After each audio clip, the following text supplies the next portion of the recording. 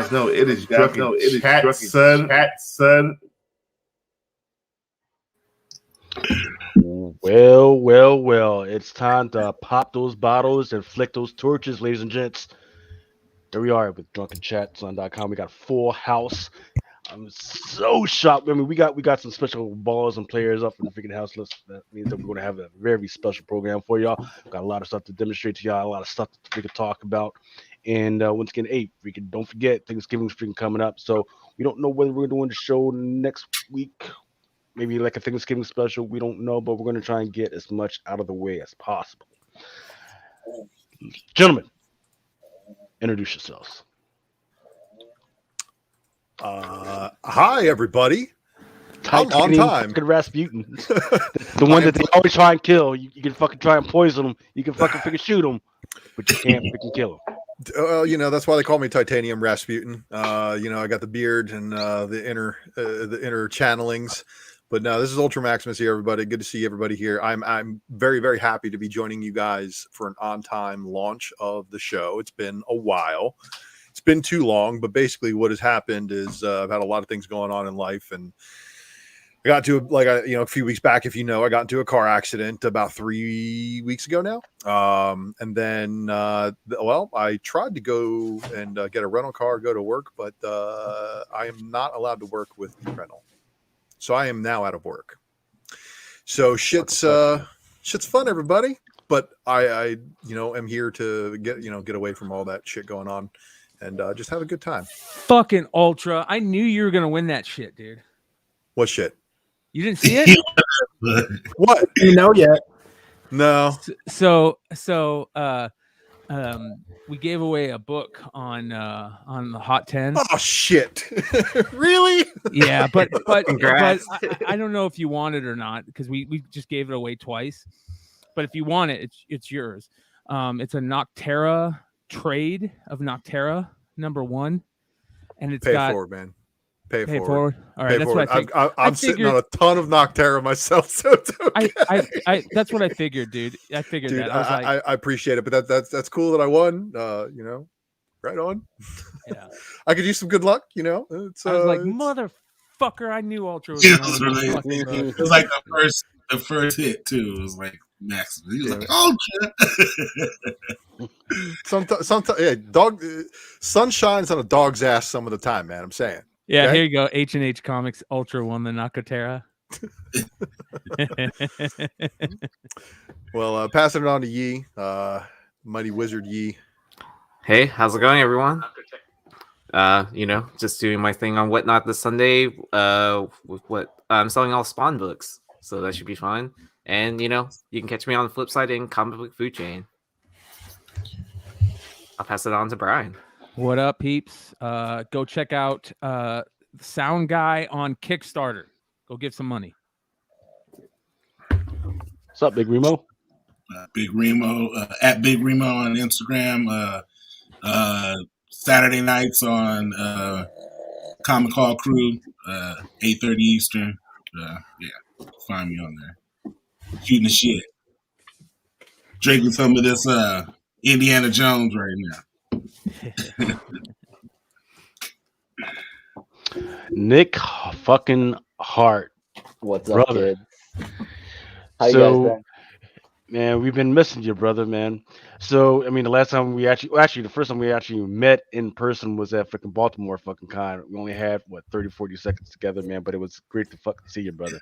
Well, wait. Was Heartless sober when you met him, though? There's going to be some great stories told tonight about just that, because I've been waiting for this moment for Heartless to be live and in effect for these stories to come out. Because you guys after partied, huh? Well, I don't think McClay knows about the Sunday night story with James. You know about that one? I think so, yeah. Yeah, I told him after, but yeah. Okay, you told him after, okay. Yeah. Oh, that was funny. This is the reason why I cannot go back to Maryland, because I would go to jail. I'm surprised when you did. For those don't know about the Brian, you talked about the Deadpool Black, White, and Red on the CBSI top 10. The reason why we had picked it and we're talking about it is because I was like, man, if there's any dude that would have loved this fucking cover, it's fucking Nick fucking Hart, man. Tentacle porn, tentacles just going in his mouth, out his fucking ass, in and out and everything. I think that is Nick Hart all fucking day. Nasty ass shit. And then you got fucking Deadpool acting like nothing's fucking happened. Oh, that is fucking Shayu fucking tentacle porn. Hentai. That's the dude right here. So if you guys got any freaking questions tonight about crazy ass fucking manga anime, that's or your waifu pillows right there. I bought one yet. See, I'm not but He's waiting for the ones that vibrate. Buy them to appreciate them. I'm a gentleman of culture taste. Okay. Hey, you know what? It all tastes different. Man, look, freaking for those who don't know, man, freaking we just had a show on what the fuck was that, Wednesday, and with Blind Adam. Yep. Fucking Awesome Sauce Radio. Yep. And he had a guest named Autumn South or some shit. She is a adult entertainment performer. Right? She's got freaking all types of shit. And the first time I'm meeting her, the first thing she asked me is, "Hey, you want to check out my freaking collection?" I'm thinking like, okay, freaking comics. No, she freaking breaks out the fucking adult AIDS, like about this fucking long, pink and fucking frilly and all types of tentacle shit. What, like Bad Dragon? It was fucking crazy. So if you want to check out some fucking crazy shit, check out the last like 40 minutes of that fucking show.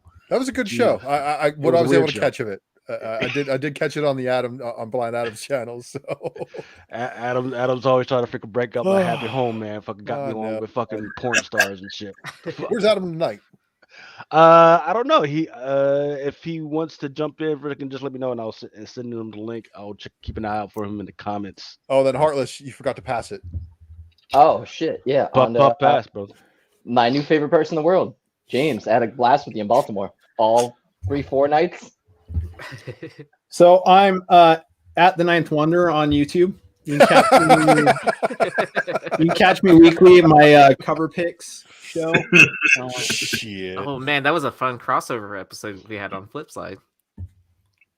I missed that already. Dang it! We're probably gonna do it again at some point. His show is my new guilty pleasure. I've watched all the episodes now. Nice. I went back and watched them all. Yeah, they're nice, man. Wait, we're supposed to promote our YouTube shit? Why would I want to do that? No one gives a fuck about manga.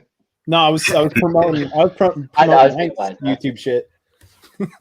No, Hive James, you guys can catch us at hive-comics.com or Hive Comics on whatnot.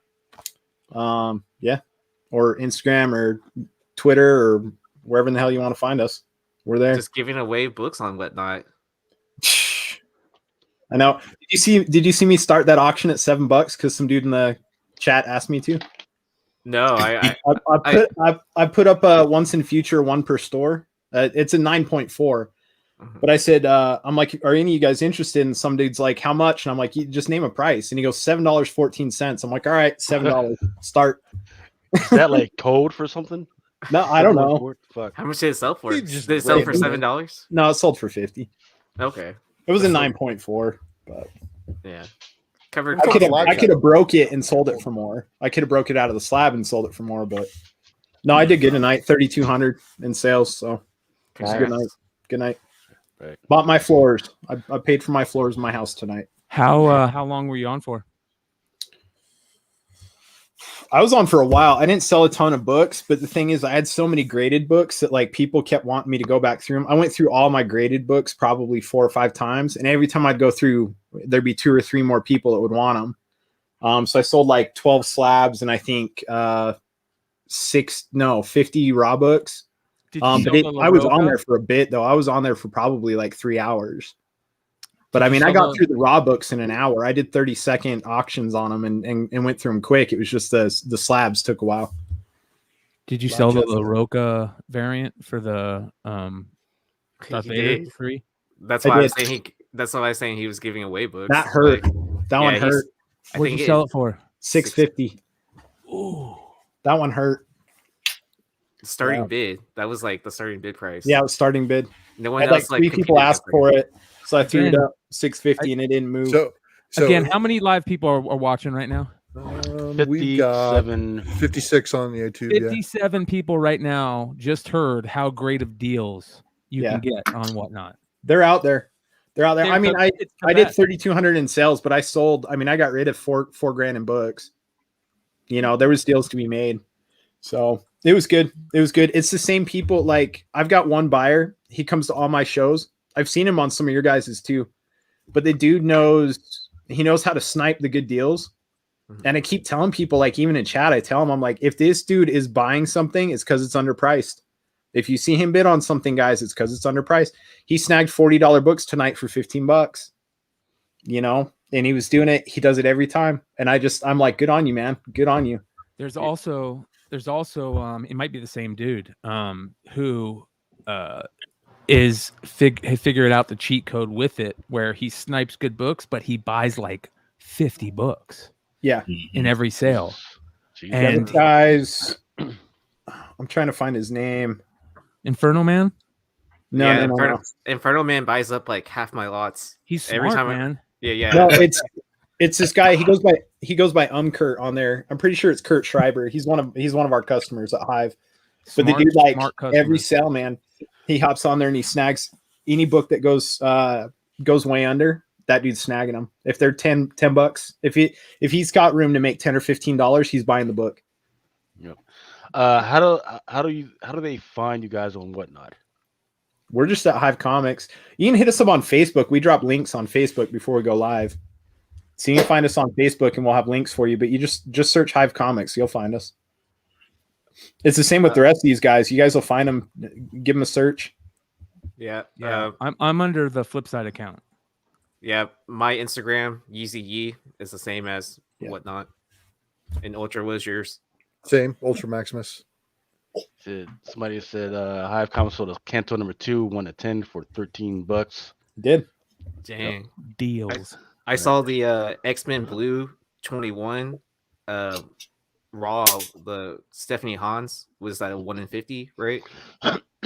I saw that sold for $26 in someone's auction. Yeah. With the Venomized Stephanie Hans one? Yeah, this one. Wow. Yeah. That's one of my favorite Jean Grey covers, man. Yeah, that was a steal. I was like kind of like crazy. Dude, that's an old fucking Mel's Easel of Elevation fucking UV days book. Need some good money on that one. But Hive, you do have some a cover that you want to show everybody tonight when we'll get to it. 2 covers. Okay, well you need to send me the other one and then I sent them both. Did you not get which one did you get? No, I just got the one greenish cover. Girl sitting on top of something. Yeah. Hold on, have a sec. I'll send you the other one. All right. Oh, dude, that was a horrible file. Hold on. Happy birthday, cool comic guy. So somebody's asking Nick, hey, did you watch the Cowboy Bebop and what did you think about it? I did. I'm on episode 5. I actually liked it. It's funny. It's more adult. It has violence, blood, nudity, alcohol. I liked it, and it's not as bad as Death Note was, because most American translations, they're just dog shit. It was pretty good. I'd recommend it. Let's see. Mama Comics in the freaking house. Mama, freaking let us know if you want to come through. What's up, Lucy? She had a sale tonight too, right? Or last night. Last night. I think. It was last night. One world says you had me at nudity. Nolan Earth says Ghostbusters was amazing. I don't know about that. I mean, once again, I have not seen it yet. Supposedly there's a good cameo, and it's a spoilerific one, so we're not going to discuss who it could possibly be. I think we all know who it is, right? I mean, wasn't he on the phone? Yeah. Mel V makes a cameo in fucking Ghostbusters. I don't. Let's see. Okay, Lucas, I tried to send that over to you again, man, but the file quality might be crap. So open it first and let me know. All right, standing by. Standing by. Nope, still hasn't gotten here. Oh, so in the meantime, while we're waiting for that file, we've got 61 listeners and viewers, and thanks to all 60 of you guys that are listening to us at 1:00 in the fucking morning on a fucking weekend. Once we get to 100, don't forget that I will be giving away the Drunken Chat fucking clearance box. That means all the shit that I've got accumulated, unlockables, and all the other shit that nobody fucking bought. I shove it in the fucking box and I send it to you.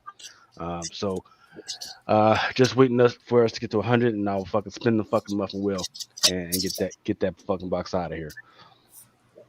Ultra good to see you applauded at the end of the movie. People are actually applauded. Jesus. That's when you know it's a really good movie. Let's see things. Oh, here we go. Looks like it would be dope. Actually, this is going to be dope. I just got to freaking get it copied. So this drops tomorrow?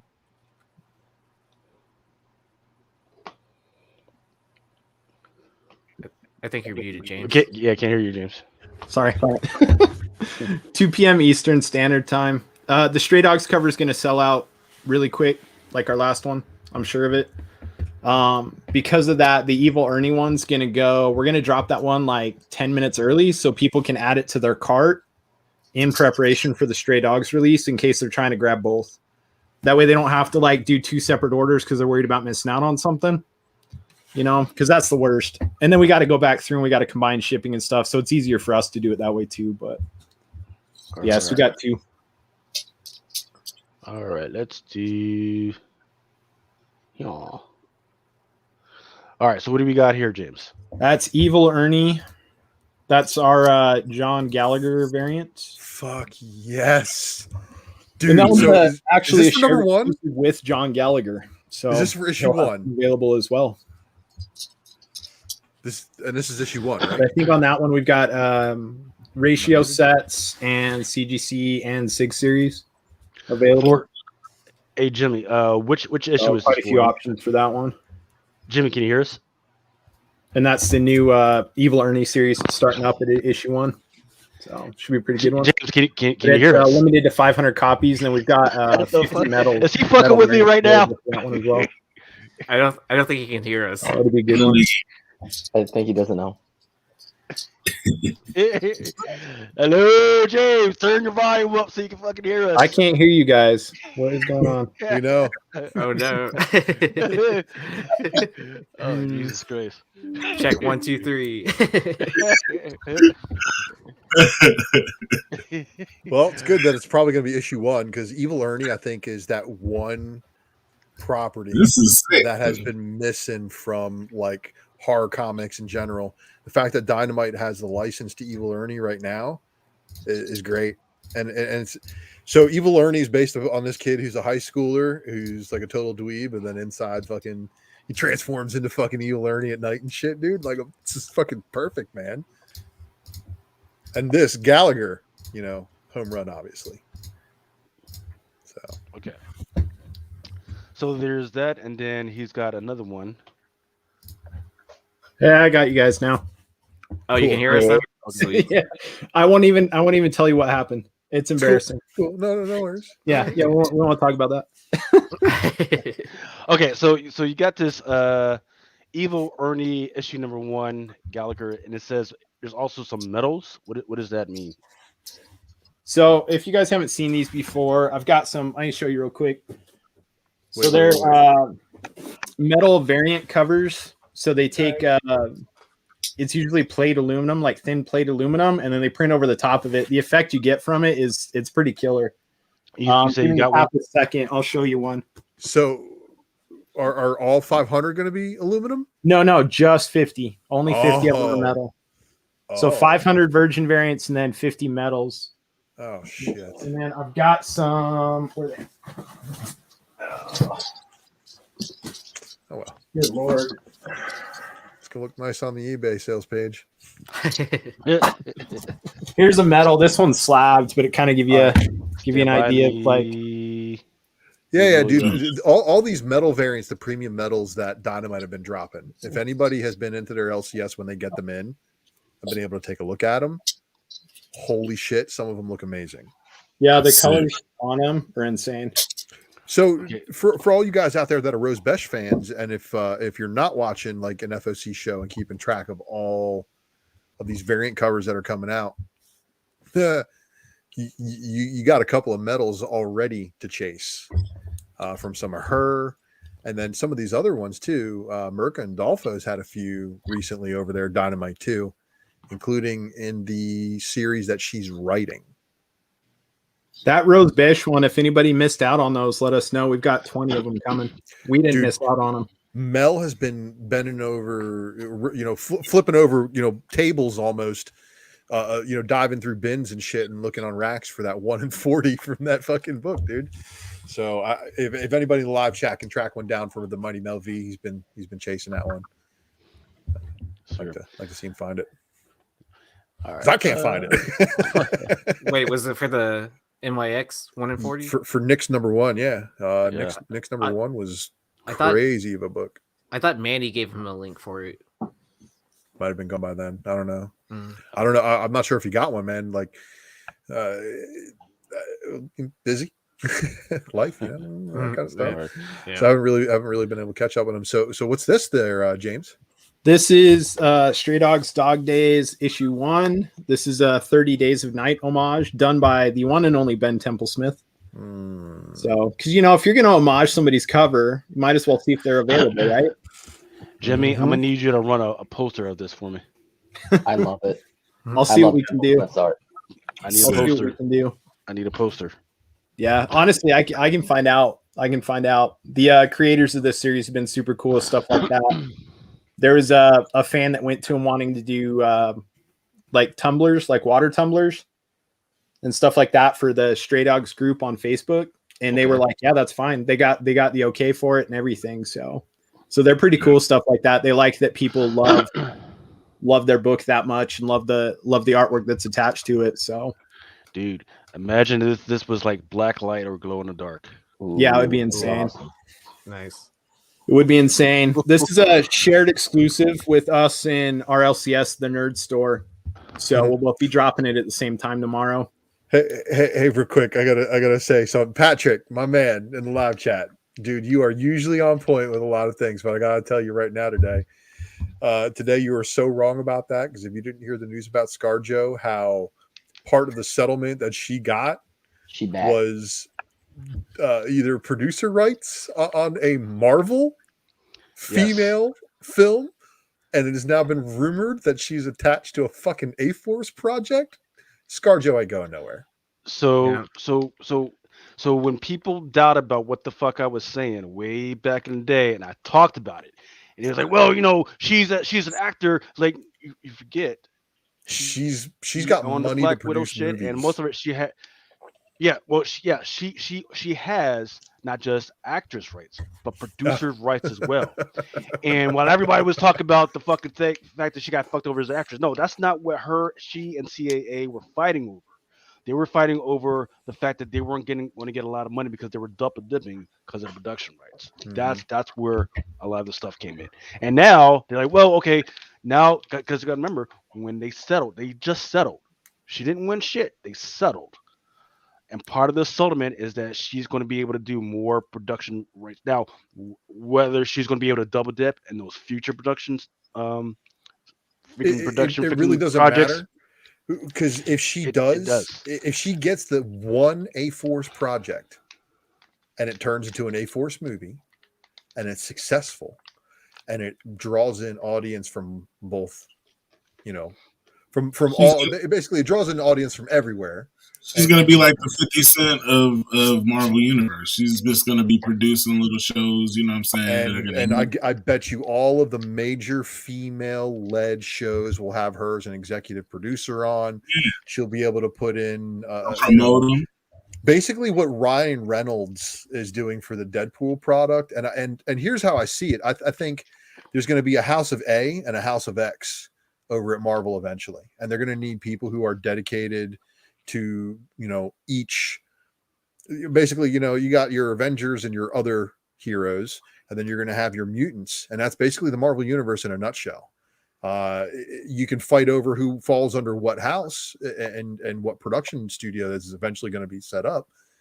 Fantastic Four is basically going to be like the go between, I guess, for both. Doesn't matter, they'll fit in everywhere, especially if they do follow suit with having their son Franklin come out of Mutant, if that is eventually a story that we do see in live action. So there's just so much that I'm like so super stoked about because of seeing that news. So, and he was saying that it was a McClay reference.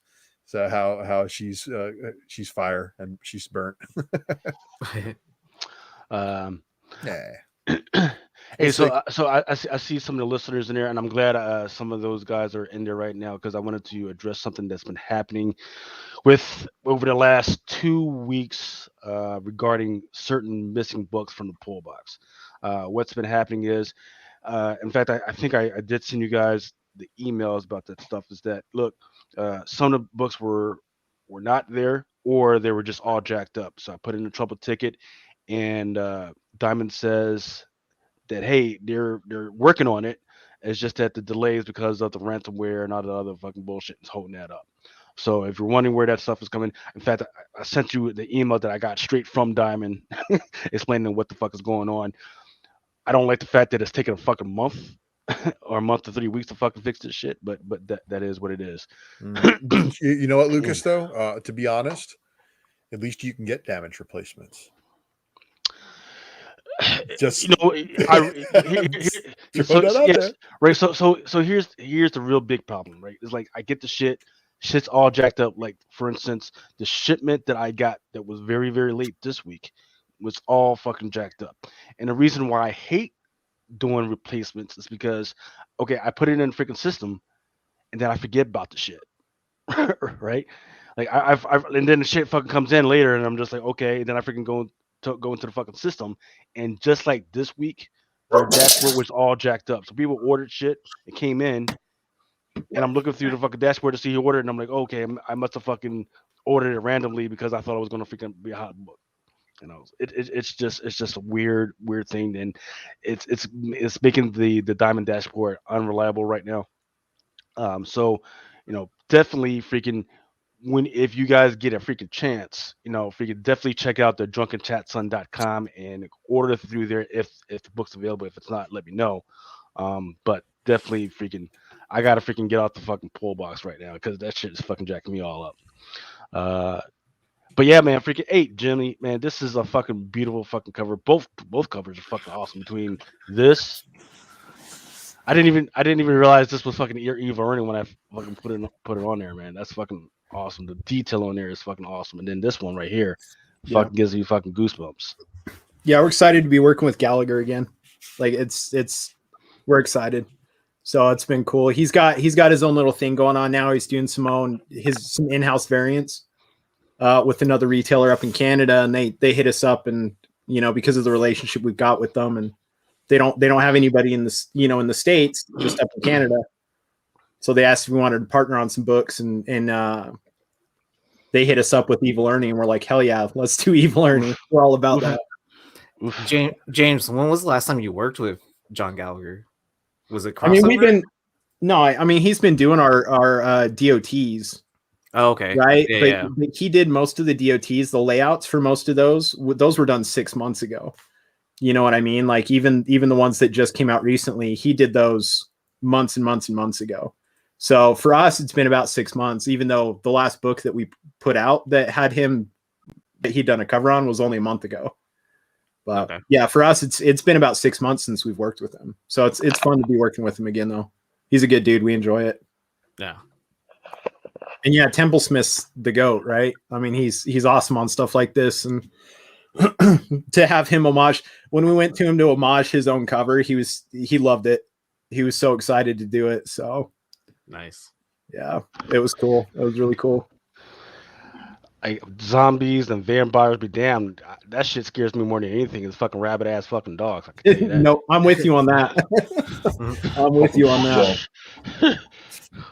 Somebody asked in the chat about medals on this one. No medals on this. We tried. We even tried to partner up with the creative team to make that happen too. and that was just it. There was just no time. It wasn't. Image ain't dynamite, man. They don't have them resources, bro. No, and that's the thing is like we can come into the stuff with the resources, right? We even have a local printer that'll do metals. But the publisher is, man. They don't like anybody printing their stuff, man. Well, they don't get money if we're the ones doing it. Right. Is the thing. So but no metals on Stray Dogs, unfortunately. Yeah.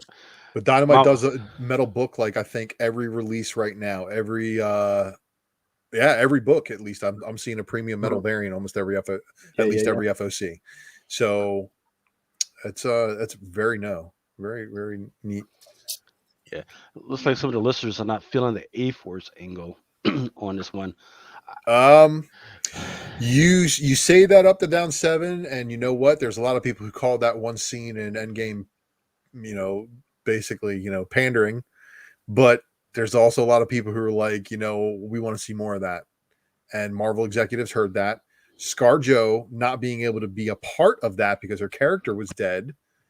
This gives her a way of being a part of that project. And this is all something that has been talked about to death, not from comic book people, but from people who want to work with her on a project.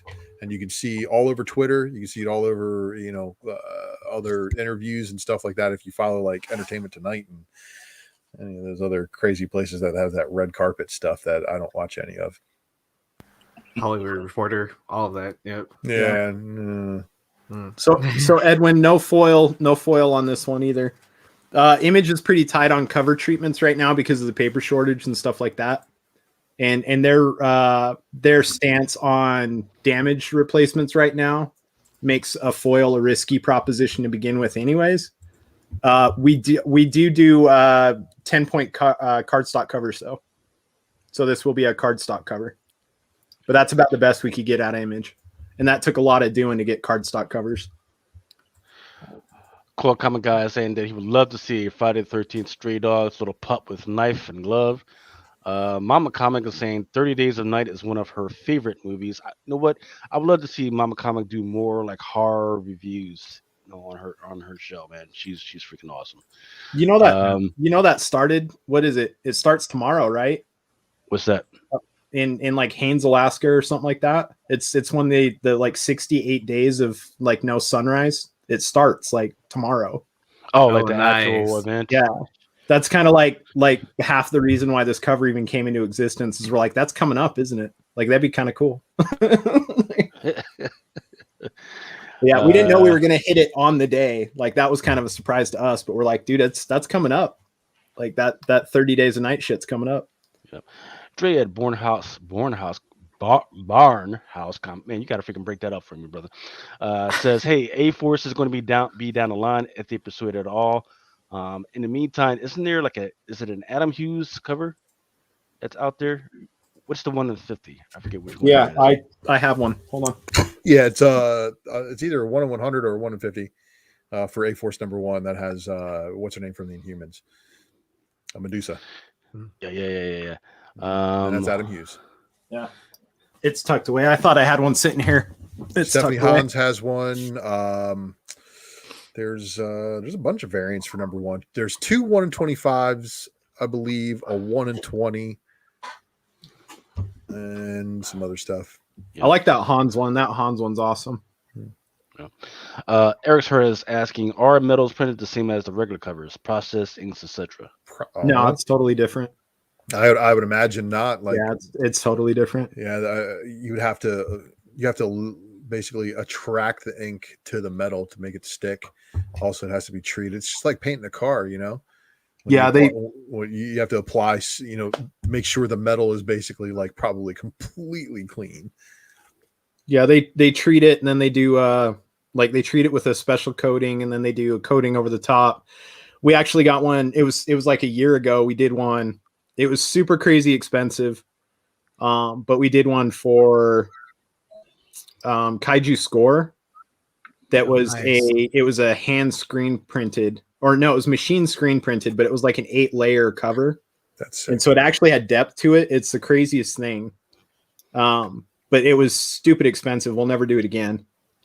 Like never do it again. But these other ones, like they're treated metal covers. The whole process is different. Dre, it depends on how many drinks deep Lucas is in. Is how well he can pronounce. I'm more than half a bottle deep. That's why. Yeah. So I hope that answers your question. Like are we mistaken on what show we are on? Are we mistaken behind the concept of the show? This is me giving. So just so y'all know, the reason why I love this fucking show is because sometimes the best advice I've ever given is when I'm fucking drunk, man. I'm that fucking you fucking walk out the fucking bar at 2:00 in the morning and there's that drunk guy. No, fuck that hoe, man. You don't need that hoe. And you're like, you know what? I don't need that hoe. And you just fucking walk off and go on with the rest of your life. So I got a 10-second spec matrix for the audience that's here right now. You ready to push it out right now? I'm ready. I'm ready. Is the chat ready? I hope you guys are ready. No, they're not fucking ready. Well, they need to be paying attention because they only have 1 month until Boba Fett drops, and they need to be flipping every single Boba Fett variant they can get their hands on right now. Because after the book of Boba Fett drops, the books won't. There you go. Maximus out. Go ahead. no screen to share, nothing. Just there's nothing more to it. I mean, if I have to explain it to you with slides and shit, man, you're already too late. There's not much out there for Boba Fett. True. So Bounty Hunters #1 is probably the fucking Holy Grail book, but it's gone. You're not going to find that shit. That thing's left the stratosphere. It's on its way. I think that hasn't that already clocked over a G for a 9.8. I think so. If not, it's high. And fucking Raws are fucking higher than Snoop Dogg. So, again, Book of Boba Fett, from what I've seen related to this subject, and this is through Twitter leaks, through Facebook leaks, through IG leaks, and video leaks, and speculation on what's going down in the story. There's an entire generation of people that are going to be like, Boba Fett is the most badass person in Star Wars. And if it made you sick that there was already a generation of those people, and that generation of people only saw him on screen for a mere couple of fucking minutes in their entire life and still knew that he was the most badass motherfucker in Star Wars, well, those people had children. Yep. And now those people are either teenager or maybe about to have kids of their own. So there's 3 generations of people who are like, Boba Fett is the most badass motherfucker on the planet. And if you think any Star Wars character that's about to transcend, it's going to be Boba Fett, because look at what's going to happen with Sabine Rich. Look at or I'm not Sabine Rich, Sabine Wren. We're mistaking an artist for a character. It happens. But like all of the Mandalorian lore is about to blow like no other. So I hope you guys are investing smartly and finding Boba Fett stuff like I have been. Right. In fact, I will be talking about one particular character that they did freaking cast a little later on tonight. Oops. And it's crazy because I actually gave some of those first appearances some of those clearance boxes. But we'll be talking about that later on tonight. Blind Adam is asking, could you please describe the book that you're talking about for the blind person in the chat? Okay, so Blind Adam, the high ratio for Bounty Hunters #1 is a Boba Fett variant. It's just the Boba Fett mask, and it's a fucking ghost. So good luck. Is that the one that started showing up in Walmart packs? It might. Or is that? No, that was the second print. No. I think. Wasn't that the second print? Well, is it the 1 in 25 you're talking about? Let me look it up real quick. Hey, can you kill that fucking comment so I can actually look at James? There you go. I'll put myself down here so when we comments pop up. All right. Oh my God. Does that mean I'm in charge of the show? Can we talk? This means I'm in charge of the show. Yeah. So no, that means you got to start collecting all the freaking names. It's the Johnson variant. Someone's got it for fucking $4.99.99 raw. So up and down, you did not miss the 7 Ren talk. I'm going to be talking about that later after the FOC and new releases.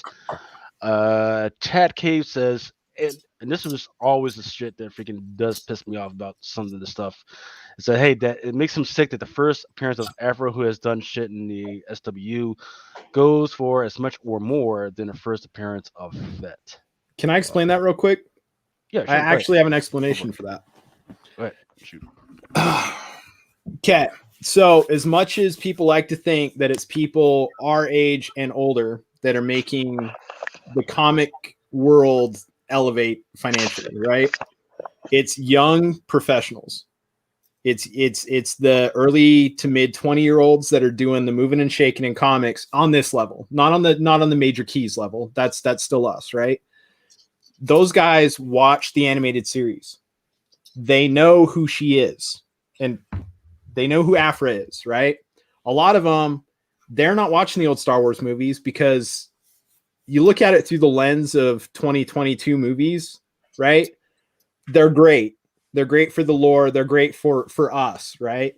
But if you're a 20-year-old that's walked out of the last 10 years of watching Marvel movies and watching these great special effects, and you go to watch a Star Wars movie, you're going to be like, what the fuck is this? What am I watching, right?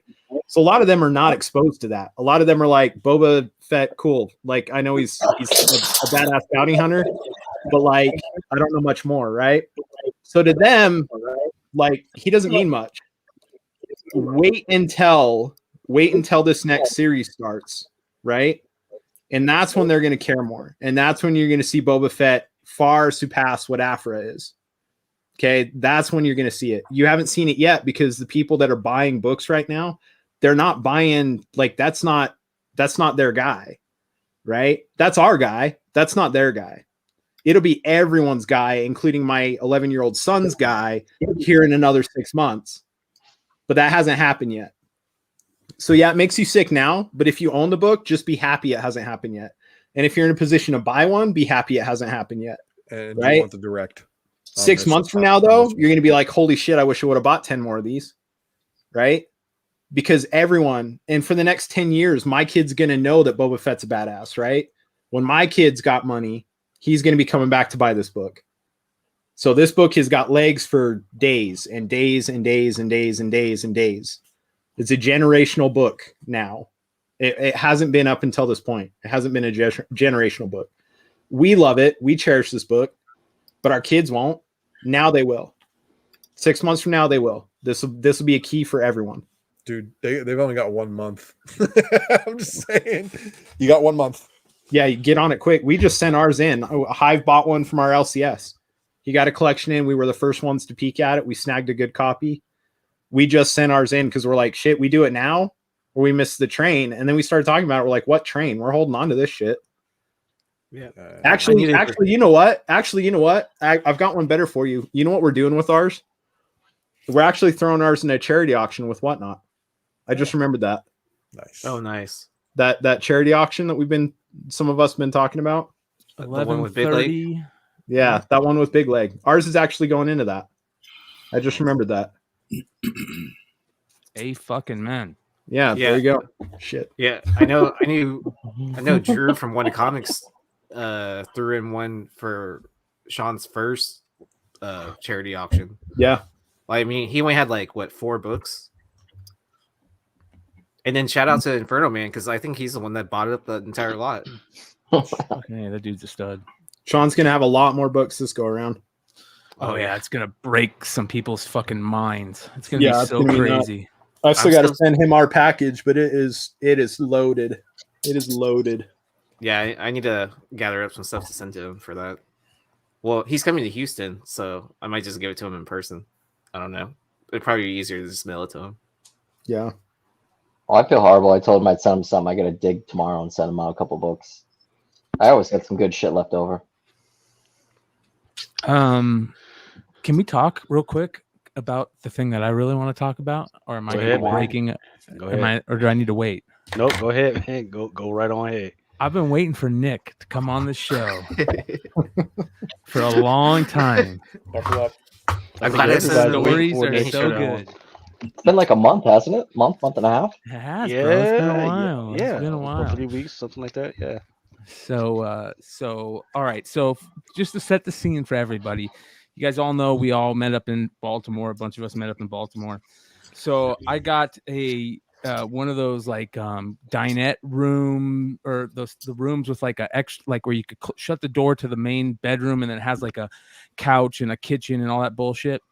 And I got one just in case somebody was like, "Hey, I'm going, but I don't have a place to stay." That way they could just crash on the couch, right? So Nick hits me up like what, 2 days before the con or something, like a day before the con. Oh, I originally hit Aaron up 2 weeks beforehand. He's like, yeah, maybe you can stay with me. It's like, well, Brian's got an extra place. I wasn't going to go, but I was like, you know what? Fuck it. I'm going to sell some comics, which I did, which was well worth it. But yes. So yeah. I get a text from Nick. He's like, hey, you got extra place? I'm like, fuck yeah, man. You got it. So Nick comes down. He's got a fucking short box of books, which good for him. He's like, fuck it. I'm gonna make some money, sell some books. Whatever, great. And then he did me even better solid. He fucking took a shit ton of footage, which I still need to figure out a really good way for him to give us. Yeah. Because it is a lot of footage. And, like 148 gigs, I think. How many? 148 gigs. Jesus. He's got like shit too. This motherfucker's got like a full feature movie. So the classic Baltimore day is this, and there's multiple people on there that can affirm this. It's get up about anywhere from 7 to 9, about 7 to 9, hit the con, you go to the con, and then at about 10 or 11, you go across the street to the bar, and people already drinking. And then you spend about 2 hours there. You go back to the con for about 3 more hours, and then you go out for the rest of the night till probably what would you guys say? I think average like last call. Yeah, 3 in the 4 or 5 every morning for me. Yeah. At least. Yeah. And every night would end exactly the same for me. It'd be like this. It'd be about last call, little after last call, and I'd be like, all right, I'm fucking going back. And I'd look at everybody else, and everybody'd be like, we're just gonna go get one more beer. I'd be like, okay, no problem. And so I didn't get to stick around for the last 2 hours of the night because I was fucking smart. I was like professional, right? I was there to be professional. And these motherfuckers go out and get crazy. So the first night, Nick's going, I'm not going to drink at all this trip. I'm not going to drink one bit. I did say that 100%. Like 10 times, dude. I didn't drink Saturday, though. I had 2 beers the whole day. But he goes to the con the first day and sells all of his shit within the first hour. Really? Nice. First 2 hours, I sold everything but the Something's Killing the Children, black and white CC. That's the it. J. Lee. Yep. Yeah, the J. Lee. So that's Sunday, though. About how much did you make off the books you sold? 2,600. Okay, so the dude walks away with 2,600 cash. Right, the first day, he's stoked. And the whole time I'm thinking that like something's gonna happen that's gonna ruin the con. Because I thought I lost my camera bag, all my shit, and I was just like, for the whole time I was like, I got to make sure that something like that doesn't happen again. Because it's just going to ruin the whole weekend. If you lose a big chunk of money or a big bunch of shit that's worth a lot of money, it's going to ruin your whole weekend, right? Oh, shit, brother. I didn't know that happened. Well, no, I got it back, thank God. So I was like, okay, I want to make sure I don't want to fucking have anything like that happen. Nick's going around fucking, he's got a pocket full of cash. I was smart enough. I left, I think I only had $300 cash on me. I left everything else in the hotel because I know when I drink, I get stupid. I'll buy rounds for everyone, which I did. And I'll just keep on drinking like an animal. So, okay. So let's talk about the first night. How'd the first night, what happened the first night? Like, how did it start? It wasn't bad. We went to, what was it? The Short Box party, right? Was that night? Which was great. Yeah. Short Box. Awesome. Shout out to Short Box. Hey, if you guys want to win the 9.8 Killing Joke, go watch Flipside episode 197. So that was a good time. I only had like 2 or 3 drinks because I wasn't going to get crazy or anything. And it was free food. It was awesome. What was it? The Pratt Street brew house or whatever. Yeah. Awesome. Great fucking wings. They kept bringing out plates of shit, and Leg good. And everybody were 3 drinking them every time. Funny part is, shout out to Leg, he made fun of me. It was true. I'm like, I'm not going out drinking because I'll go end up with Sean. I'll get blackout drunk and do something stupid. I'm not doing any of that shit. Busted my balls the next day. It's like, how was your night? I'm like, oh fuck. All right, so we did that. I won't mention anybody's name, so I started drinking with some more people. And then Brian's like, all right, we're going somewhere else. I'm like, oh, I'll be there in a minute. So I ended up sitting down with some more people, talking, shooting the shit. Then I started drinking Long Island iced teas. That's where I fucked up. Started drinking them like water. I remember at one point I was so stupid. I was like, hey, does this taste like anything? It tastes like water. And the person I was with, they're like, dude, it tastes like straight booze. I'm like, fuck it, whatever. So I remember up until then we go to like, I forget, it was like the nice yuppie side of town, like kids, Fort Hill. bar. Yeah, whatever it was. It was like Fells Point. No, something Hill. Something Hill. You guys went to Federal Hill? Federal Hill. Yeah. There you go. So whatever the fuck it was like kids bar, a bunch of like club music, bunch of 20-something-year-olds. I somehow drunkenly go upstairs. Everyone else is like stuck downstairs. And that's all I remember. There's more to it, but I won't get into it. Last call happened. I was trying to walk back to the hotel room. I was so fucked up. I couldn't find the hotel. I was a mile away from where the hotel room was. Wait, it gets better. I fucking got so drunk. I only had my t-shirt on. It was fucking cold as shit out.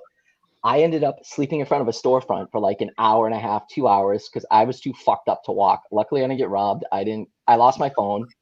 Woke up fucking drunk as shit, I think, at like 8 a.m. I'm like, what the fuck? I had to walk all the way back to the hotel room. Fucking room service had to wake Brian up. Did they wake you up or you're already up? I get this. So the fucking hotel sucked balls, dude. It was a fucking shit show, man. And there was no phones worked except one phone right on the wall next to the shitter, right? And it's one of those old rotary like wall phones. Really? And all of a sudden at like 7, 8 in the morning, I just hear this phone ringing off the fucking hook. And I'm like, where the fuck is this phone? I didn't know it was in the shitter, right? So I'm like, fuck it. And then after like a half hour of that, knock on the fucking door, pounding on the door to wake me up. It was crazy, dude. It was fucking nuts. So they first tried to call you, and then you didn't answer. So they they banged on your fucking door to wake you up. Yeah, they go. There's this kid downstairs, the same as Nick. Like, is he staying with you? I'm like, this motherfucker. So that was that night. Who's anyone else here in Echo? Yeah, who's got crazy. Okay. Nope, check. Sounds better. Yeah. Okay. So that was that night. I didn't drink Saturday because I filmed everything that they had the nice little flip side party. That was awesome. I got like all the breaks and just a ton of footage of everybody there, pictures with everybody, including Lucas for his like 2-minute quick appearance. Yeah, but you know what I will say about this? Check this shit out. And I think I said this on Flipside. I give Lucas so much fucking respect because that motherfucker was with his fucking 2 young boys, his beautiful wife. He's out getting ready to go out on the town, and he stops by, makes his appearance, says hello to everybody, gives everybody a hugs, and like much respect for that, like a lot of respect. I had to, man. That was the main point of us all converging on Baltimore, was to be together, man. I love meeting everybody that I could, man. Freaking next time, most of y'all motherfuckers need to wear some damn name tags, all right? Because I was running up on y'all, and once again, y'all had, some of y'all had the face mask on. I couldn't tell who the fuck I was fucking freaking grabbing up, And you know what? Shout out to freaking Dino and the boys as well, man. Freaking, they were running up to my sons like, "Hey, man, what's your favorite character?" My one kid was like, "Hey, Thanos," and they were fucking pulling Thanos fucking out the fucking short boxes and shit, and fucking acting like fucking family, man. They treated them like fucking family. Fucking give them like $10 and shit, or like $10 fucking $20. Hey, don't tell your mama. Fucking, it's like yo, man, fucking. I'm gonna call Dino Uncle Rufus from now on. Man. Yeah. Lucas is right though. We do need name tags because before the show started. Lucas is like, "I missed you at Baltimore." I'm like, "Dude, I was sitting right next to Aaron." You said hi to everybody but me, man.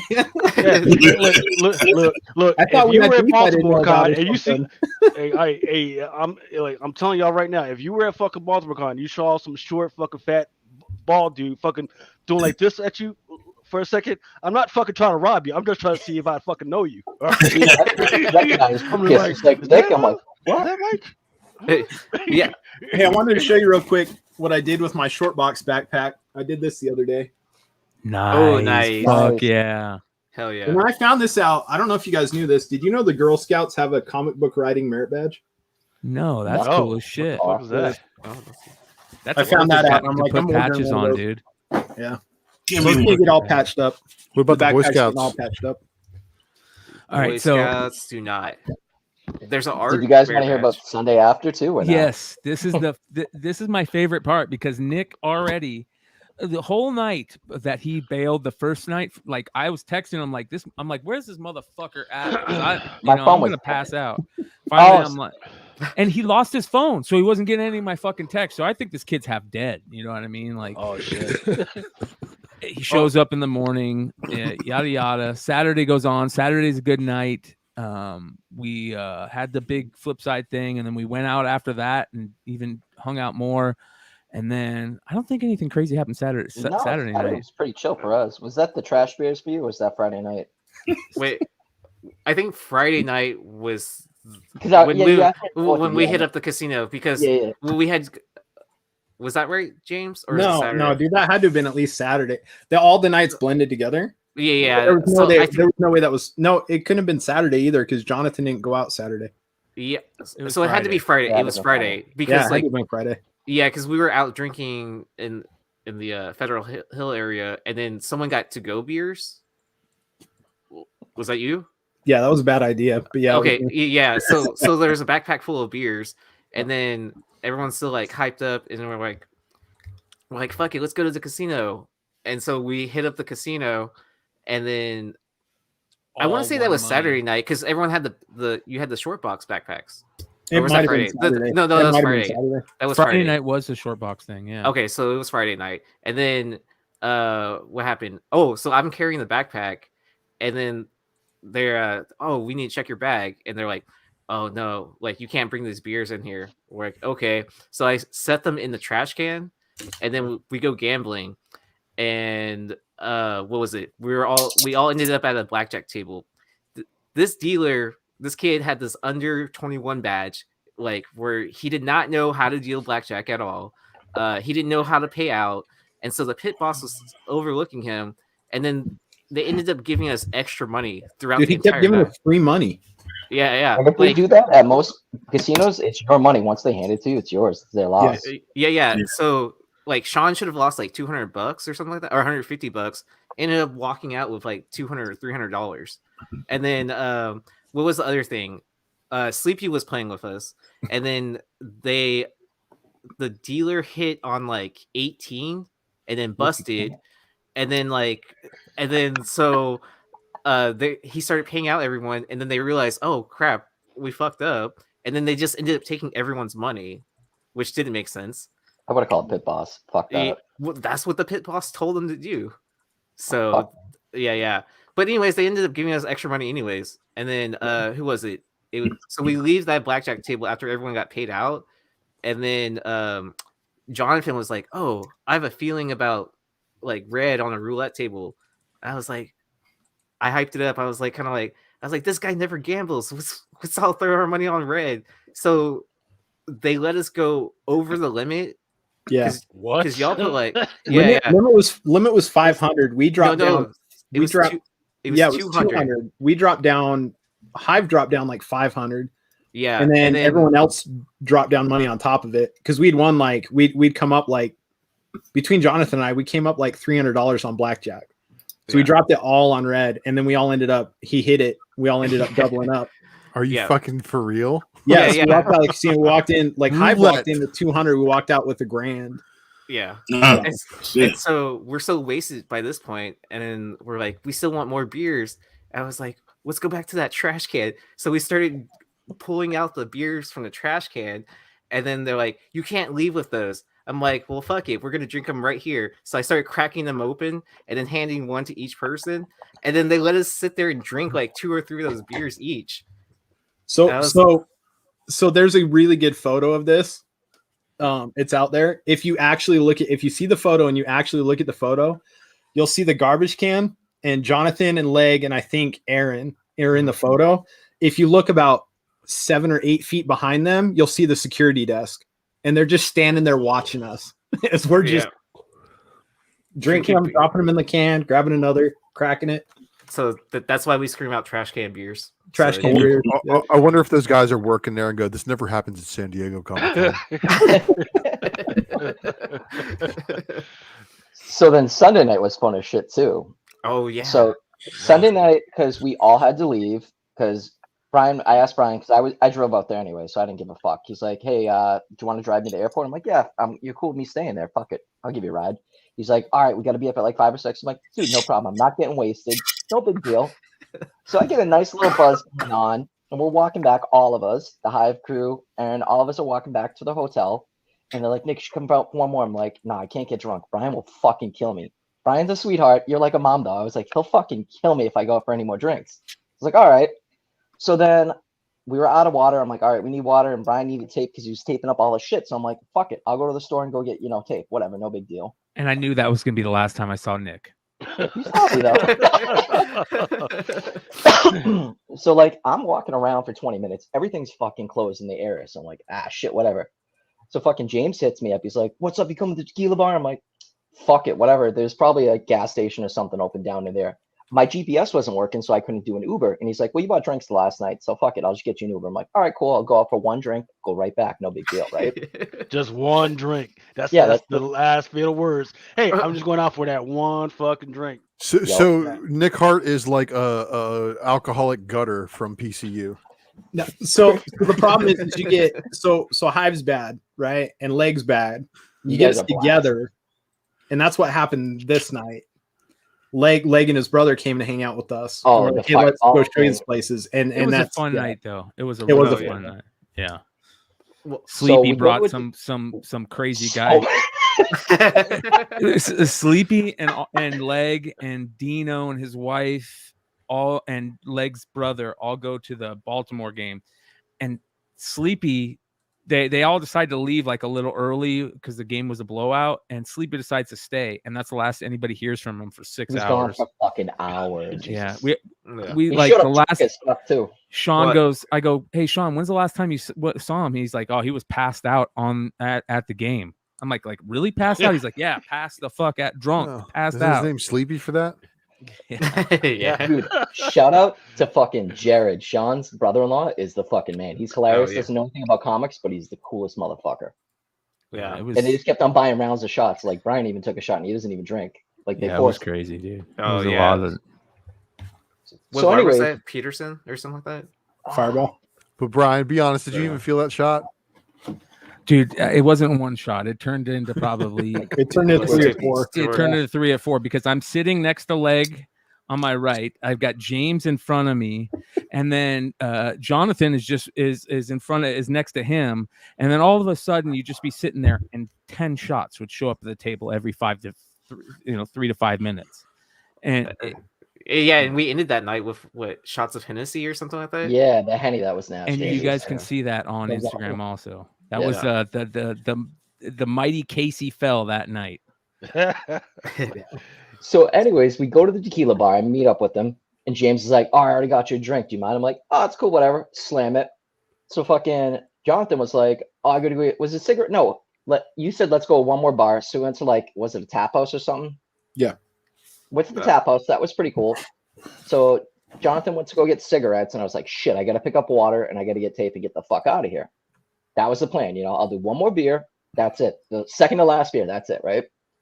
So slam down the beer, and I'm like, hey, John, you want to show me where the gas station is down the street? He's like, no problem. We're walking. It's getting kind of shittier and shittier neighborhood. I'm like, all right, whatever.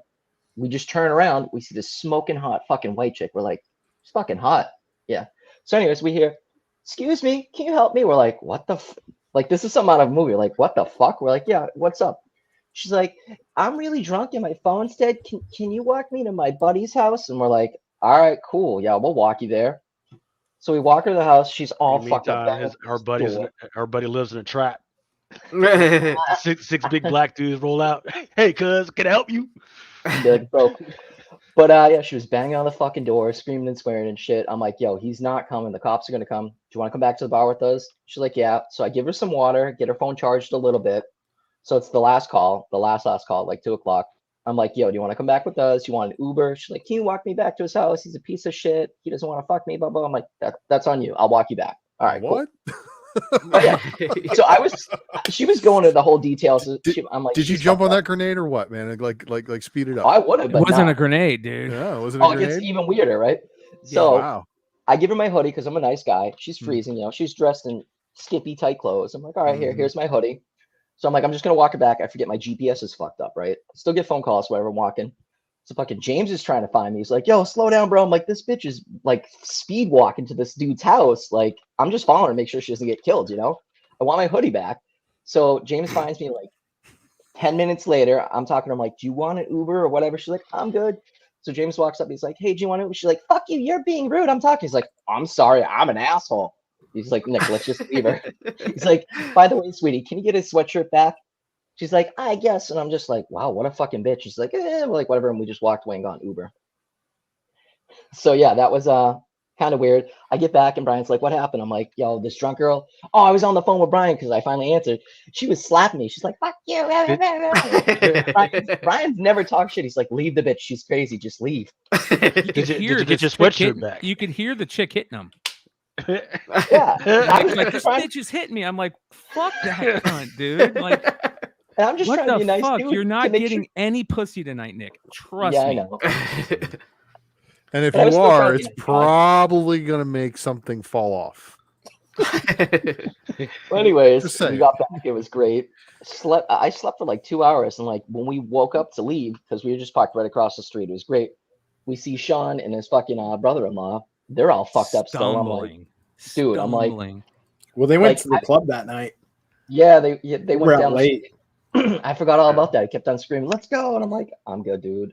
We tried to go. I don't like sidebar on that. We tried to go. We got to where they were at, and Was the and cop still we outside there?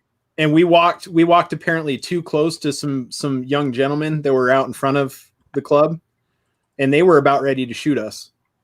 Oh wow. It was bad. They were. I've never seen people get so pissed for somebody walking. Oh, Like dude. we came around the corner. We didn't even know they were right there. We came around the corner right up on them. They're like, bro, there's fucking COVID. I'm like, I'm aware, and they were mad. We went to walk in the door like, no, you're not fucking coming in here. And I'm like, all right, cool. We'll go somewhere else. Well, it was bad. Baltimore, So- baby. Yeah. Baltimore. Well, I have a story about when all that stuff was happening with you, Nick. So I was hanging out with Jonathan, and we were drinking at that one bar, still like finishing up our drinks. This guy that was sitting next to me, and I think you were there for a second, James, where this guy was so wasted. He was just like mumbling all kinds of crazy shit where he's where he was like, I'm gonna blow up this place, blah blah blah. And like, and then we're like, what the fuck is this guy talking about? And then he was like, and then he was asking about everyone's tattoos and stuff like that. And then they're like, you own like a tattoo shop, right? Blah blah blah. And then at some point in time, he was like, do you want to see the real Wired or something like that? And then like Jonathan and I were just like, what the fuck is this guy talking about? The Wire, man. The Wire, the TV show The Wire. Yeah. No. Because we were referencing that's like how we were familiar with Baltimore. And then he's like, you want to see the real Wire? And we're like, kind of like, no, not really. I was trying to be nice to that guy because he was like, he just seemed like he was a homeless dude, Yeah. I was trying to be nice to him and stuff like that, but that dude just kept getting crazier and crazier and crazier. Yeah. So at one point I was just like, okay, man, so we're gonna go this way now. Yeah. So and then you left to go help Nick. So Jonathan and I were still stuck with that guy. So we're walking around the corner to like what was it? Just like some kebab place that was still open or whatever. And we're like, okay, let's go eat here. So the guy like gets ahead of us and goes inside. And I stopped Jonathan. I was like, hey, let's just ditch this guy because he wasn't like paying attention. So I stopped him and I was like, let's go. And then like, so the guy walks inside and then we jet. And then like we hit around the corner and then like hearing all of Nick and all that like getting hit by the woman. So yeah. Joe in the chat says stay away from crazy. That's impossible in Baltimore. Yeah, every 10 feet is crazy. Yeah. I remember some dude was like, somebody Didn't asked some someone get dude. based too? somebody asked some dude for directions, and the dude gave him directions. He's like, that'll be $20. And James is Oh, like, that was Leg's this is- brother, dude. yeah, Me and this is Leg's not brother happening. we were trying to find. So I showed up to the party, right? And there's no beer, and I wasn't drinking liquor, right? I was pretty strict off liquor like the whole weekend, and all that was there was like a big bottle of Sky vodka and shit like that. So I'm like, well, I'm gonna go get some beer. And so Dino's like, do you want somebody to go with you? And I'm like, sure, man. And he tells Leg's brother to go with me. I didn't realize Leg's brother's was already pretty toasty, right? So we end up walking around, and I'm like, with the skyscrapers and stuff, it's hard. Like my GPS has a hard time, So I'm trying to find places, and half the places we go to, they're closed, right? They're closed because they've been closed, or they're closed because like they're just like 7-Elevens down there don't have beer, So you're like, oh, 7-Eleven, right? There's one right around the corner. They'll have beer. You get there, no beer, right? So we're looking around. We down to the main strip. I'm like, there's got to be something on the main strip. So we get down there, and Leg's brother stops to ask this kid, like this young kid. He's probably like 17 or 18. It's like, hey, where's a liquor store? And the kid's like, oh yeah, it's like 3 blocks straight down the road. And he's like, all right, cool, thanks. And we go to leave, and the kid stops him and like puts his hand on his chest, and he goes, dude, this is Baltimore. Information's not free in Baltimore. You owe me $20. And Leg's brother's like, fuck you, I don't owe you shit. And not realizing that like 10 of his friends are sitting behind him. So next thing you know, we're like surrounded by all these like 17, 18, and 19-year-old little punk kids, yelling at him and stuff like that. I'm trying to get him out of there. And he's like, whoa, guy, like he's trying to smooth it over, but in a very drunk way, and I'm just like, dude, let's go. Let's just start walking, man. We're good. And it just keeps getting worse and worse and worse. And finally I'm like, dude, I'm leaving you, man. I'm walking away, just to like, that little kid thing you do, like when they're throwing a tantrum. I'm like, okay, I'm gonna walk away now.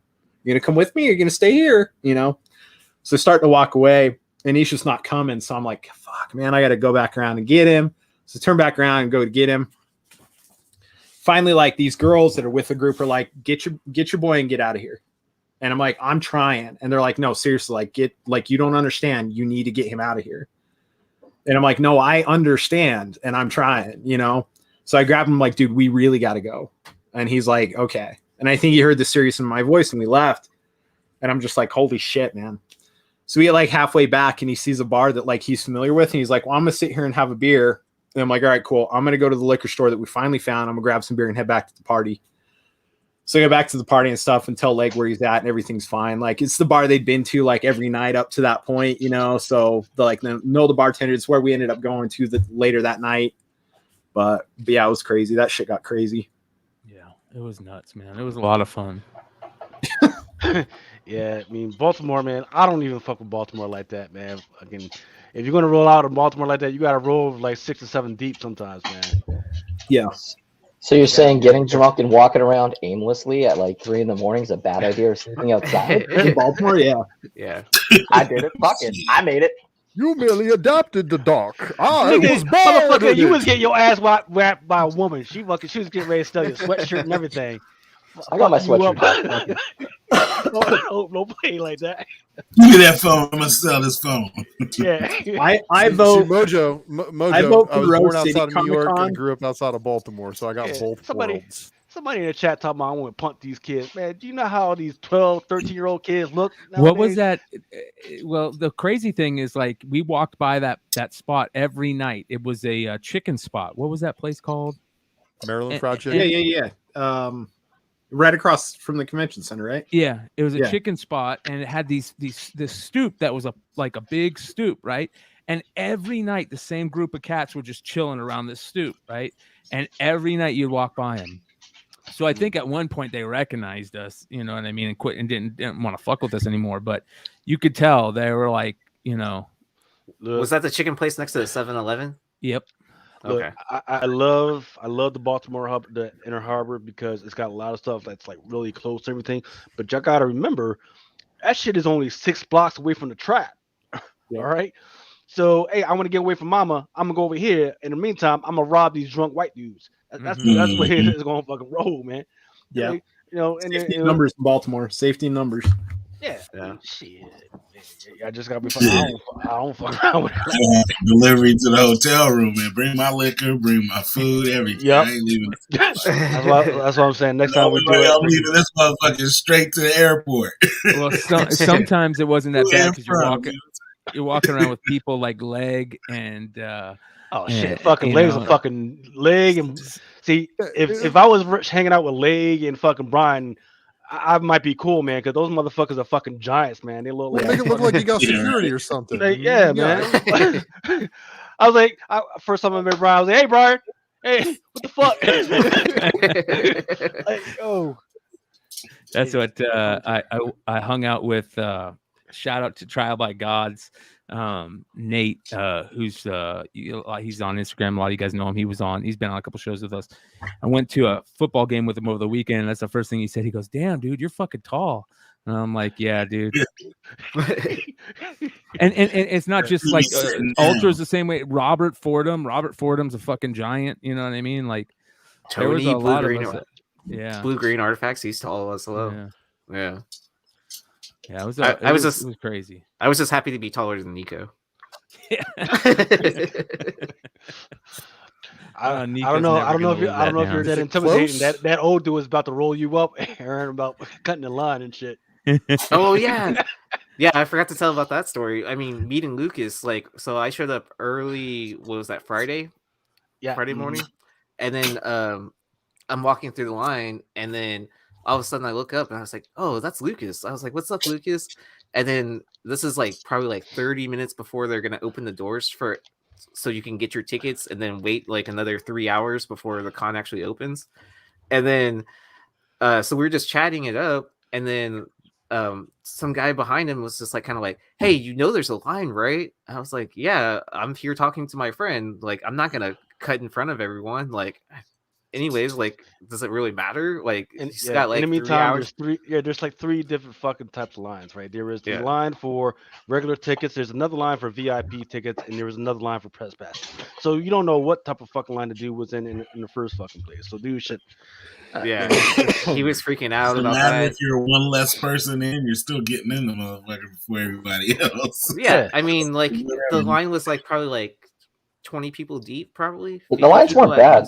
Yeah, I Fuck mean, the lines. Oh no, it was fucking bad. Saturday was fucking horrible. terrible. Lines for what? Yeah. What are you talking about? Lines for what? So there was To two get into the lines, con. right? So To there get was two, in? yeah, right. So there's Oh, two you guys different were lines. You had fools. to You guys didn't get The Badge. Professional. You guys think vendor of badges?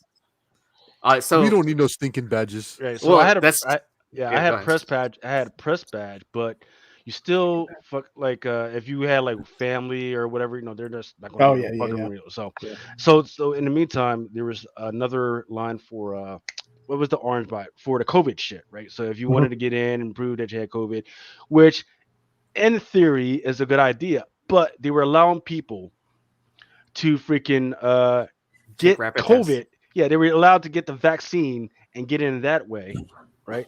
Or you were allowed to get your test right there as well. So that kind of freaking negates any freaking type of safety when it comes to that fucking anyway.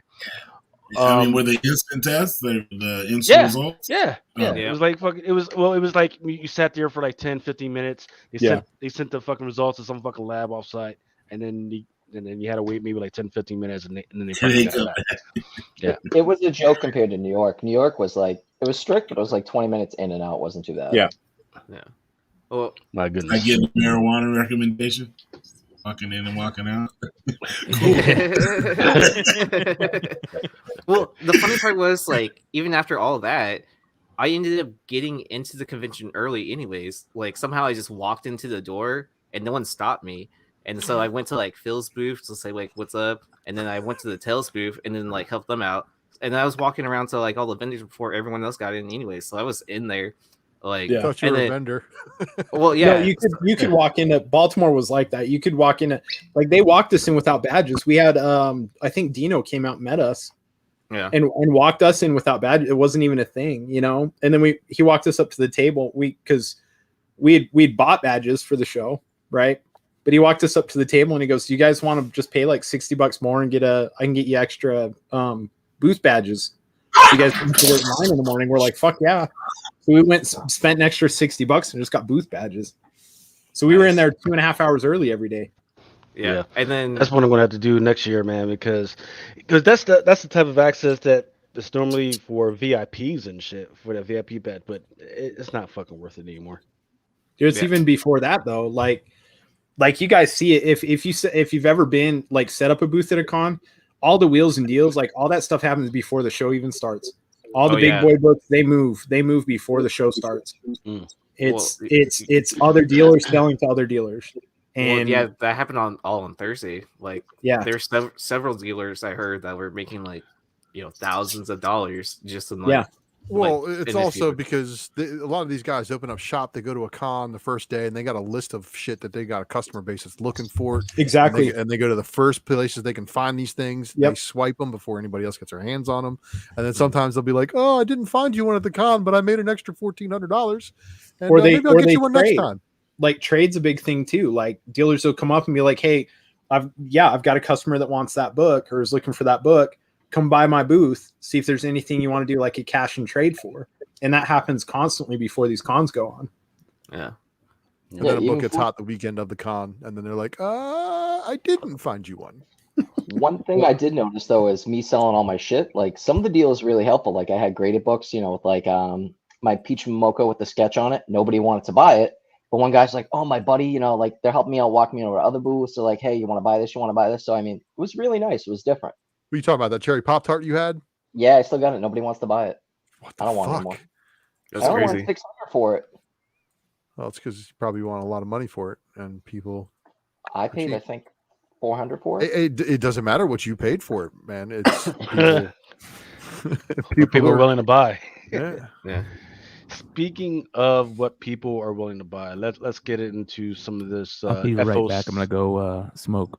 Okay, brother. Number. Okay, brother. I will save the MLB stuff till Brian gets back. Let's see. Don't break it. Yeah, there we go.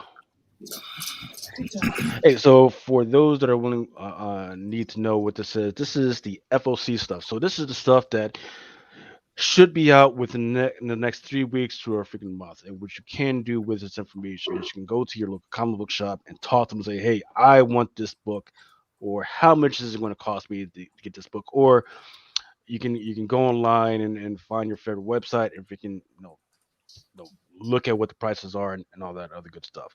And I highly suggest you do it as early as freaking possible, especially if you're interested, because sometimes you do make good savings. Or you can wait till the freaking last minute and hope it freaking the price goes down, which it often does, until people actually read the fucking book and realize, hey, there's something actually in the freaking guts. All right. So Dark Horse surprised the fuck out of me because I don't like Dark Horse books. There's nothing really interesting, right? But regardless, they do have certain first look contracts with some of those streaming companies. But what's interesting about this one is it's cloaked. I forgot what it says. 25 years ago, a genuine masked hero came out of nowhere to declare war on crime. Written by Mike Richardson, creator of The Mask, producer of Hellboy film franchise, and writer of the 47 Ronin graphic novel and share with Grid. So this writer, he has experience with licensed properties and all that other good stuff. I really like both of these freaking covers. I am interested in what's going on. It looks like he has a sidekick down there. So this is something that I'm going to keep an eye on. In fact, you know what? I think I'm going to actually order me a couple copies. Yeah. Just in case, man. Because nobody. I mean, yeah, I'm gonna have to fool with this. Yes, sir. It's a simple costume. Look, it's just a freaking black costume with a little bit of fucking cape. That's a fucking triangle. It's fucking simple. It's fucking dude. Look, it's prime. Dark Horse doesn't freaking really sell that many freaking books or to retailers and everything. So definitely freaking this is one I'm going to keep on my radar. And in fact, I think I'm going to order me a couple just because. Mike owns Dark Horse and he's 7 feet tall and a hell of a writer. Fuck. So right there, right? Okay. And then Gus Checo mentioned that Dark Horse is getting the IDW Star Wars. Wait, what? Yeah, you didn't hear about that? Yeah, I heard I about thought Scholastic was getting that. Oh, I did. W lost it. G.I. Joe, Real American Hero, number 289. Again, I've been on and off of reading G.I. Joe, but I do like this watercolored freaking look when it comes to it. It looks, I forget the name of the two characters. Snake Eyes. Yeah, Snake Eyes. It's the new Snake Eyes. I forget whether that's the one that they embody his soul. It's the female Snake Eyes, yeah. Yeah, it was a weird storyline where they put his soul into her body, but she's got his memories, all of them. Right. Yeah, some weird shit like that. And then there's Agent Helix. So, regardless of what's in the freaking guts, I do like the watercolor look to it. But I don't think anybody's really hyped about G.I. Joe right now, especially after that shit fucking movie. Well, guess what? I saw a blip on the map today that said there's going to be a comic book continuation of the G.I. Joe animated series. Yes, oh, cool. I did see that.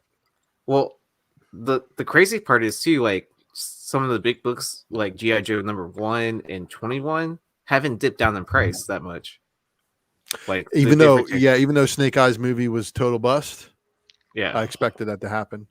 Because there's still people who banking on it for a Hasbro shared universe, which is still what Hasbro wants. But are they going to get? It's not dead yet. That's been like what, 10 years? Dude, you know, Revolution actually only happened, I think, like 2016.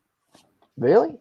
Feels like it was Yeah, forever. you know, so it's been like 5 years of like a complete shared universe at IDW, Hasbro, orchestrated, you know, kind of all organized. Action Man, Revolution, or let me just say Action Man, Visionaries, Micronauts, ROM, Space Knight, Transformers, G.I. Joe, and there might have been another title or two in there somewhere, but they're all in a shared universe that Hasbro owns the rights to. So, and Power Rangers is also a part of that too, because Hasbro owns them now. So it's crazy. We'll see what happens, but G.I. Joe is that property that if you don't adapt it correctly, people revolt. It's like an X-Men movie. You can make a G.I. Joe movie, but it's a good movie, but it's not a good G.I. Joe movie. You know, speaking of G.I. Joe and X-Men, you know, so they're bringing back X-Men, the animated series and shit, right? 97. I hope to God that they don't do it in the style that Kevin Smith did with He-Man, because that shit was not good. Nobody fucking loved that shit. I don't get why everyone's freaking out though. They mentioned that at San Diego, 2018 that was coming out.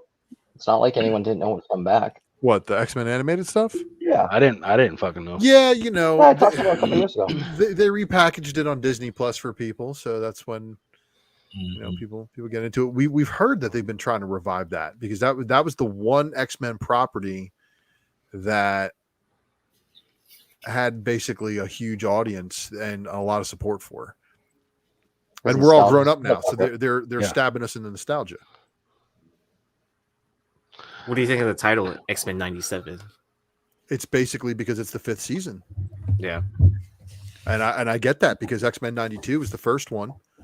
So in 92 is when the first season was. They did 4 seasons, 4 years worth of episodes, and you can watch them all on Disney Plus right now. So I think the fact that X-Men 97 is picking up where they left off. The one character I want to see though is an animated Psylocke. Ooh, that'd be cool. I think the title's perfect for what they're trying to do with it. Yeah. But that last season's so the bad. one X-Men property they haven't totally destroyed yet. Right. That's right. Keyword, yeah.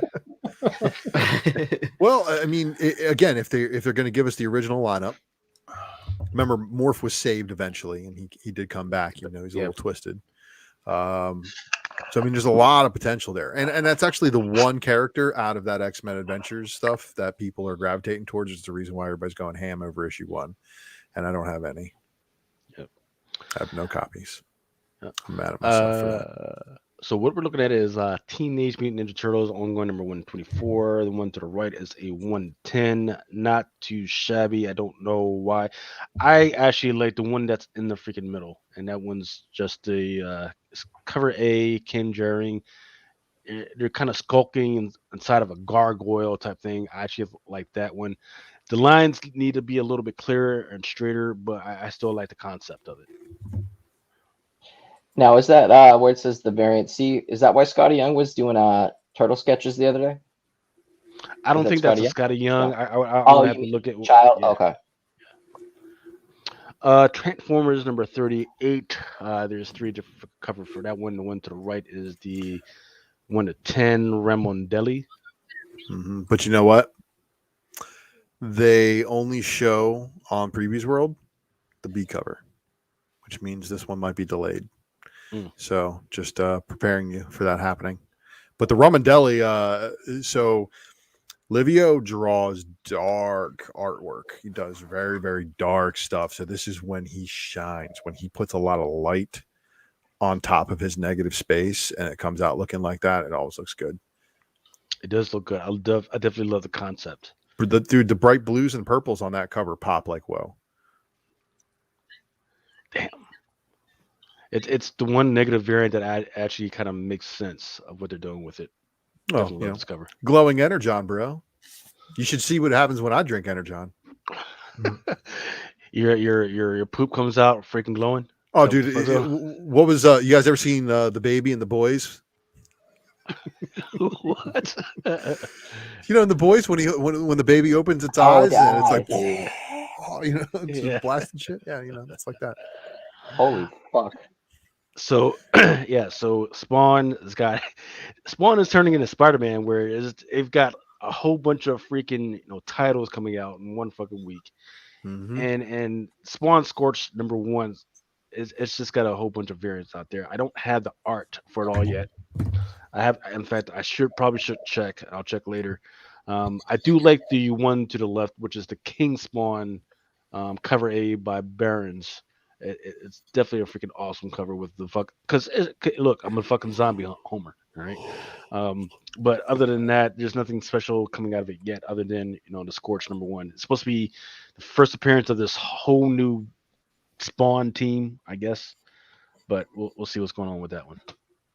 Hey, beat the dead horse until it doesn't make any money, right? Exactly. Speaking of the manga, fucking Bren, look in the middle. Momoko, she's trying to freaking look. She's got the whole Asian freaking bent there. Not sure for what she's freaking going with right there, but hey, people are always gonna love Momoko when she does.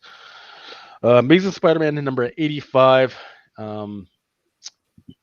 It's that whole Ben Riley freaking thing. I've been reading it and it's not too impressive yet. I'm not sure exactly what direction they're trying to go, but it is what it is. Is that her? Is that her interpretation of Amazing Fantasy 15? It seems to be. It also looks like a thick woman. Like the proportions look really weird. Maybe because it's scrunched down. Her proportions are always weird. Yeah. Always weird.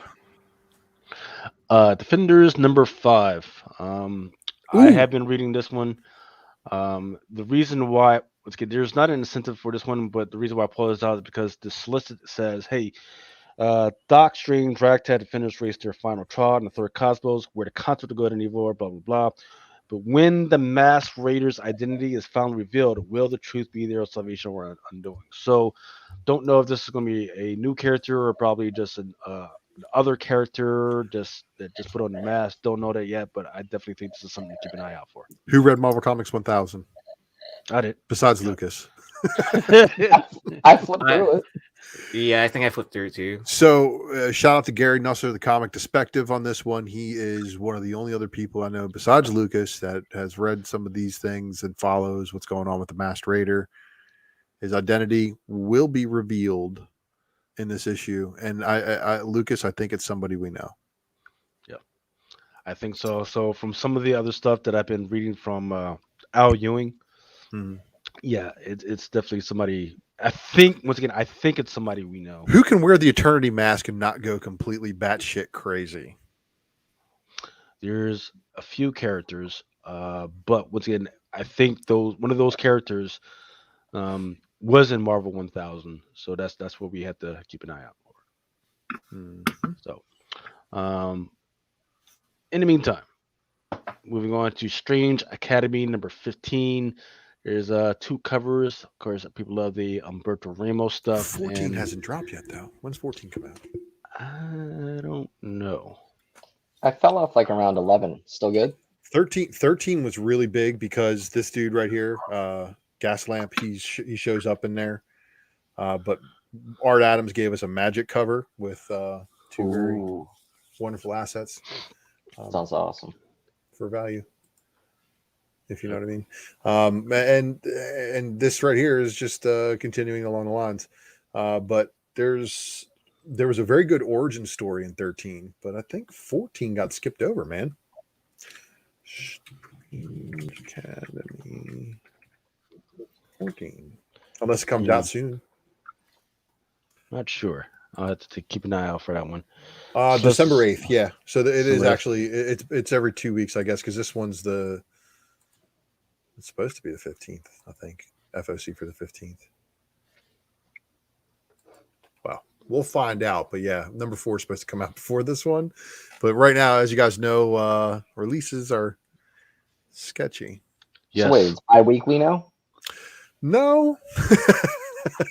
It's whenever they Like feel the like. fuck out of it. Exactly. Okay. It's a little bit more complicated than that. I guess it's Penguin. whenever... Penguin is doing something where it used to be like if you hear me talking about it today, it usually comes out like a couple of weeks or like 3 weeks. But Penguin's saying nope, we need more time, so they're pushing some of this stuff out to like a month to 5 weeks now. Which I guess is fine, right? Because they wanted to make sure that they take the time to take a look at the books, make sure that they're not all fucked up. Because they're just finding out. They usually are. Yeah, they're Or... yeah. My LCS told me there was a lawsuit, I guess. Whoa. Well, if any retailers are suing them, they are dumb as fuck. You know why? Because it's free shipping. That is a fucking boon to Vice's what Diamond was doing. Well, the problem is, Lucas, Shit. is you're still running through Diamond, so you can actually remember the shot that I took at the earlier part of the show. I said, well, at least you can get damage replacements. It's because Penguin Random House says we don't care about condition. Is the book readable? Then it's sellable. Fuck off. And they will not replace people's books for spine breaks. So and do you folds. think They that will make shove them in boxes and shit? So what was that, Nick? Do you think that some of the books, like, how long have they been doing it? Like 4 or 5 months now? No, they've only been doing it a couple of weeks. Okay, see, I don't know. I don't pay attention to comics. Do you think that they'll actually be worth more if you can get a 9.8 because some of them are coming up so fucked up from shipping? Probably. Well, there's still people who get books from Diamond. But that's also coming from Random House, though, too. Technically, it's coming through them. Yeah, but if you guys know how the printer works, it would blow your mind. I mean, look, here's the deal, man.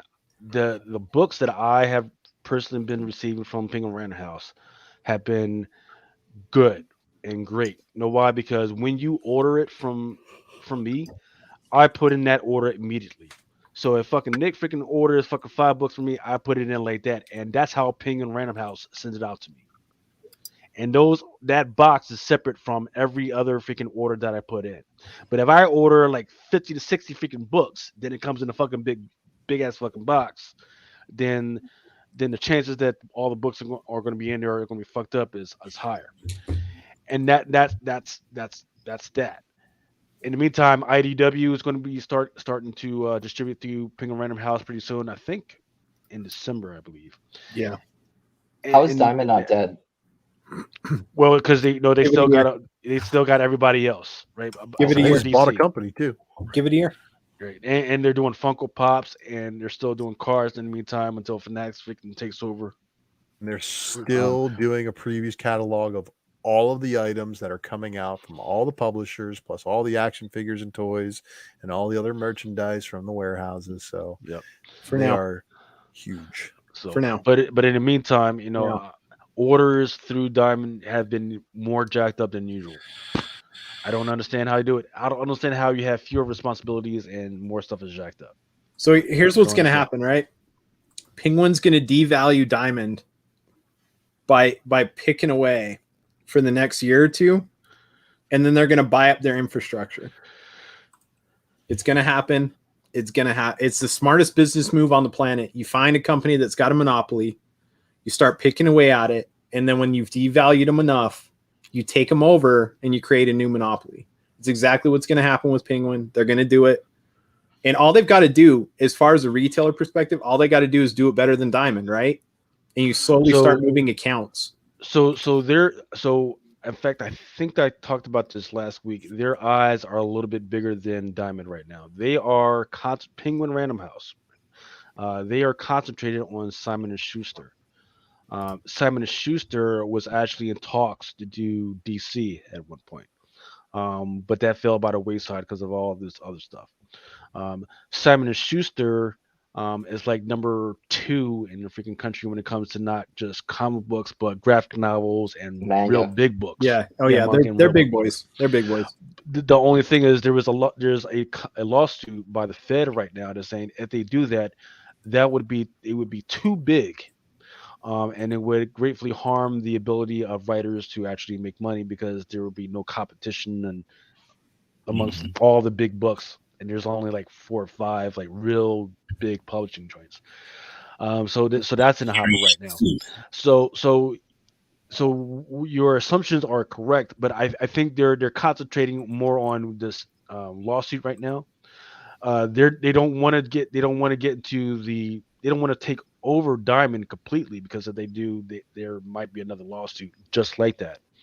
And until then, they're just going to concentrate on what's happening with this big sale that was, I think it was like a year ago when they actually put that in, and it's just now coming out that the Fed wants to freaking break it up right now. So we just got to stand by and hope that they don't.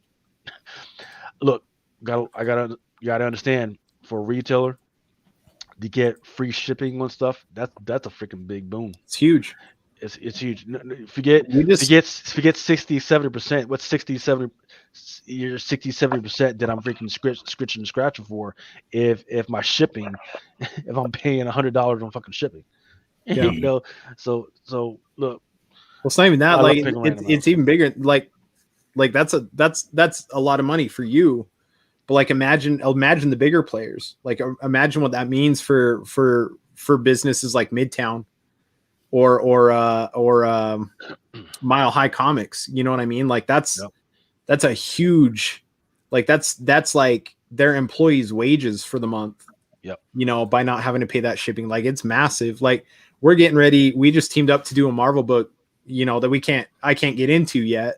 But we teamed up to do a Marvel book, and the fact that we don't have to pay shipping on that is like our margins. It increases our margins like a substantial amount that we don't have to pay shipping for this Marvel variant that we're doing. I mean, it's huge. Right. Like that stuff is huge. I'll tell you another thing that I've been saving money on is boxes, right? Because their boxes are so legit and perfectly sized for the comic books. Instead of having to buy boxes every month or every 2 months, when I pull it out, I freaking count the fucking books. I see which customers are getting what, and then I just put it right back in those fucking Penguin Random House fucking boxes. Yeah, pop it back in the box and throw some packing peanuts in there, take up the empty space. And Exactly. So imagine fucking Nick orders fucking 20 books. Yeah. And that's all he ordered was about 20 fucking Marvel books. I fucking pull them out, count them, make sure they're fucking good to go. Put them right back in that fucking box, and that's it. Wrap it back up, fucking send it fucking out. Time is saved for everybody. It's look. I know a lot of retailers, they've got some problems with them right now, but if we do it right, this could be even better. We just gotta get freaking Diamond on this whole game as well. Ben Reilly, Spider-Man #1. There's quite a few covers out there. I do like. In the little right-hand corner, I do like how that freaking color pops. That one's a 1 to. Is it the 1 to 10? Yes, that's a 1 to 10. There's also a 1 to 50, which is the black and white one, which is like the design joint.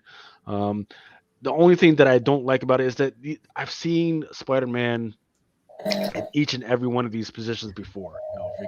Going through the skyscrapers and everything. It's all been done before, but they're like, oh, it's new because it's been a rally. I really don't care. I do like the Alex Maleev variant, which is the 1 to 25, but I just don't. There's nothing been happening inside the guts of this book that makes me think, oh well, we gotta freaking definitely collect them all. I like that. I like that Scotty Young. That's a Scotty Young, right? The blue one. Yes, That sir. one's that one's actually pretty good. I like that. It is. Are they getting rid of the off-center spider? Somewhat off the costume. Yeah, because it looks like it's centered a little bit more. Because remember, in the Amazing Spider-Man book, his like spider is like right over his heart. Really? Yeah, it's not centered on his front. It looks fucking awful. Well, I think it's a new costume because of the corporation that he's working for right Yes, from Beyond Corp. When is this supposed to come out? Is it the 22nd of December? Probably. Oh, okay. X Lives or Wolverine #1. There's going to be quite a few covers. The one that I'm keeping my eye out for is this 1/50. That's the one to the right by Jorge Molina. It's just badass fucking Wolverine. I'm thinking about what does that 1 in 100 look like. What Art Adams 1 in 100 might that be? Art Adams is the one in the bottom right. Yeah. Yep. I like seeing Jorge Molina's like diversity Art in his Adams? works. Yeah, it looks like Art Adams. In the system, I did check. According to the system that I put, once again, sometimes the dashboard has been jacked up. So when I pulled it, that's what it was saying that it was. If it's fucked up, then I apologize, but that's what the dashboard said. Well, there's a cool cover with Maverick. There's some Peach Momoko Weapon X. It looks like that Momoko is great. Holy shit! It's good for her for sure. Holy shit! Listen. With Momoko, when she takes the time to do the backgrounds, her artwork is phenomenal. It's like all homage covers, though, right? I mean, yeah, it's all his like history of masks and ways all the different Wolverine it's masks. amazing. The concept is cool as hell. It looks like like the Thunderbolts cover right there, with all the Wolverines coming out. It's like Thunderbolts.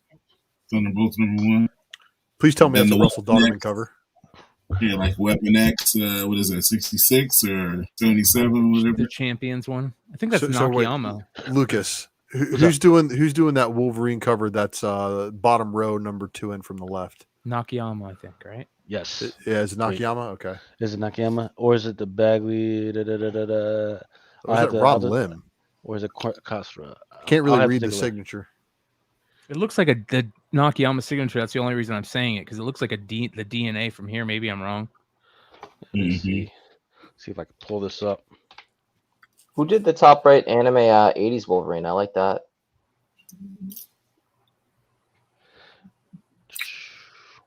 Huh. Bottom right is Cesaro. That's a lot of covers to be in a paper. God, these dashboards be taking too fucking long. God damn. I'm looking myself. Fine, I'll do it myself. That middle one looks kind of cool. The collage one? No. Yeah, the collage one. It's been played out. Is it? Yeah, it's been played out.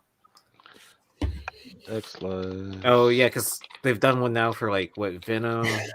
Dude, they did one for Thor. They've done one for like there's been like 6 or 7 of these now. They're kind of cool. The Thor one's kind of cool, but like the rest of them just kind of been played out, in my opinion. All right, so that's Melina.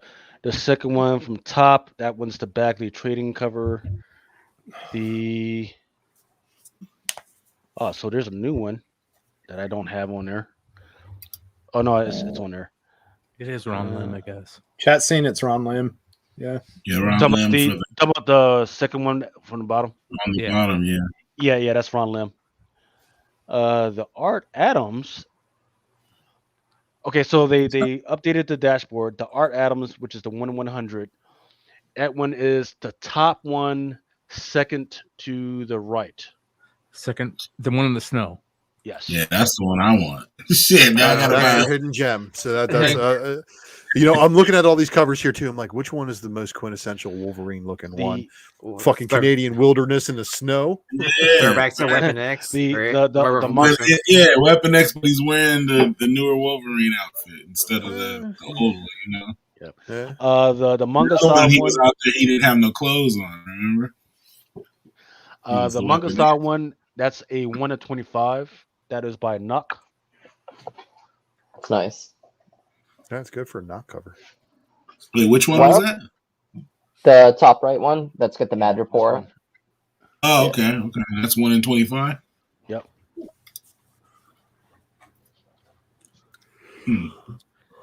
And I think that's all you guys asked me about.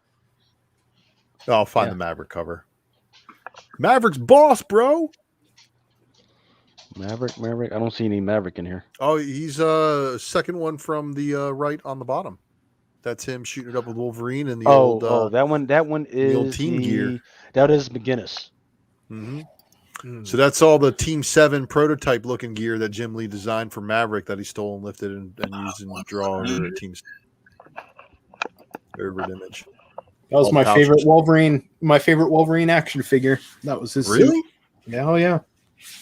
That's pretty cool. All right. Venom number 4. Venom. How's the new Venom run? Any good? Well, has anybody actually been reading it? I forget. I read the first issue because this is the only one that's been released so far. But Nick Hart, how do you feel about Eddie Brock dying? I heard some about that. I think it's stupid, but I mean, what, are they bringing back? Or they blew him up. So I don't know if there's any coming back from that. Oh, okay. Yeah, but he is the symbiote god now, so anything's possible. What the? Okay, that's like. Weren't you around for King in Black? I stopped reading like right around there. I got King in Black 1 and just fucking. Yeah, so he turns Silver Surfer's board and Mjolnir into an axe and hacks Null and throws his body into the sun. So Null's gone. And then Null's back. What the fuck? He became the King in Black and is basically able to project through symbiotes in different parts of the galaxy. So he can be sitting there, having a drink with Spider-Man while having a meeting with the Avengers someplace else. And that's exactly what happens. Dylan takes over the Venom symbiote when he gets shot, and the Venom symbiote saves him. And that all goes down in Venom 200. And then in the new Venom number 1, that's where we see Dylan and Eddie Brock, both different Venoms in different places. Is Dylan still a kid? I think they aged him up to like a teenager now. Okay. 20s or something. But it's comic books, so he aged up. Everybody else stayed the same. Oh, of course. Yeah. So he jumps into another body. Watch.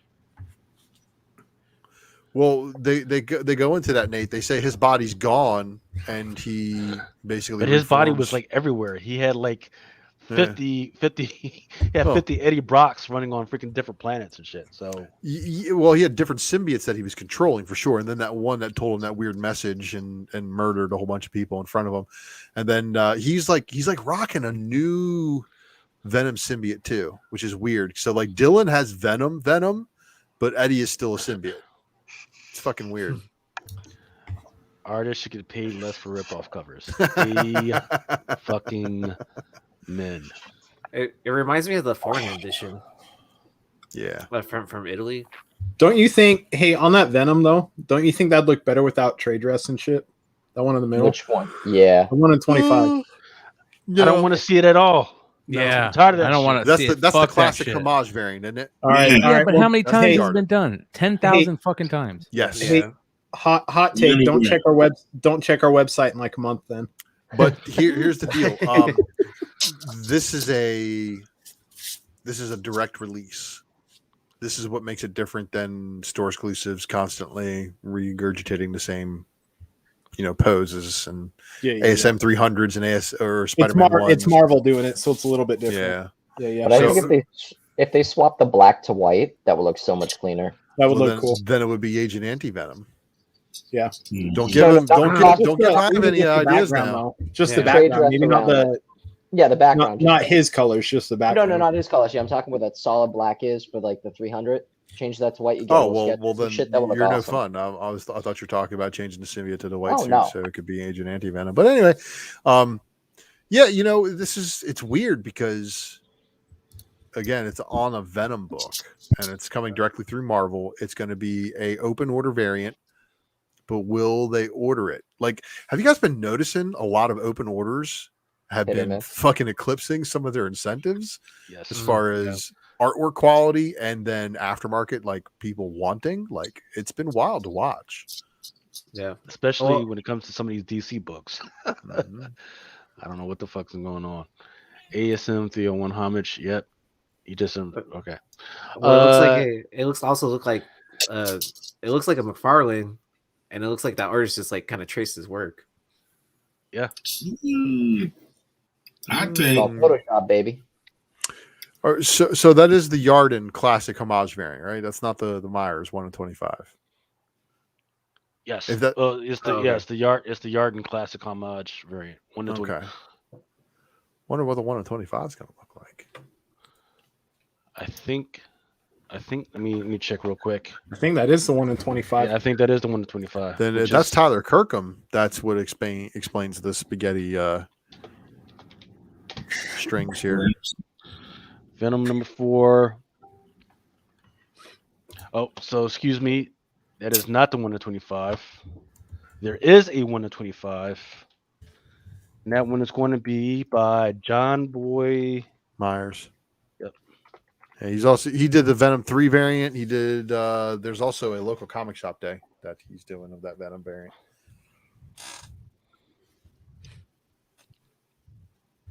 And yep. Art's not out for it yet. So,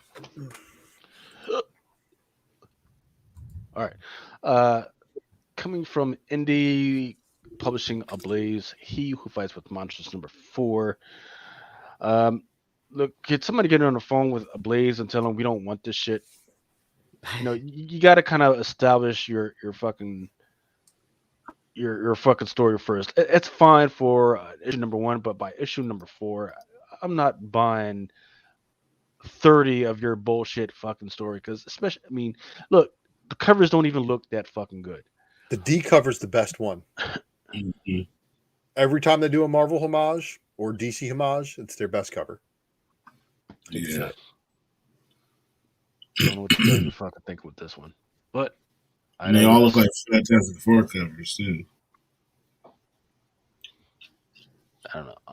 The font. Regarding the matter of Oswald's Body number 2, there's 2 different covers. Cover A, Luca, and then the cover B to the right is a Christian Ward 1 in 25. And Christian Ward continues to deliver fire. I love Christian Ward's work. I agree. He's like a variation, like a male Tula Lote. I've always felt like Christian Ward's work is like, it's like gallery work on comic books. Like the way he sees stuff and does stuff. It's I don't know. It's different. His work on the Ultimates covers was some of my favorites. Yeah. Sheena, Queen Jungle number 2. That one to the right is, of course, your girl Rose Rose Beige. Nothing interesting going on in the background like she usually does, but you know what? It's good enough colors. I love the color palette in there. The mixture of the pinks, the purples, and just mixing it up in a way that makes it look like it's just one color, but it's actually, if you look at the eyes, right? There's like 5 different freaking colors in her fucking eyes. Yeah. But it's just one fucking object. That is fucking difficult to do and difficult to pull off. And I know people hate fucking Rose Beige, but look, just her technique is just freaking amazing. Can I just say how happy I was? I went to my LCS for the first time in 3 weeks because I haven't had time. And I get there and that Wonder Woman Rose Beige cover is sitting in my hold. Nice. I about lost it. And my dude charges $10 for those covers. Nice. I walked out of there with that. I'm like, holy shit, that's going to CGC. The black and gold one. Yeah. That's a beautiful Dude, it's one. such I an like that amazing one. cover. Joe 47771 says, "Hey, the skin tone is nice." Yes, The I skin like tone it is when nice. some of these characters look like they've been out in the sun a little bit. Right? So there's several covers. There's the Lucio Perillo, there's a Sudam, there's a Leisner cosplay, and I believe that's Lee, Jin Lee. Lee. Mm-hmm. Vampirella, Dracula Unholy. Just married, y'all. Consummated marriage. The one to the right there, that is an Adam Hughes. And there's also a metal version of that Hughes. Yes, sir. What? Yeah, what a waste of a Hughes cover that is.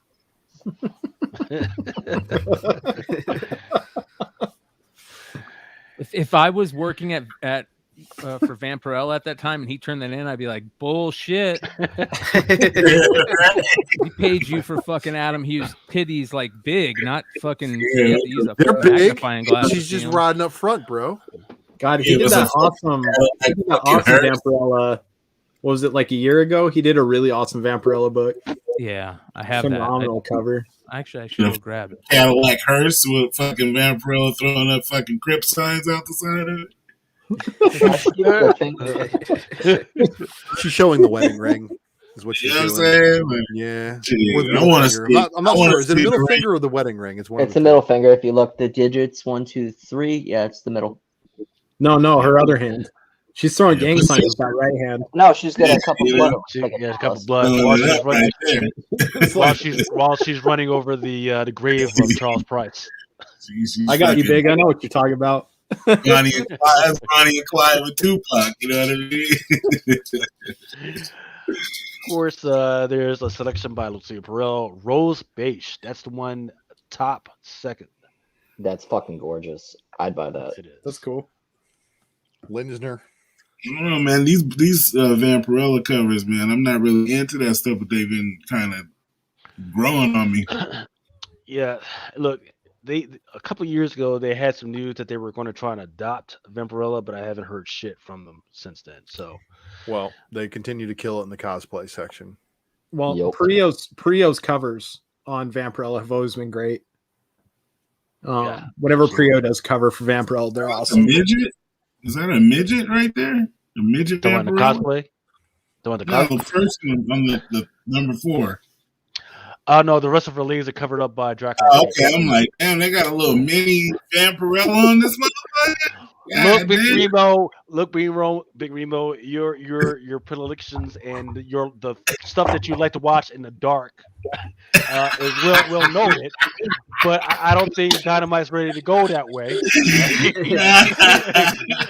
So we're allowed to talk about tentacle porn and hentai here, but we're not ready for the Pornhub talk yet. All right, brother. Well, I mean, the bottom left one looked like she was in bondage and had like almost like a ball gag. I know it's her. That's what I said. I was tripping out. Y'all are taking this in a whole other way, man. That is a whole different show. Y'all need to come on Awesome Sauce Radio with Blind Adam. Yeah, I was about to say, y'all need to hang out with Blind Adam. I ain't saying nothing about the one in the middle. It almost has that like biomechanical Giger feel to it too, though. If you look, I mean, she got some little. Hey, her arms look little as fuck. Like everything about her. But if you zoom in, like her nipples are hard as fuck. Well, you know, he's whispering in the ear. Yeah, look at that. God damn. Oh shit. Yeah, man. That looks weird, man. All right. So now we know what Big Reem was into. All right, moving on. His camera goes off real quick. All right. White number 6. These covers continue to be allocated. In fact, I had to give some refunds back to some customers because of white number 5. I don't know what the deal with this is. I believe there was talks about black being freaking adopted, so people are hoping on hope for white. And that's all I can say about this freaking book, man. Does Black Mass? Yeah. So if you can, yeah, I mean, if you does Black Mass put, but yeah, they put it. Yeah, out. dude, God Killer has been their other big book, and it's actually doing pretty well from what I'm seeing. But this is still a book. If you're not in on initial orders, you ain't getting.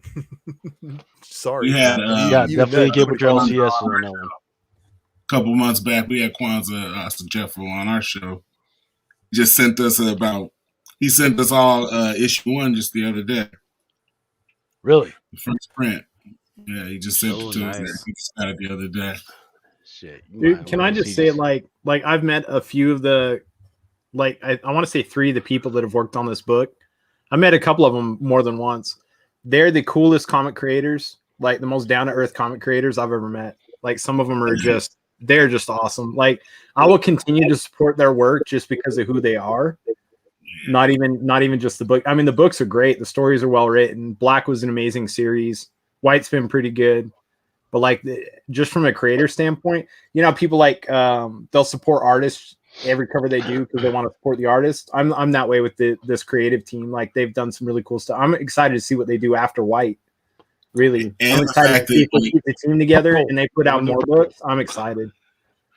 And the fact that he's keeping it low print run specifically so that you have something like when it gets allocated, he's like, if it gets allocated and you get one, he's like, you should feel like almost like honored because everybody's not getting one. You know what I mean? Like, don't get mad and say whatever. Like, make sure you're there to order the book, and then you'll get the first print. And then after that, there's reprints. But to get that first print, only like the 2,500 people or whatever that he prints, that's all that's getting it. And he said the publisher. He went to the publisher and they said, "Are you sure?" And he's like, "Yeah, that's how I want to do it." Like.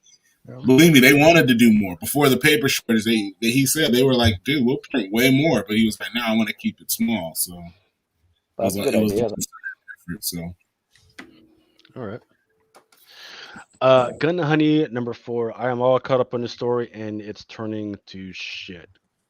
I know we've had the writer on here, and we hyped it up. We're like, "Oh man, this is gonna be freaking great!" And the freaking issue number 1 was actually that Adam Hughes was fire, absolute fucking fire.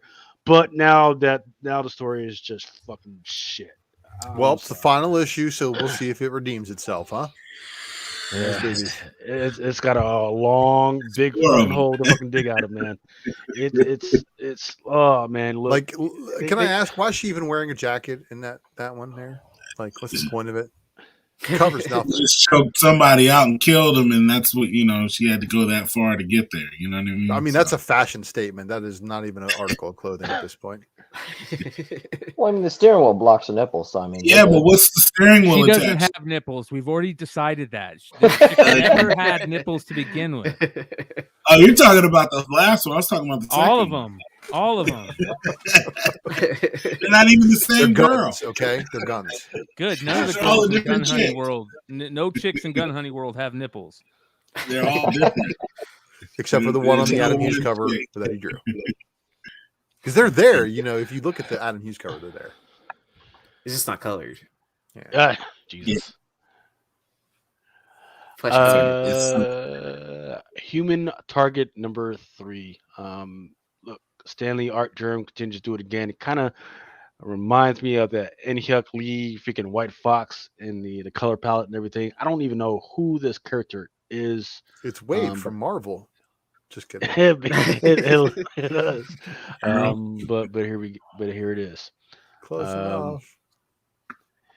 Legends of the Dark Knight number 8.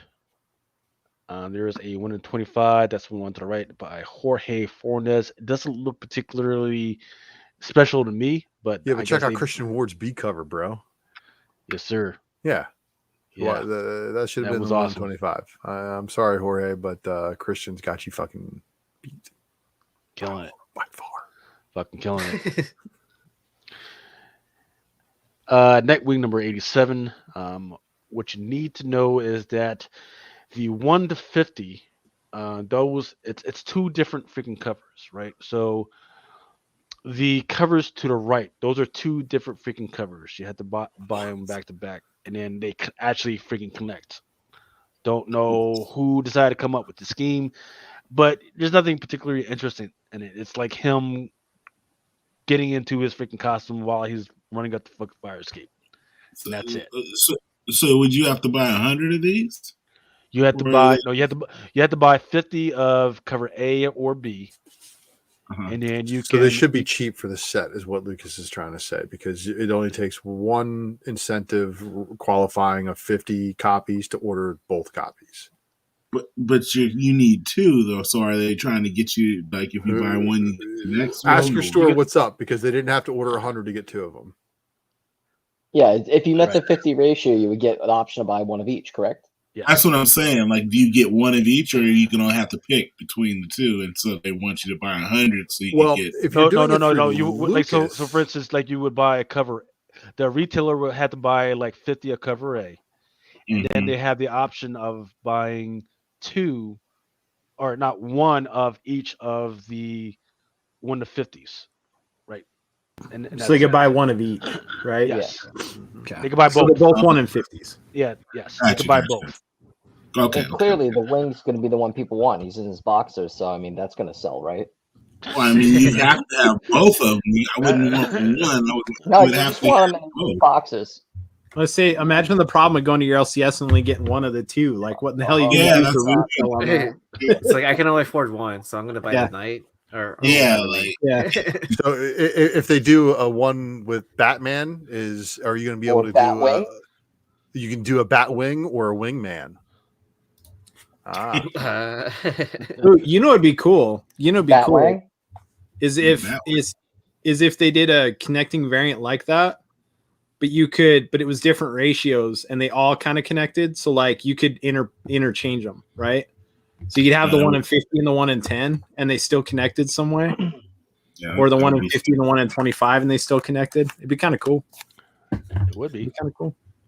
What's up, Josh? Sounds like a retailer variant that needs to hop out. Yeah, right. I'm just saying, you know. Yeah, maybe. Who knows? James is just spitballing. Yeah, just spitballing $1 million ideas. There you go, Marvel. DC, you can have that one. is that it? That is all it for the FOC. Good. I stuck around. Yeah, That I wasn't mean that- that's all I was able to pull as of like early or last night and everything. So what I wanted to do was do a little thing called What's in the box? What's in the fucking box? What's in the box? What's in the fucking box? All right, but before you do that, go ahead. I'm gonna dip out. So thanks. Night, everybody. Thank you Good so seeing much, Harless. freaking Ultra, for stopping by, man. Freaking, Appreciate you guys. work hard. You know, we'll see what's up with the remainder of the year, but coming back on the new year. Have a speedy recovery, man. And there's not gonna be nothing fucking speedy about this shit, dude, as far as I'm seeing. But hey, you know, like I said, I am the titanium Rasputin. It's gonna take a nuke. You God got any bless you and your fellow family. 18 months to grind, man. You can have about 18 months to grind. That's what it's Yeah, but this now actually the do that and intention just thing, rehab. I'm gonna tell you from experience, it's gonna take you about that just for rehab. So. Well, I've already been scared by the very desensitized back doctor. They're just like, yeah, you know, you have a fucking herniated disc. We just suck that shit out and fuse the bones together. Like, fuck you. Like, no. avoid surgery. Last case scenario. Worst case scenario, dude. You hold out to the last. Oh that's the yeah. last Because option, you gotta chiropractor get back is like, to you last how young you realize are, what you gotta happens be to you after they do that. It's just, Yeah. it's just like your I've seen spine it, just dude. starts failing upward. And That's my father-in-law, dude. My father-in-law's gone through 3 back surgeries like that, and it just gets worse and worse and worse, man. You wait till that's the last option. So I'll Yeah, medicate. piece of before advice. working it out. Check out that knees before toes, dude. Look up knees before toes on YouTube. I think it is. yeah, because I'm barely able to touch my knees and can't touch my toes. Yeah, this dude will change your life. So, all right, everybody. But thanks for the well wishes and shit, man. I appreciate that stuff. And all of you guys, how valuable do you think Iron Fist keys are that Danny Rand's getting dropped? I ate a fucking copy. Remember, I gave it away. Yeah, he did. You actually ate. You ate part of the first appearance of Sabretooth on air. I'm at Iron Fist 14 Part 2 we should move our doubles and triples ASAP.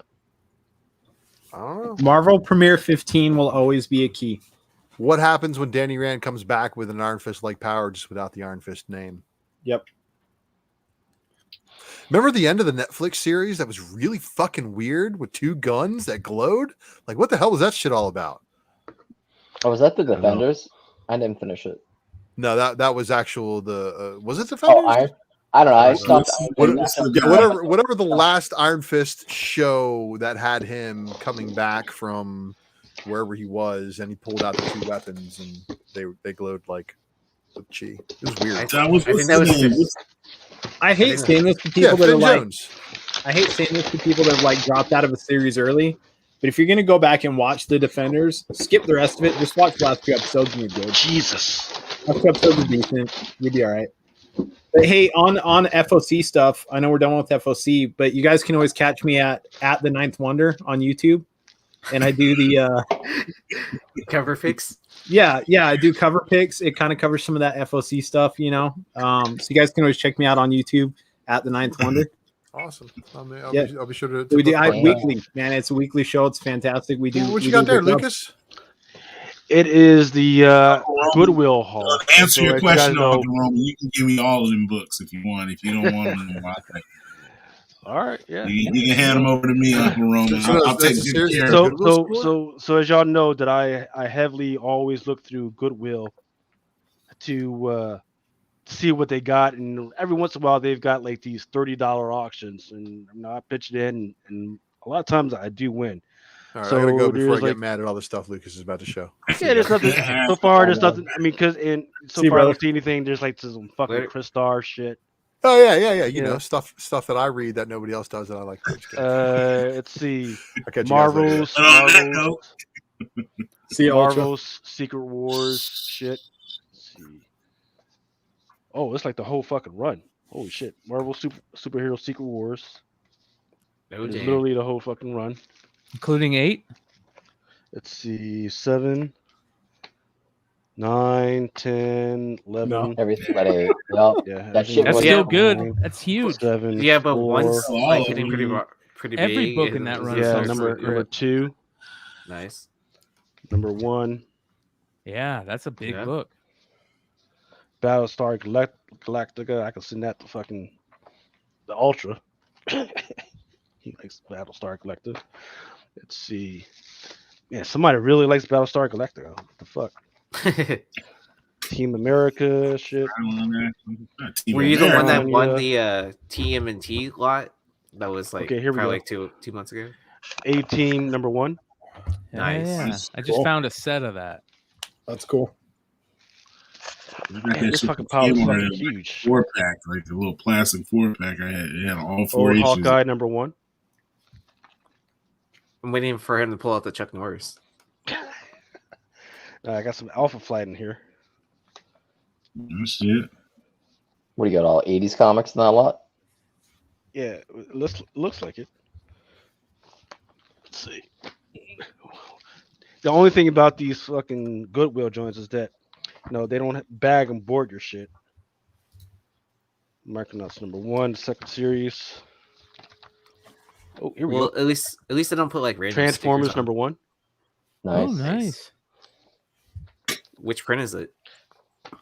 First print. Transformers number 2. 3. Where's the Muffin Transformers baby? number 3. Yeah, Transformers number 3 as well.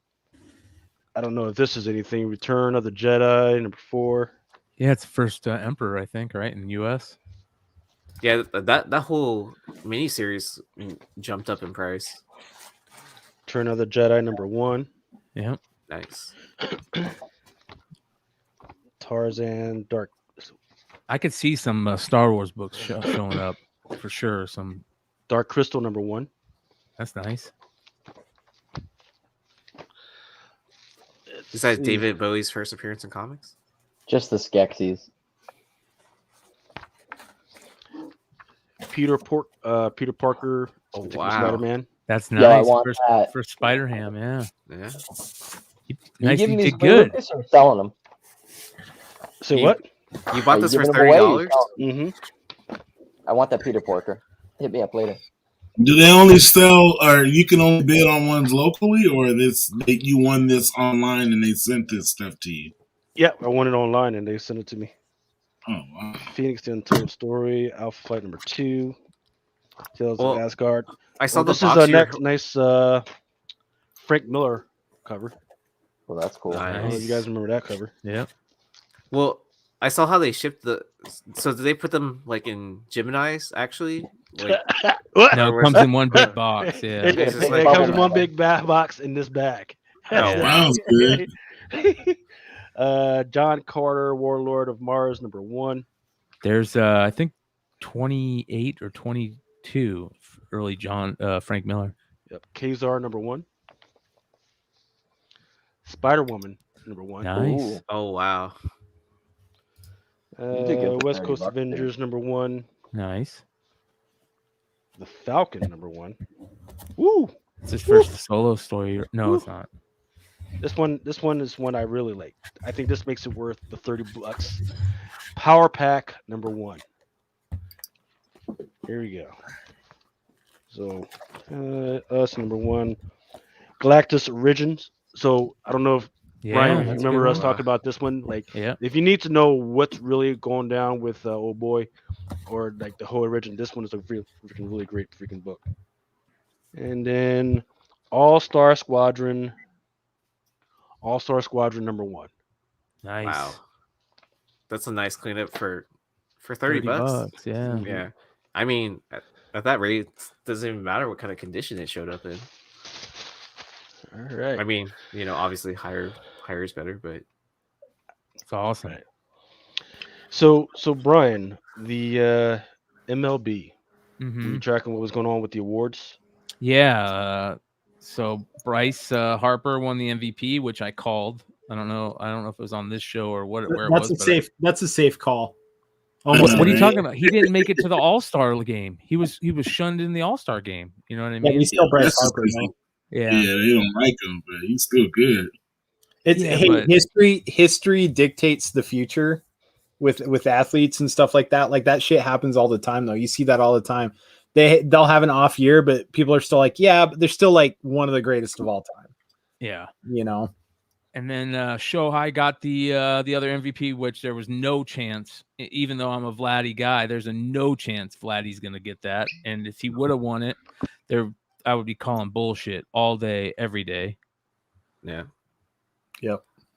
Well, So, yeah. I mean, wait, it's probably when Shohei hit, once he set the record for how many home runs for a pitcher, right? That's probably when he sealed it. Yeah, I think they was- should have gave him the Cy Young just because. Dude, Yeah. he broke records that nobody thought was breakable. And that'll get Babe you Ruth awards shit. every fucking year, man. Yeah, when you break Babe Ruth shit, you're getting an award. Yeah. Like you're getting an award. Robbie Ray, I've never really heard of this guy. Corbin Burns won the NL Cy Young. Yeah. Of course, we always definitely want to, when it comes to cards, definitely want to look out for those rookies. Randy Arozarena won it for AL Rookie of the Year. That shit should have went to Wander, in my opinion. But I don't know. Did Wander play enough games? I mean, I like Randy Arozarena. Don't get me wrong. Like he put like the playoffs he had the year before was amazing. But I wonder if Wander played enough games, because if he did, in my opinion, he should have won Rookie of the Year. I could be way off on that. Let's see, do they have the voting on here? No, they don't have the voting. And then for the NL Rookie of the Year, it was Jonathan India. I've never even heard of that kid. He's been around for a while. Prospect. Yeah. I mean, I know I picked up a few of his cards from just like random breaks or whatever, so it's a good sign for me. But since 1999, what the fuck? He's the first Reds Rookie of the Year since 1999. Okay, Yeah, gotcha. yeah. It about to fuck me up. Like what? The hell? Prospect for that long. Like, so, yeah, some 40-year-old dude fucking rocking it, Rookie of the Year. Okay, I guess I gotta fucking break down my fucking glove and get on out there, man. Mhm. And then here are your Gold Glove Awards: Sean Murphy, Yuli Gurriel, Carlos Correa. I know him. Well, Tommy Edman. The crazy thing about Correa, the Astros offered him like 18.4 million or something like that to like extend his contract. He turned that shit down. Yeah, because he doesn't want to be known as a cheater, and he thinks that if he leaves the Astros, Well, if he leaves the Astros, he's gonna get that stink off him, but he's not, because he stinks. He smells. Smells like a fucking cheater. Well, I mean, no, Hey. but also like his value has gone up like crazy. For getting helping He get the stinks Astros like to a the rich cheater. Yeah. Well, I mean, like, if someone's gonna pay him the money, like which I hear, what the rumor is, the Tigers In my opinion, all those major players in that fucking cheating should have been banned from baseball. They banned the White Sox. They won't let Pete Rose in the Hall of Fame. Those motherfuckers They should have banned him for at least 3 years. At least Hey, 2 or 3 years. Hey, Well, earlier Coach, we were talking about AJ. talking about Baltimore stories. Mm-hmm. You want Aaron? You want to share the story about when the Red Sox got kicked from the playoffs? So I was drinking with Sleepy, Jared, Big Lake, at the Water Street Tavern or whatever, and we were watching the Astros game, and then we ended up meeting up with Blue Green, James, Jonathan, the rest of the crew in Federal Hill. And then I was like, yeah, the Astros won. I was telling Jonathan, and then he's like, really? He's like, I was like, yeah. And then and he was like, well, you need to tell James because he doesn't he probably doesn't know the results yet.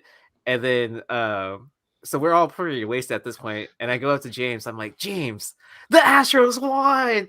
And he was like, are you kidding me right now? And he was freaking out. It was so fun. I threw a hissy fit in the middle of the fucking street. Dude, I was so pissed off. They shouldn't have been allowed into the playoffs to begin with. I was so mad. So mad. Hey, speaking of sports stuff though, you guys are card guys. So ask me, did I do all right? Ooh, nice. Oh my god, bro. Vegas. Would you walk into a Target? Optic basketball. Yeah. So I walked into Target. My wife is grabbing a birthday present for her niece. Right. And so we walk into Target and I do what I always do. I walk by the cards, right? And there's never cards at my Target. I walk in and there's some dude on his phone checking eBay prices. And I see it over his phone. He's looking up mega box prices. And I look and there's 4 megas and there's 4 the blasters, right? Mm-hmm. And so he's looking up prices and I walk up immediately. I grab the megas. Yeah. And then I walk over to the cart and I'm like shaking. And I drop them in the cart and I realize I only grabbed 4 and Target's got a limit of 5. Mm-hmm. So the dude's getting ready to succumb to grabbing the 4 blasters, right? I send my 10-year-old son over to grab one of the blasters off the There you go. And the dude just kind of looks over at me, shakes his head, grabs the other 3 blasters and walks out. Good for you, but, man. You guys think that's cool. Check this out. You got a case. Oh my god! Are you kidding me, bro? Prism basketball. You know what year? 2019. How'd you pick that up, bro? Still factory sealed too. Nice. Factory sealed, Panini factory sealed. So needless to say, Hive Comics might be getting into card breaks here real soon on whatnot. Nice, dude. I do really well on card breaks. Honestly, I've been focusing more on card breaks than I have been on comics. I'm doing my first comic show in 2 weeks on whatnot, finally on Sunday. But yeah, I'll just pop on at any time that there's a little amount of people. Brian's like, what the fuck? So the long game. One box. I just want 1 box. The long game with cards is it's not breaking them, it's holding them, right? And we've talked about this before. It's holding them. So those 2019 Paninis, those are holding them, right? And that case was what when it came out? What 20 boxes? So when the case came out, what $800? Yeah, $600. Yeah. Yeah, $800. And now that case is what $5K. Mm-hmm. Yeah. And in breaks, it's probably what $7K. Yeah. With these megas, right? These megas we're not breaking these now. We're breaking them 4 months from now. If we break them this year, we might, if there's a rookie from this year that just goes fucking ham, right? That just goes nuts. We're not breaking these this year. We'll break them next year. Well, yeah. It's funny. Cards are a long game. Cards are a long game. Short-sighted people on cards lose money. Short-sighted people lose money on cards. Yeah, I mean, people. I'm still holding a hobby box of everything I've been breaking through. You got to. Yeah. Because you might have that. 10 years from now, you might have that 97 Fleer. You might have that. You might have that one that people are willing to pay $300 a pack just for the chance. You know, you always got to hold one back. But we're in the position now where like you hold back a mega or you hold back a blaster box, dude, and that's huge money down the road. Well, You know, so like even with 20... these, dude, we'll probably break 3 megas in the blaster. We'll hold a mega back. Yeah. Well, look know? at 2018 tops stuff. Like just like the blasters alone, like people are asking like $200-$300 for a blaster. Like, well, it's bro, crazy. I mean, even these paninis, dude. These like I remember walking into Target and buying my first 4 boxes of these from Target and breaking them open, and I got a Zion. And I sold it for enough to cover those boxes, and I went back to buy more, you know, and I've still got the rest of those cards. I still got the rest of them. I sold 1 card, paid for the rest of them, you know, and I've still got the rest of them just chilling. I've got signed cards. I've got everything from that set, you know, and I've got other cards in there that are worth money now that's all profit. And that's the way, like, a lot of collectors will look at that stuff. You know, you get that, you hit that, you break them immediately and hit that 1 hot card. The rest of the cards, you can sit on them, right? Sell that one though immediately, man. Yeah. But like with these, like if you're the guy holding the case at the end of the day, you're the winner because they ain't going down. It's just like vintage comics, right? They're not getting more common. They're getting less common. They end up in proper collectors' hands. They never see the light of day. It's the same when you buy big cases or you buy boxes. People break them left and right. So the sealed cases, there's not getting more of those. Yeah. Well, Brian, Brian and James, maybe you could talk to this. The big thing this week was the kabooms, right? Somebody found like the perfect ratio of weight, which is like 158 grams. So I guess what people are doing is they're going to their local store or whatever, and they're breaking out the fucking. They've been doing that. They've been doing that for years now. And we talked about this many moons ago, especially on the mega boxes, the Bowman mega boxes. Never buy Bowman mega packs, right? Those 2 packs that come in the mega boxes that have the mojos in it for Bowman. Don't buy those on the internet if they're not in the sealed box, because you weigh those packs, they weigh heavy. You're guaranteed you got a hit in them. So people were weighing them. They were weighing heavy. And I mean, I think I did a show where I broke like 20 mojo packs one night, and I weighed them all, and you could tell, and people were weighing Pokemon packs for fucking. I was gonna say, Pokemon Magic. Question is, with sports cards like Magic and Pokemon, can you also map seed them to figure out where some rares are going to be, or are they random? It's getting harder. So I was watching tons of breaks for Bowman Chrome this year, and if you count it to like from the front to the back, it was either pack 4 or 5 that was hitting the auto. Really? And if it wasn't the auto, it was the numbered card. Every time, like, because it's comprised of 2 mini boxes. Good to know. And you said that's Bowman Chrome? Yeah, Bowman Chrome. For 2020 or 2021? 2021. Okay. Yep. I know. I weighed these Panini Blaster, the big boxes, and they're like to the gram. They're the same across the fucking board. Like they went out of their way to make sure that you could not. So, is that where you get some of those shitty filler cards doing like, oh, I got some nice, it's a fucking piece of card. That's exactly what they do. That's exactly what they do. They put a Panini redemption, or not even a redemption card. It's a card that's got like their website cardboard. On it. Yeah. But yeah, I'm they make excited. sure those fits weigh the same. I'm getting 5 absolute blasters, and I'll probably break those on whatnot, because the buy-in for that was like so cheap that, well, like I've seen people like selling whole blasters of that for $80 just for that chance to hit a kaboom. I don't want to sell any of them. I just want to open them all.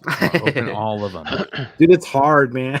It's hard. It's hard to not crack. But how about you want to know what was hard? I had a case of 2018 Topps Chrome and a case of 2018 Bowman during COVID.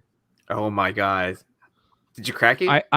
I group broke one of the Bowman Chromes, and that's when Vinny Kumar pulled that 1 in 50 Shohei Ohtani gold auto. Oh wow. If I would have just picked a different box, that would have been my fucking card. Damn you, Vinny Kumar. Because I opened the rest. Goddamn better believe I opened the rest. And then I think I broke one of the Topps Chrome. They're both jumbo cases. So 5 autos per. Yeah. Vinny Kumar, is his name on Whatnot Vinny Mac? I don't know. He goes by Vinny Kumar on. He's probably watching Okay. us right now. He goes by Vinny Kumar on IG. The Okay. Shohei card is his avatar. No. That shit's like $100,000 card right now. Really? Wow. When I sent it to him, it was a $8,000 to $10,000 card. What? Wow. Yeah. You know how hard as shit it was to send that dude? Yeah. Dude, Well, you better yeah. fucking best believe that you're dealing with a fucking straight motherfucker over here. Sending that fucking card out. Yeah. I mean, I know you're like, really, is my reputation worth that much? At the time, it was 10 grand. I'm like, my reputation isn't worth 10 grand. 100 grand. I don't know. Well, I mean, that's tough. I man. mean, you still have that card. You have like 3 or 4 cards coming up on Golden. By the way, that reminds me of Sid the Kid is now off of IR. He's playing, and he fucking threw a fucking jujitsu move on the Devils the other night, which is badass. So Sid the Kid, and then the Ovechkin. I mean, you guys see what Ovechkin's doing. Ovechkin's he's no McDavid this year, but he's 10. I think he's got 12 goals or something like that, and 13 goals. He's 4th all time. He passed Brett Hall for 4th all. Took sole possession of 4th all time. He probably won't reach Yager this year, but he'll reach Yager by the beginning of next year. And then he's got 2 more players. He's got Gordie Howe and Gretzky. And if he stays healthy for the next 5 years, he will break Gretzky's record. You know what'll kill you, Brian? I worked with a Canadian, right? I worked with this dude for years and years, and he's one of my best friends. He actually lives in Arizona now.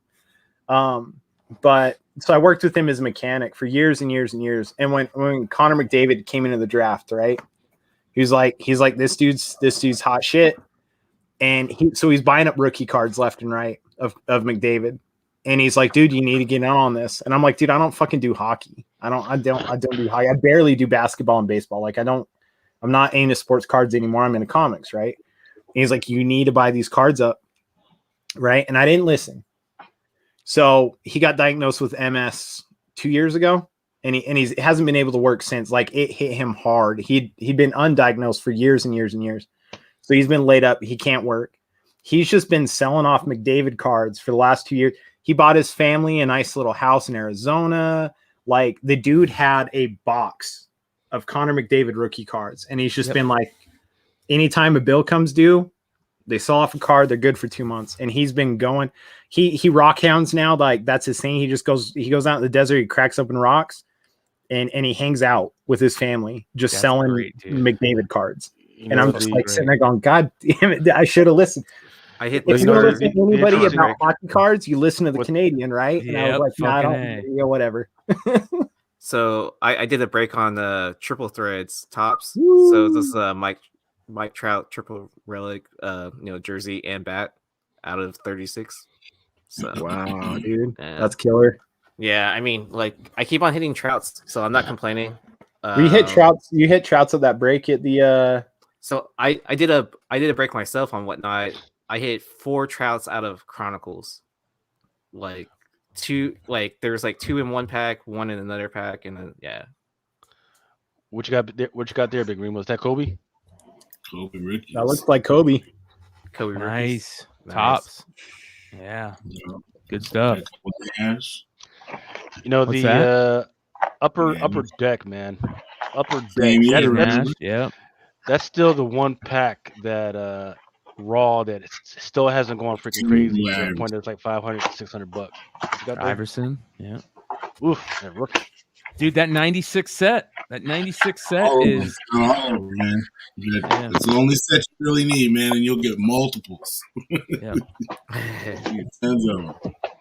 Yeah, I just out of that collection, I pulled like 4 Nash rookies, 4 Kobe rookies. Because you got to remember, Kobe was like the 13th pick. He was nothing. Yep. There's a ton of them in there. There's a ton of them. Well, he was small and he was a high schooler. Yep. Yeah. Right. And Charlotte hates themselves for trading him for Vlade Divac. Well, not only was he a high schooler, but like he didn't. I didn't know this. Did you guys know this? I was totally caught unaware of this, right? I watched an interview that he did. I just watched this last week. And they talked about him like, well, they were talking about his high school career, right? And so they were talking about his freshman year, right? Or it's like junior leagues, like junior high, like last year, junior high or something like that, right? and he went like the entire season and only scored like 18 points. Wow. And so they asked him about that, and they're like, so how do you get from that to where you were at? And he's like, I was so embarrassed that he basically spent 4 hours a day for forever just practicing. And he's like, yeah, and then that next year I was averaging like 16 points. And he goes, and then I kept going, like, before games I practice, after games I practice. And he goes, and the next year after that I was doing like 24 points, you know, and stuff like that. And I'm like, he went from that to being drafted out of high school. And I told my son that story because my son loves soccer and he's not great he's a good defensive player, but he's not a good scorer. And I was like, dude, you just got to practice. And I told him the Kobe story, and I was like, this dude wanted it so bad that he could not play for shit. And then 5 years later, he's getting drafted in the NBA, and he ended up going down as one of the greatest players to ever touch basketball. You know, because of his work ethic, and his want to be the greatest. Yeah, you know, and it's just crazy to me. Like, you think of Kobe, you're like you're picturing 8-year-old Kobe just fucking launching threes. You know what I mean?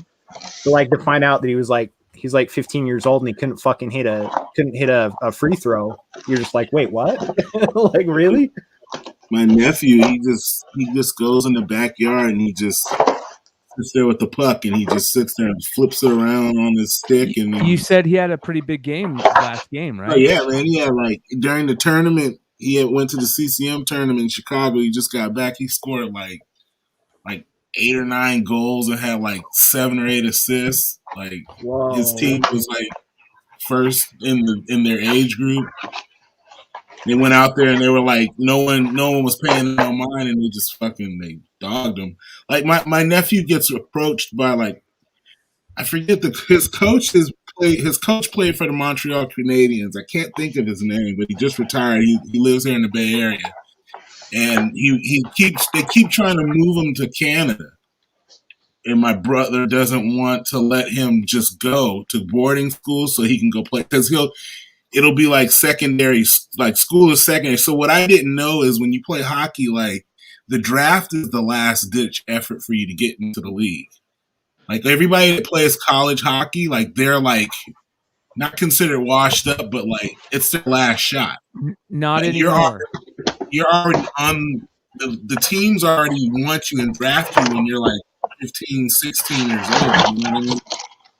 So, like, they don't even want him to go to college. They're trying to get him now. And my brother's just like fighting. I'm like, dude, let the fucking kid go, bro. Like, if nothing, if he decides he doesn't want to do it, because he started off, the thing with my nephew is he started off as a goalie. He wanted to be a goalie. And he was so good on the skates that they were like, dude, fuck being a goalie. Like, he's like, no, I want to be a goalie. I want to help.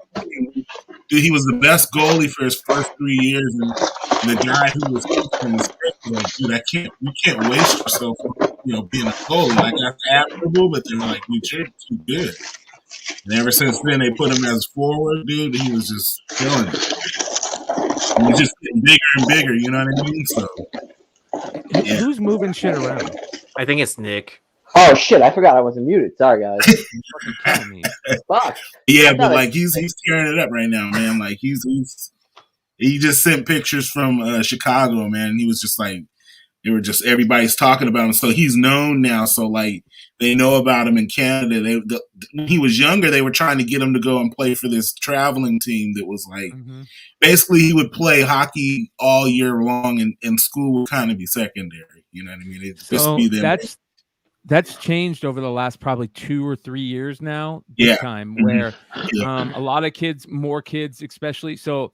Up until about a couple of years ago, all the kids in America that were good young would usually go over to play juniors in Canada from 12 and up. Well, the United States North American Development Program started doing really well with people like the Kachucks, Austin Matthews, these great young players. So they started getting really good. So now, and then on top of it, college players have been playing really well. Johnny Gaudreau, you got these really good college players coming out. The Kachuk brothers, I think the youngest Kachuk played at Boston. Jack Eichel. So and then here's the other thing. And this is what I want to fucking say to everybody out there that has a young kid that they're in America, and they want to get him, to play at good hockey. Don't send your kids to Canada anymore. Put them in the United States developmental program and get them to come play for the Sun Devils, baby. Send them to Arizona. Let them have the best time of their life when they're a teenager. Play hockey where they can wear shorts and flip flops after fucking practice, and they'll love it, man. And the most beautiful. Because right now he plays for the San Jose Sharks junior team, so like. He gets to skate with the team like once or twice a week because he plays at their facility and everything. So they get to work out with him and stuff like that. So like it's what he wants. It's not like he's like my brother's forcing him or anything like that. He wants to do it. So that's dope. I mean, they're like, dude, it's hard to find kids that actually love skating and doing all the things that it takes to do it, and he wants to do it. So it's like when they're into it. They're into it, you know what I mean? You don't have. It's not hard to motivate them, you know what I mean? It's like they're just gonna keep trying. Hey, here's what you do, man. Freaking, Tops. They have this thing on their website where you can freaking send in a photo and get the kid his own little fucking card. Go ahead and freaking do that. Get him to freaking sign it and freaking block that away. He's on Instagram now. He got all the coaches following him on Instagram. You know what I mean? Well, they're watching all of his little shit on it. You know what? That's an interesting point, and I wanted to bring this up, man. Freaking. So this young lady, her name is Paige Buckers. She won like 20. My nephew is black. He's black and Filipino. Yeah. She won the 2021 Naismith Award. She was one of the first females or athletes actually that is going to be able to follow through with the new NCAA policy regarding usage of your likeness. So it started in July 21st. She signed up with StockX, and the only thing is, she's not going to be eligible to be drafted to like 2023 or something like that. But in the meantime, definitely freaking keep an eye out for this young lady, man, freaking, because she's already got freaking star power out there for those who know. She's a UConn player. Yep. Mm-hmm. Yeah, she's out there then. Yep. Dude, you know what's crazy though? We were talking about that. Big Remo was talking about that with his nephew. Like the development leagues for sports are insane. Like in Salt Lake, so Real Salt Lake, it's a MLS team, right? They have a middle school and a high school that they draft students to, and it's a good school. It's a STEM school, right? Yeah. But these kids spend 2 to 3 hours a day playing soccer. Yeah. It's like the dream for soccer kids to go to that school, and they pull kids from out of state to go to that school. It's considered a high privileged STEM school. And it's up there on the list of private schools, but it's all soccer kids, and they have like I think they got like 12 or 14 soccer fields on campus, and these kids like they practice 3 hours a day soccer, and then they go do their math and science and tech and all that stuff. Like it's insane, but that's where they're at. Like that's where these teams are at to get a leg up. That's where these teams are at. Yeah, if you was trying to go to 13. You start coaching them at 13. Imagine what they're at when they're 18. Imagine where they're at. It's insane. He was going to go to the school in Tahoe for a while, and then COVID happened.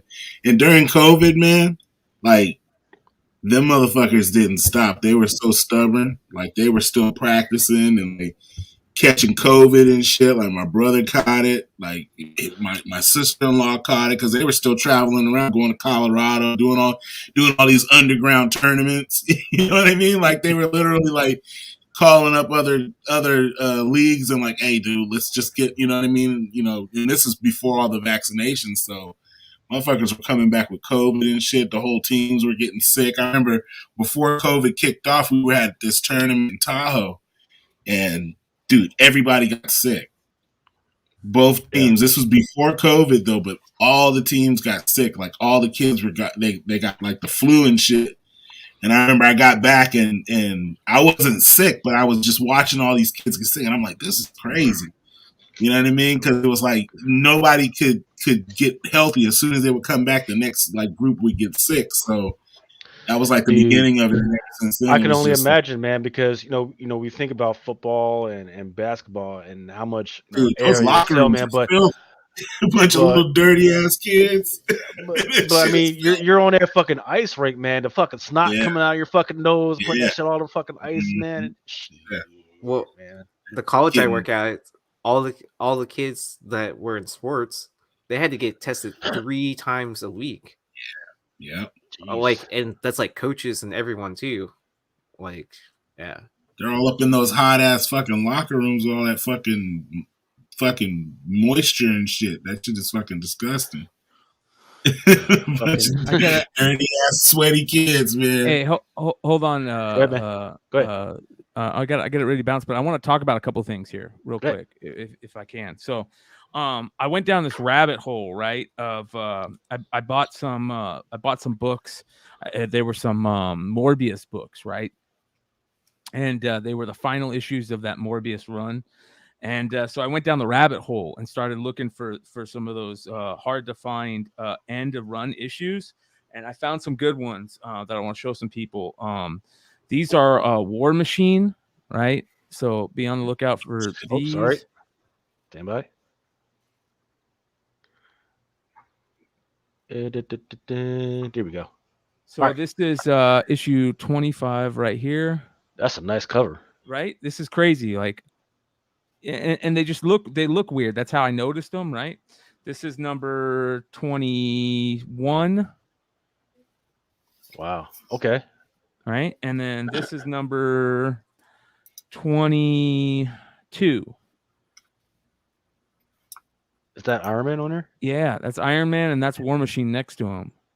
So That's look crazy. how crazy that shit looks, right? Yeah. So be on the lookout for those.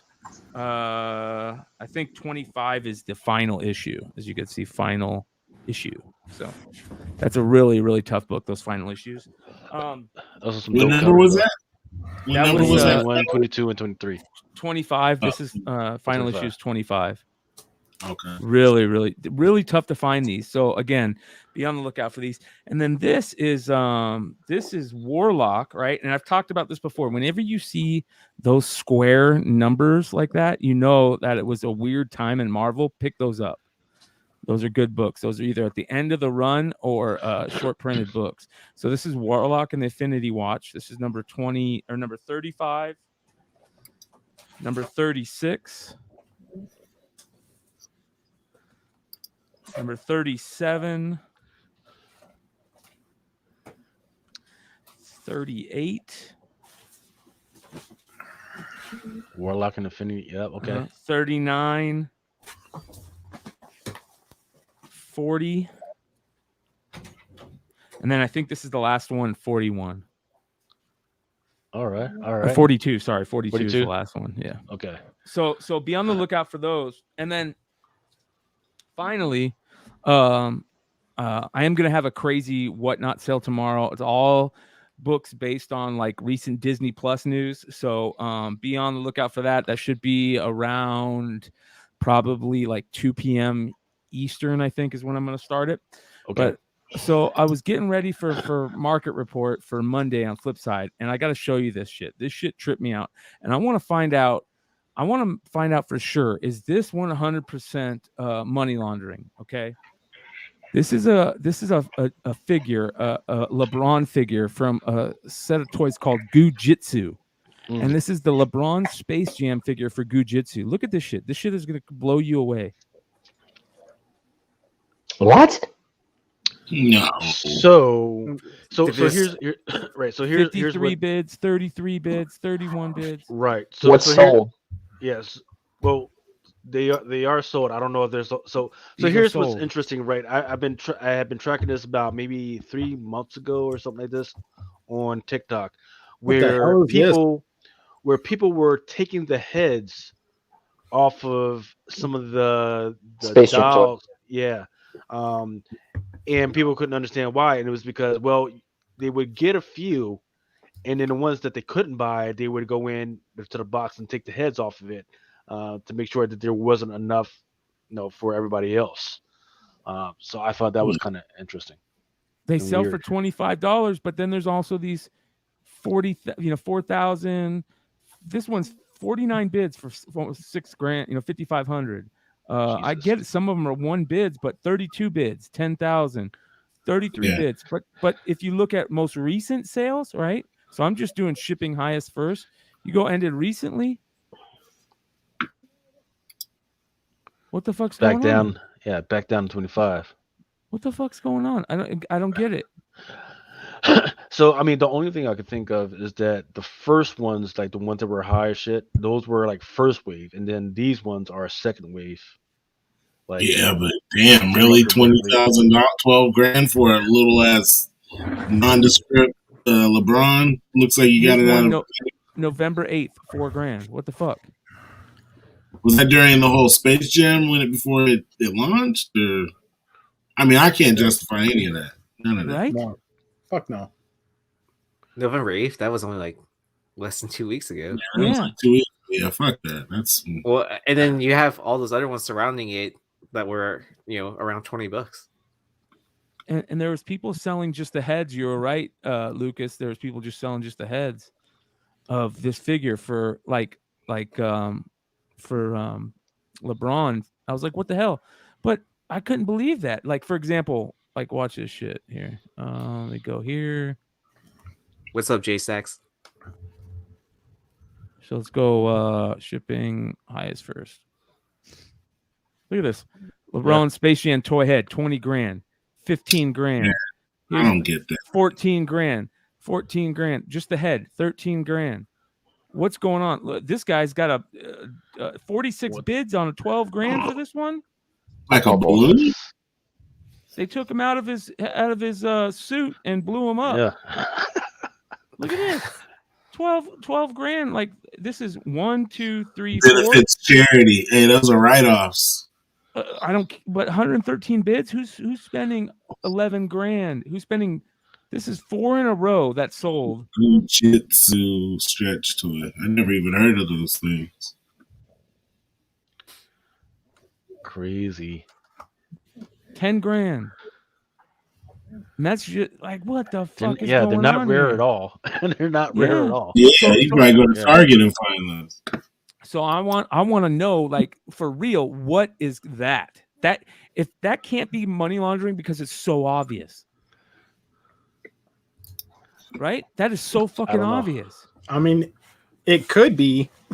Okay, so if it was like 1,000 or 2,000, I can understand, because there are like those Barbies that they were like 200, now they're like 500, now they're like 1,000. But you're talking about 10,000.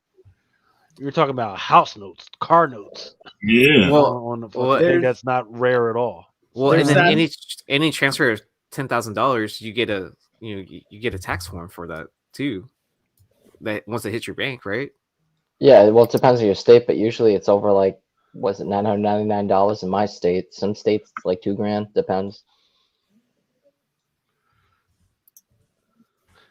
That's so weird, man. Don't be a sucker, folks. I was gonna say the what was it? The Murders in the Rue Morgue, that Edgar Allan Poe story. Yeah. Where this murder's hidden in plain sight, so it becomes like invisible, right? So it could be money laundering. You just like, nobody's gonna look at that and be like, well, that's stupid. That can't be money laundering, because why would they be that stupid? And you're like, well, no. You hide it in plain sight, and maybe they aren't being stupid. Well, that shit's crazy, man. So it doesn't look like a lot of those transactions actually went through. Because I use 130point.com, to see like best offer prices and all that, and it usually also shows like all the transactions that actually went through.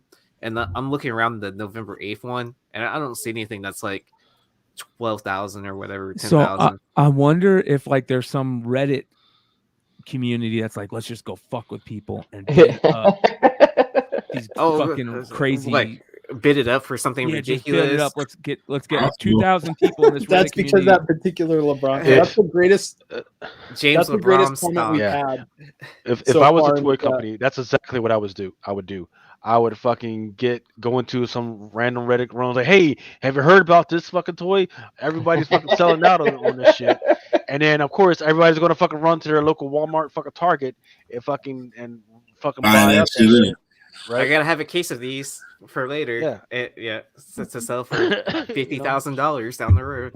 But that's what I mean. Like that's why there's people like us or groups, communities like us where we're like, no, fuck, I'm calling bullshit on that. Like there's something not Yeah. right with that. I think we have a phrase on the show. There might be like fuckery afoot or something. Fuckery afoot. Yeah, that's what it But is. that's way too high, man. You're talking about $10,000 to $12,000. What in the fuck? There's okay $1,000 and $2,000. That's believable, right? I think that's within the realm of possibility. But $10,000, $12,000? Come on now. Yeah, that's no. crazy. If you're gonna money launder, just do it through art, like it's always been done and always will be done. Yeah, basically. And that being said, if anybody wants to launder some money, I got some amazing art. Just saying. I got Is it insured? Yeah. Okay. You should see my tattoo shop lobby. It's insured. Trust me, it's insured. I've got some shit in there. I've got a Banksy in my lobby, dude. Like it's insured. I want to launder $3,000 for that. I'm gonna video a tour of my tattoo shop. You guys would be blown away. You should, bro. 110%. You should. Yeah, dude, it's crazy. Hey, Brian, are you going to Emerald, dude? This close, bro. I know you're on the fence. Let me know. All right. We're flying up. We're flying up early. We'll be up Wednesday. Where are you guys staying? You shoot me information where you guys are staying and dude, that type of the shit. hotel we're staying at still had rooms, and it's literally across the street from the convention center. I will send you info. I'll message it to you tonight. I'll send it to you right now. Yeah, shoot me that Like, info. it's a good hotel. It's walking distance. But yeah, we're flying in Wednesday. I think Jack's flying in. Jack and Adam are flying in Thursday. Okay. And then Trees for days, dude. Trees for days. I think we're only staying until Saturday, though. We're flying out Saturday. We're just going up for 2.5 days. Okay. Basically. Right. Yeah, shoot me information because I definitely want to go. I want to go to that. I want to go to that one in Ontario. I would love to go to C2E2, but I don't know if I'm going to pull that off. Yeah, we're not making C2E2 this year. We're going next year. We're going to booth next year. Hive will booth next year. Oh, Yeah. Nice. Fuck yeah, man. So Dude, I we're know gonna who to be- hit up to get You guys don't passes. even know. We're going to I be mean, at like 12 conventions next year. It's nuts. We got some deals going with I can't talk about it. We got something working. We got something Nice. working. We got booths at all the major conventions next year. well, Fuck let me yeah. know if you need an extra set of hands. I always need an extra set of hands as long as they're Aaron's little petite hands. I can pay your hands. I'll come and help.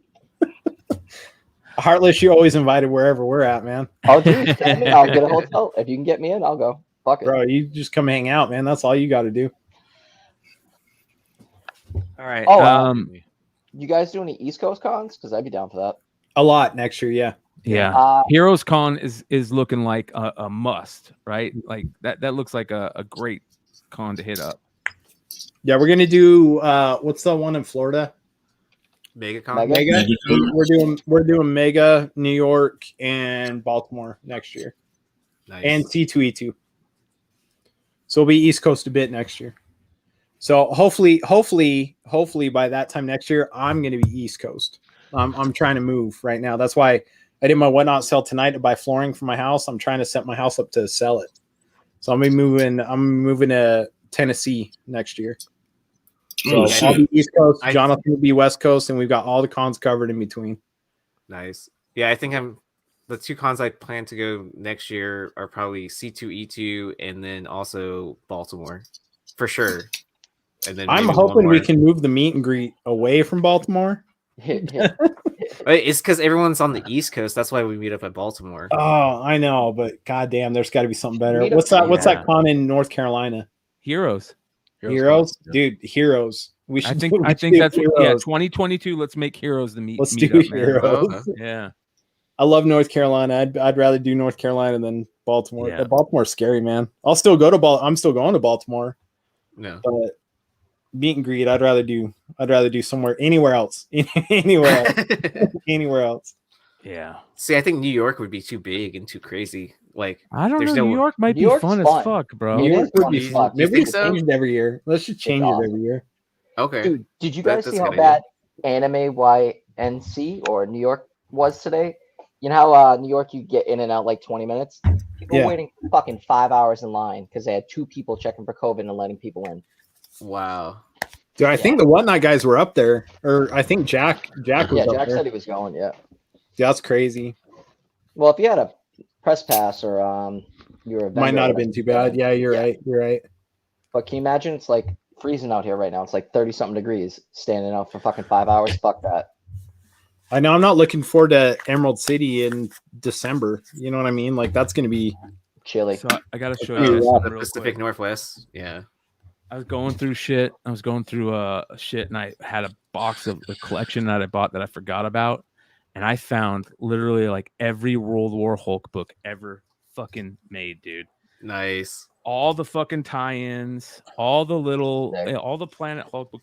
This guy must have bought every single World War Hulk, Secret Invasion, every single event, and he bought all the damn Variants. little where it would go into X-Men, where it go into stupid tie-in shit. Ghost Rider. Yeah, all the tie-ins, dude. So is this shit still hot? I have no idea. Wasn't this hot for a short period of time? It like was. people were rumoring that it was going to happen. Yeah. World War Hulk. Yeah. Hold those. Hold those. Because I know a lot of people that Love and Thunder, a lot of people thought that was their take into World War Hulk, but I heard rumors that they're planning on something separate for World War Hulk. Well, and then isn't Amadeus Cho, isn't his second appearance in that run? Is it? Like, I think it's like issue 100. Yeah, Chosen one of them. God, did you see that? Aaron, were you in my Whatnot sale tonight when I sold that? I sold a 1 in 25 first appearance Amadeus Cho as Hulk. Oh shit! How much did that go for? It went for $35. Are you serious? Or $40? Yeah, it was crazy. The A cover alone goes for what, like $300 or something like that? Well, I think the A actually goes for more than the ratio right now, which is stupid, but I think it does. Like, I just sent my A in for grading. Yeah. But the 1 in 25, I had a stack of books to go off to grading. Dude, I got too many books to go off to grading, and I was like, well, I got to get some of these sold.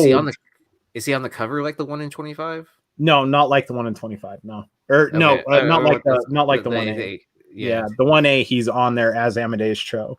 Yeah, so I mean, I hate to say that helps a lot of times for it does. Characters' first appearances. Like, as long as they're on the cover, like. Brian, I just messaged you our itinerary. All right, dope. Through Facebook, our hotel and stuff. So, all right, dope. I'll let you know within the next couple of days. Yeah. All right, boys. I'm gonna go spend the next hour or so getting all these books typed in on Whatnot, and I will talk to you guys later. All right, appreciate you, Brian. All right, later, guys. Bye. All right, gents. I don't know if anybody else is getting ready to scale up, but we are getting ready. We are heading into the home stretch, that final 50 feet, where we talk about freaking new releases, stuff that is coming out this coming Wednesday. So make sure that if you are making a trip to your local comic book shop, that you freaking check it out and look for some of these. That's if you're so inclined. Mutiny. So for those that don't know, this is a magazine by Fabrice, right? He was actually on here, and he sold Mutiny #0. Some of us actually had this one. Mutiny #1, which is what we have here, has sold out. I think there was only like 500 or so, and each and every single one of these has freaking sold out already. There is different art that's in the interiors. I don't know who exactly yet. And then we are actually collaborating with Fabrice on stuff for Mutiny #2 as well. So definitely freaking keep an eye out. Freaking if you see it, check out the freaking guts to see if there's anything in there that you like. The DC versus Vampire #2. This is the Matina. This is where Green Lantern turns into a vampire. Like this, I like this cover. I actually like what's happening in the guts as well. It's pretty interesting about what's going on. But that's all up to y'all. Like, hey, I've told y'all before. There's certain waves of stuff that happening, and it looks like DC is going for a vampire bit here. Superman, Son of Kal-El. Yes, that issue did come out this week, but this one is like the third is it the third print or the second print? I think it's the third print that's going to be coming out. No movement at all on this one when it comes to the first print. Nobody is like, oh, Superman's gay. Oh no, it's a son. Nobody really gave a fuck. It was like even I read the story and that whole boy love romance freaking thing. It's there's nothing to it. It's fucking stupid. They're like, Cash cow. yeah. Look, here's the deal. You've got a 40-year-old man writing a romance story about 17-year-olds. Does anybody else find anything wrong with that? I don't give a fuck about the LGBTQ thing, but I find something wrong with a 40-year-old man trying to write a romance about 16 and 17-year-olds. Who's the writer? Tom Taylor. Because look, his experience as whatever whatever sexual freaking thing he wants to freaking identify with is quite different from like 30 years ago when he was a fucking teen to the experience that teens are having now, and it doesn't fucking hit the mark. It's terrible.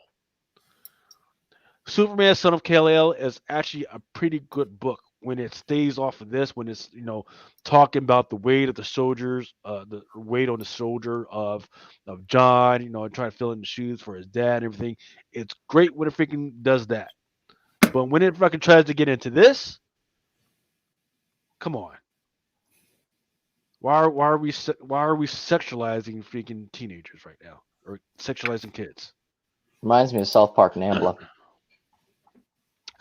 But at least that was funny. Yeah. At least there was a build up to this. You're just doing too much. This shit is just fucking creepy. It's so unfortunate. It's like, you can't be subtle like everything else. Yeah, Lucas gets mad at everything. It's not being mad. I'm just like, hold up, this is a little fucking creepy. What the fuck? Like, I'm not interested in watching kids have sex. Yeah, it is a little creepy. I don't give a shit what a 16-year-old's doing. Like, I don't fucking give a shit. Like, that is creepy. Bring on some Vampirella. Yeah. Shit. How about Kill some Vampirella. They probably should have hired somebody from the younger generation, no more than freaking 20 or 21.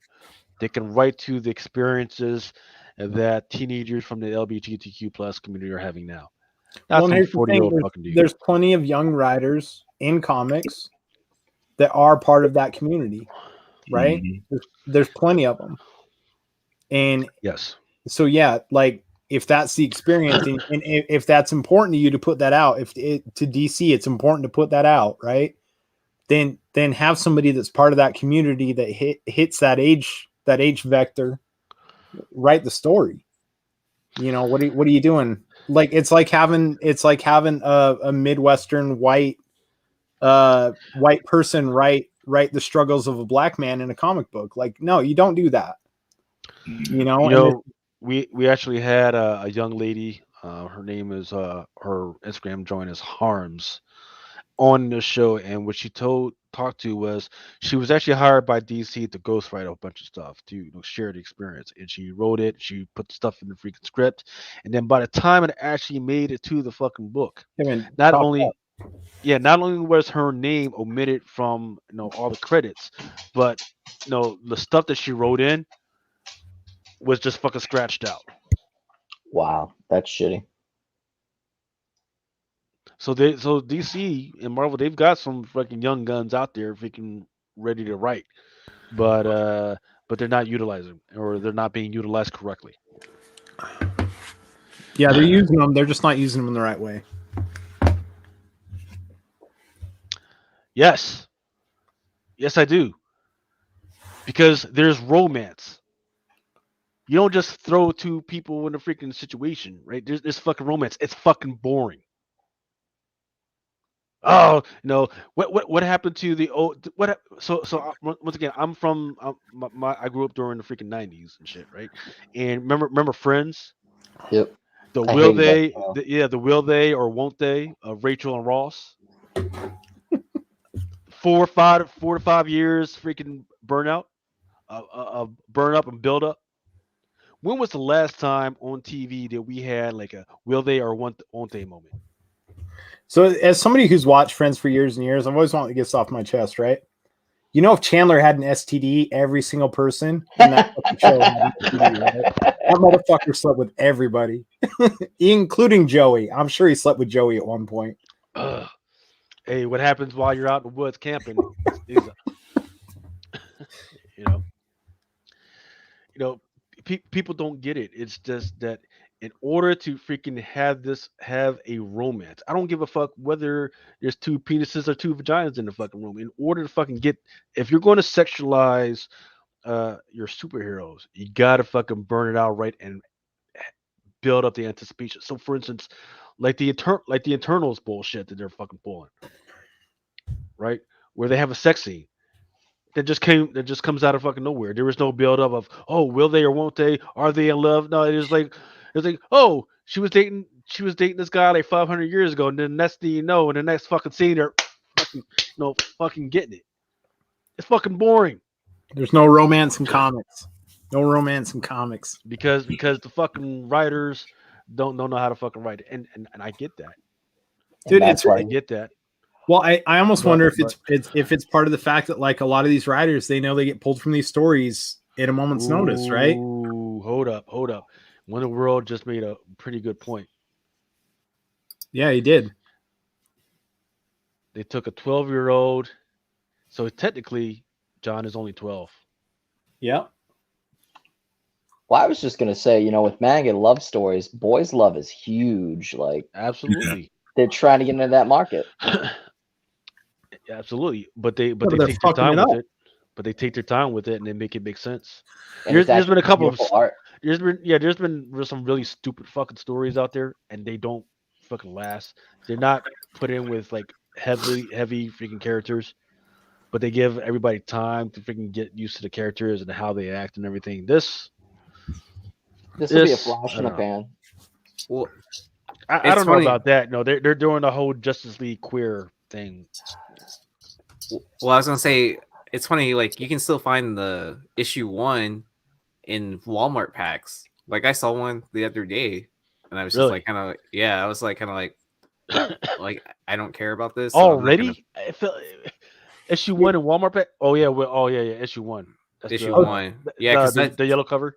Yeah, the yellow cover. Because I jumped up to like what, almost $50 at one point in time, or is it like 25, 30? Jeez. So I mean, is that the first appearance of this the J character? I think so. I was gonna type this up in chat, by the way. So that Joe 4771 says this is like that guy with a bunch of hockey rookie cards, right? Where he saw the future, right? And it is in a way, right? Like we talk about this all the time with spec stuff, right? We talk about all the time, like buy what your kids like, right? But we're in a position right now where we buy what our kids identify with, right? And my son currently, Miles, you know, and I know none of his friends are watching, so I don't feel bad outing him. But my son identifies as a gay man, right? He's 11 years old, and he's decided that. So you know that Captain America, that variant with gay Cap, right?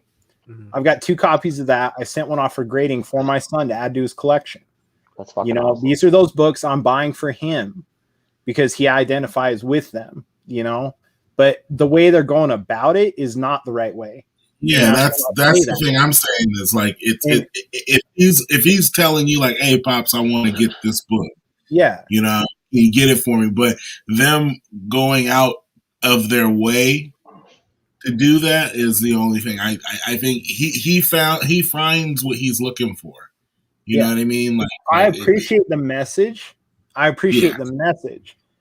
mm-hmm. it's being told by the wrong person in the wrong way. And that's the problem with it. And like we were saying, you've got a 40-year-old straight man telling this story. Well, Tom Taylor apparently has been identified himself as bisexual. Okay, well that's right. All right, but still, but what you got to tell? No, what you got to understand bisexual experience 20 years ago versus now is definitely a different experience, though, right? Yeah, So he's totally. Grown up gay during the 90s. Yeah, he's still telling an outdated story. And like now it's okay. Like it ain't no secret, hide behind covers. It's like it's okay to kind of be who you are. Like that's what we've learned over the last 5 or 10 years. It's one of the greatest things that in my life I've been able to see is that people are now proud of who they are, no matter who in the fuck they are. Like look at this panel right now, right? Look at this panel right now. We're almost every color, race, religion, like on this panel that all embrace comics, and I'm not talking to anybody's sexual orientation, but Aaron, but well, see, also, you know what I mean though, like comics is seeing such an expanded growth in every market of belief and culture that it never had before. But to see somebody write like important storylines like this that are supposed to touch people that are actually out of touch with the people they're trying to reach, it's kind of a shame. I won't say it's wrong. It's not wrong. It's good that the story is being told, but it's a shame that maybe it's being written with somebody who's out of touch with what's going on right now, And I think that's the problem with it. I don't got a problem with the storyline. I got a problem with the maybe not the right person writing it. It's not being nuanced enough, is what you're saying? Yeah, I mean that's I mean it's being told from a 90s platform. It's being told from somebody who was a teenager 20 years ago, 30 years ago. Yeah, 30 years ago. I mean that's the problem with it. And there's like I said before, dude, there's plenty of young 20-year-old writers that are part of that community that experience this situation. Like let them write that story. Leave that story to the people that have actually experienced that situation in the time period that we're talking about. That's all I'm saying. But if you remember when Grace was doing the Iceman storyline, no one really cared. Yeah. But I mean, at least, Bobby Drake was older and it was like a gay man around the same age. But I think also with these covers like this now, you couldn't do this shit 10, 15 years ago. People be losing their fucking minds. Now they support it, which is great. I like it. It's great. They should just be more in touch and it's like having old, out-of-date dudes write about stuff. Anything. Think about it. Yeah. Writing about women, people of color, whatever. Well, also look at the Marvel voices, like, with Pride Month and stuff like that. Look at the prices for those books. Like, those have dropped, like, huge. Like, I think Longshore was they're pandering, so it's not going to hold any value because it's Pride Month, and then it's over. They drop it. Well, they're pandering in the right way. Like, did you guys see that Turtles the cover they did for Pride Month? That Turtles cover, yeah, where they just had every color of the Turtles, their bandanas, right? Yeah. Or their we want to call it. Yeah, like that was done. That was done beautifully. It wasn't done with an agenda other than like, hey, we're just going to show that we support, and it was done beautifully. Yeah, so it's like Breast Care Awareness Month. You wear pink. It's like the NFL wears it. It's like, it's not cramming it down your throat other than the commercials, but it's like, hey, we show support. We're not out here wearing, having to dye our hair pink and do all this other stuff. It's like that's not necessary to get. Look. If they really want to pander to the young gay community, they're going to have to drop down the price of these fucking books. Because these high school kids, these college kids, do not have $4.99, $5.99 to spend on these fucking books. Are you saying gay people are broke? I'm saying young people. Young adults. No, you're right though. No, you're right though. No, I understand what you're saying though, Lucas. Like if you're trying to send a message, you're trying to be proactive, right? If you're really trying to be like DC and say, hey, listen, we support what's going on. We want to show people who support it. Don't put a fucking $5 price tag on it. Make it available. Make it available. Make people, if you're putting out a story that you're like, we're trying to put out a heartfelt story that maybe changes the directive or changes the way people think, like make it affordable for people. Look, make it to where all these kids can go out and read it and be like, oh, well, Superman's okay with this. I'm okay with it. I'm not going to bully that kid at school because, Superman's all right with it. You know, it's okay with DC. You know, yeah, don't charge $5. If you're trying to send a message, send it for cheap so it can reach more people. Look, when I was a young whippersnapper, man, I would always buy just 1 gallon of fucking gas. Yeah. And this costs more than a fucking gallon of fucking gas. So I can either get at least a gallon of fucking gas, or I can get this fucking book. Guess what the fuck? Gallon of gas and a gallon of milk is the same price. Dude, I'm old enough. I'm old enough to remember buying a pack of cigarettes, a cup of coffee, and a gallon of gas for $6. I'm old enough to remember that. You know what I mean? And yeah, it's crazy. It's crazy. Yes, as a young person in college, sometimes you're down to your last $20 for the weekend. And what you do is you go to fucking dollar you go to Dollar's after night. You spend like $5 or $6 for your fucking, or you go in with your buddies for like a $20 fucking pint joint. Eugene's got it right though. Eugene's got it right in the chat. Like if you're DC or Marvel, and that hits the hell on the coffin, like that's it. If you want to send a message that you support the communities, right? That you support whatever agenda that you're trying to support, put it out as a free comic book day book. If you want to support the LGBTQ plus community, or you want to support Black Lives Matter, or you want to support a movement, make the book free. Make it free. Make it fucking free. Like that's the best way to do it. Eugene, you need a job with Marvel and DC is what you need. All right. I think we beat this enough, and we got. Oh yeah, we beat that horse to death for sure. All right. Wonder Woman: The Black and Gold #6. I love that cover A regularly Bermejo cover to the fucking right, man. I love it. In fact, I love all these covers. These are all amazing. But that trade dress, even on that one on the far right, that trade dress makes that cover even look better. That's crazy. Yeah. I don't think I've ever seen Bermejo do Wonder Woman before. I think that's why it freaking pops, but man, it is amazing. Usagi Ujimbo #24 is coming out. This is one of those weird attempts at negative variant, but it looks really good nonetheless. That 1 to 10, the one with the freaking fist holding the freaking sword, getting ready to freaking do battle. I kind of like this one. It's got like a lone wolf and cub feel to it. I like it. Yeah, nice. That's a good cover.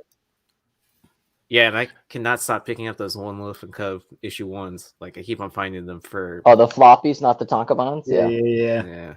Dude, Soggy 1 and 10s have just been fire for a while. Yep. Do they still hold their value too? They do. Not much above ratio. They don't double or triple above ratio, but they hit 15s or 20s pretty regularly. Well, I feel like over time people will be looking for those, and they're not going to be right away available. Oh yeah, absolutely. They're low print for sure. Yeah. Maria Wolf. She's getting ready to do, or she has Transformers King Grimlock #4, a 1 to 10 that's coming out. It's a pretty interesting freaking cover. It's got Grimlock, and he's got his foot on the neck of a fucking dragon. Dude, that gives me like 90s D&D vibes, and it's fucking Grimlock. It's badass. Like, I like it. It's like D&D and 40K had a baby. Like the TSR fucking vibes, like it's nice. Black Panther. We talked about this ad nauseum about 3 weeks ago. Those covers are finally coming out. The NetEase looks good, but I think the thing that people are going to be looking for is that Sam Spratt 1 to 25. That's the one to the far right. And yeah, there's a 1 to 50 Simon Bianchi, but I'm sorry, the 1 to 25 just kind of gets to me. Yep. No, Bianchi collectors will grab the Bianchi cover, but that one on the far right was definitely that's the one to get for sure. That thing's amazing. The Hawkeye Kate Bishop #1 is coming out. I think there's a couple of covers, but the one that I honed in was the cover C, the Phil Nuttall joint. That's the one of her in a purple swimsuit. And there's the silhouette of some dude standing over her. We don't know what that's about, but I don't know. It just feels like an iconic cover to me. Where's the pizza dog variant? You said the pizza dog? Yeah, her dog. There's a variant for it. Going off to the side, right? It's about the much Well- you're gonna get. Have you seen the Photoshop job on this one? Do I want to see it? Is it Probably very not. lewd? I want to So- see it. So it's the, People forget that she's like 17, don't they? Yeah, right. Yeah. So the so it's In the not a gun comic, and- but not on the show, right? The show she's older, right? The comic she's younger, but on the show she's a young woman, right? Well, it's like the Game of Thrones Wheel of Time shit where they age them up so they can have sex or do whatever, and they can't get in trouble for it, right? So Well, it's Because Disney, so The yeah. girl who's playing her is an adult, though, right? yes. So she's got to be at least the age of the girl who's playing her. I don't want to say she's like, I'll say in the comic maybe she's 17, 18, but in the show she's got to be like in her 20s at least. I'm gonna assume. No, shake your If ground, man. Marvel's smart, then yes. Yeah. But is Marvel smart? Mm. At least 25. Like I'm just saying, like, if Marvel's smart, then yes. But Kate I don't know, I Bishop's think yeah, actress is 25. So we'll just say that so the yeah, probably then yeah, so probably. we'll just say the shadow is 1920. not the shadow's not a gun. I'll say that. How about we say it is? For the Let's Photoshop say it job. is. Yeah, for the Photoshop job. All right, Hulk #1. This is the new series by Donny Cates. It's quite a few covers for this one. I thought I had it, but I guess I don't, and I'll get with that one later. But there is a Simon Bianchi out there. There is a Momoko out there, and there's even a crazy ass purple variant out there. Death of Doc Strange #3 is also coming out. Who the fuck is that one on the right? That's awesome. Yeah, that's cool. That is the 1/25 Jacinto variant, I believe. Well, I gotta take a picture of that. That'd be a nice fucking t-shirt. Super trippy looking. Yeah. That's cool. I like how they're throwing in all these eyeballs into It's like a covers. So is Hive Commons going to come out with a version for this one? no, not for this one. No, that looks like a '90s skate deck though. Yeah. Like that's Oh, what I yeah. think about. It's got a '90s skateboard deck feel to it. Like I a love zero it. board or something. Yeah, hell yeah. Vision Streetwear. Yeah, hell Couple yeah. tabs. Couple tabs. They Batman come Reptilian. with the 1 in 50. The tabs are in the 1 in 50. Just Like that, flick the cover. it's like the sticker variant, right? Just got some tabs in there. That would be nice. Batman Reptilian #6. Fuck is that? That is the progeny of Croc. I was gonna say it looks like Killer Croc, but Yeah, I gotta so take a picture of that too to have it removed from my hold list. Yeah, all Yeah. DC 1 in 25s are on my hold. That one's coming off. Yeah, And that shit, I I was gotta. like, Pumpkinhead? What is this? that one's shit? epic. Good lord. Really, right? I gotta read it because the last one I left off, they were trying to figure out like who was the baby's mama. We don't It's know like what's it's going on with that. self-reproducing Yeah, kind of Killer it's Croc weird. thing. It's got like Citrus. 6 fucking eyes. It's weird. Oh, so there we go. These are the covers for Hulk #1. I did have them. I just had them written down. The one to the far right, that's that Simon Bianchi. There is an Art Adams. The one to the far left bottom, that's the Scotty Young. I like it. Where's the purple variant? Is it just a purple cover? Yeah, it's just a purple cover. Yeah, That's fucking stupid for 1 in 200. they've been doing that for a while. But I the thought Marvel interesting thing said, is, go ahead. I was gonna say I thought Marvel said they were gonna stop doing that, but obviously they haven't. If retailers keep buying them, they're going to fucking keep doing them.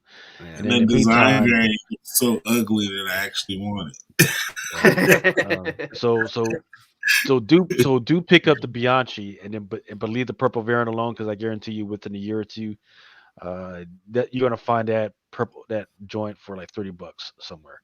You're gonna find it in a Walmart pack because I pulled the Thor 1 in 500 out of that shit for $10. Jesus. Yeah. I wish the Yeah, Walmart by my house had comics. They just don't. Yeah, Mm. I've never seen them, and I live in the Bay Area in California, and I've never seen a Walmart packet. I've gone to. I live by one, two. I live by four, and I've never seen one. Yeah, ours don't carry them. Not in Utah. The I've got a couple. comics are evil to Mormons, so that's a whole thing. Oh shit! Yeah. I got a couple of mine locally, and they were all fucking trash. Like you got the Walmart variant. They don't do shit. Yeah. I gotta find out what's going on with this, but I believe House of Slaughter #2. I might be mistaken on this one. Might be coming out. Let's see. How is House of Slaughter 1? Any good or? It's past FOC. The unlockable is past FOC. So It's on issue 3, I think, is FOC. the first issue was pretty interesting to read. I mean, and talking about sexuality, like I thought it was tastefully done of how they, they're basing the story around Aaron being like bisexual. But Did- doesn't But it- Whatever. he's kissing that dude in one of these covers, though. He's kissing that guy. Yeah. So, but like, I don't want to spoil the end, or can I spoil stuff Go on ahead. it? Yeah. Spoiler Okay. away. All right. So, like, basically, like, so that character, I forgot his name, is part of the white bandanas, and then at the end of the issue, you find out Aaron has to kill him at some point in time. So, because it's like a reflection of like his origin story. Hmm. So it's like something like, I think the last line is like, I have to kill the only man I love, or something like that. It was what like the last line of it. So I think it'll build up to a pretty good story. Was it? Well, never mind. I was just gonna say, did it have anything? Was the Free Comic Book Day a good lean into it? But remembering what the Free Comic Book Day was, it wouldn't have been a good lean into it anyways. So I think they used some of the same panels from that, because Yeah. it's like part of that story. And then yeah, it was kind of like a go between Erica's story and his. So I guess I can get that. But All right, so that's all the ones that I put on for this week. Yeah, there's definitely more, but the ones that I felt like had any type of value or any type of aesthetic value. This is going to be the week of Thanksgiving, so it's going to be a pretty light week for retailers. That's what you got to remember. Let's see, what else do we have? Let's roll on. Okay, Drunken fucking Wall Street. This was what it looked like last week, and this is what it looks like this week. More fucking red. and so this would be the third Fellas, week. I'm gonna pop off, man. Go ahead. I want to say Remo. thank you for having me, man. But it's been a long day, y'all. I I'll appreciate get you, with Big you Remo. man next week or whatnot, man. Thanks for having me, man. You guys have a Uh, good weekend. I And appreciate happy you, Big holidays. Remo. Thank you, man. All right now. hey, Lucas, I'll stay on as long as we don't talk about Tesla. That's a sore spot, man. Let's not. My retirement would be infinitely fold what it could have been. Yeah. Let's not Yeah, talk no, about let's not Tesla. go into that. Well, we will, look, freaking, once again, don't panic unless you're fucking getting by on the fucking margins. This is the great time to freaking buy. In fact, actually, the only ones I wouldn't buy just yet, unless you got a schedule to freaking buy, is that Disney stock. It should be popping around down to like 149, 150. The rumors around the water cooler is that, hey, they are, in fact, they confirmed that they are looking into getting into sports betting. Oh But wow. it wouldn't be just, hey, Disney pushing sports betting. It would be ESPN side doing the whole sports betting, and that's the only thing missing, right? Between BetMGM, this and that, and the other thing. There's all like MSNBC, CNN. They've got these other affiliates that are already doing sports betting. ESPN is the only one that hasn't done it, and they feel like they've been losing a lot of subscribers because of that. So they've been doing the proper research, getting state licenses and all that. They just haven't said, "Yep, we're freaking doing it." And everybody feels like the holdup is because Disney is still trying to hold on to that family image, which I don't understand because in the last movies you've been having, there's been a whole bunch of cussing and sex scenes. So I don't know how they can still freaking claim that. But that is what it is. In the meantime, sucker sucker investors like me are still waiting for them to bring back those fucking dividends. But you know what? At 154 projected 150, 149, this is still a pretty good value. In the meantime, for a company as big as Disney. I've actually started buying some stock now. Nice. What did I buy? I bought like 100 shares of IDW. Because that went down in price. And then what else? I bought.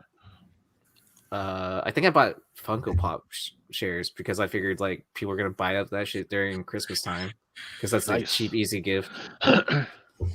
Nice. Okay. Yeah. What else is out there? Netflix.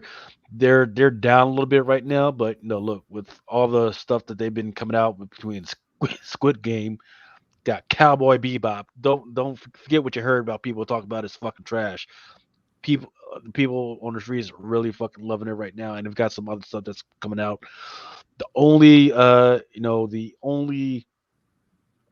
challenge to the game for Disney streaming right now is going to be the fact that they're getting ready to fucking raise the prices on fucking Hulu. They're going to raise. That's why I dropped them. Yeah, fucking like okay, it's at 64 now. They're raising it to like $5 for what? Am I getting more channels? No, then what the fuck? $69 because $69 that was what we were paying for fucking cable. Yeah. So what the fuck? In the meantime, crypto they're doing their thing. They were crashing pretty hard, but now they're coming back up. But in the meantime, the government they just seized $56 million from crypto from this promoter. That's crazy. one dude's wallet. One dude's wallet. That's one dude's wallet who didn't buy pizza 10 years ago. Okay, I'll say one thing. If you wait, usually around the beginning of the year with the Chinese New Year and everything, and with the holidays, crypto always drops from about December 15th to about January 20th. That's the best time to buy. Or a couple months ago where it dropped to like 42, I bought a couple $100 worth. That shit was fucking awesome. Dude, Chinese New Year's it has a legit impact on U.S. economies. Like when it comes to stock or even crypto, like people have been trading for years and years. They know that. They pay attention to that shit. And you're right, dude. You fucking buy. You buy during Chinese New Year. You buy. Yep, because they all need money. They all need money. And it also changes every year too. Don't forget that. Yep. So in the meantime, what you want to do is keep an eye out for that crypto sale because it should be a pretty good freaking deal. I don't know how it's going to affect the rest of the crypto world and price of it, but definitely there should be some deals to be had. You guys were just talking about the whole freaking China thing. Don't forget that there's a crisis looming because I think it's like the second or freaking third largest freaking company, real estate company called Evergrande. They're hurting right now. They just made their payment, but nobody can track the transaction about what the fuck is going on with that. But it's pretty much assumed right now that at some point they will default, and there's going to be reverberations around the world of when that happens. So keep an eye on that one, and hopefully the companies that you're investing are not too heavily invested in Evergrande right now. In the meantime, there's people are trying to buy a copy of the U.S. Constitution via crypto. That failed hard. It's weird. I don't know whether is it like a donation thing in order to buy it, but I don't get a copy of it. I don't get free tickets to go see the motherfucker. I don't. No. There's many copies of the Constitution. There wasn't just 13. one. Yeah, there's 13. Yeah. But I think they were selling it as a fractional, buy whatever, you get a fraction of it. What they raised, like $43 million worth of BTC, I think. I saw the article last week. Yeah, $31 million. Yeah, it was something crazy. Man, well, whatever. So in the meantime, what was also interesting is NFTs which is a totally different freaking thing than non-fungible tokens. Apparently, and this is a big piece of the community right now. Is like, oh, okay, instead of just selling these hard copies, we could sell these NFT tokens, and there's only a limited number digitally. You can take it where you want, put it in your fucking pocket, do this another thing. Well, somebody got into the codes and they dropped a whole bunch of those on the Pirate Bay.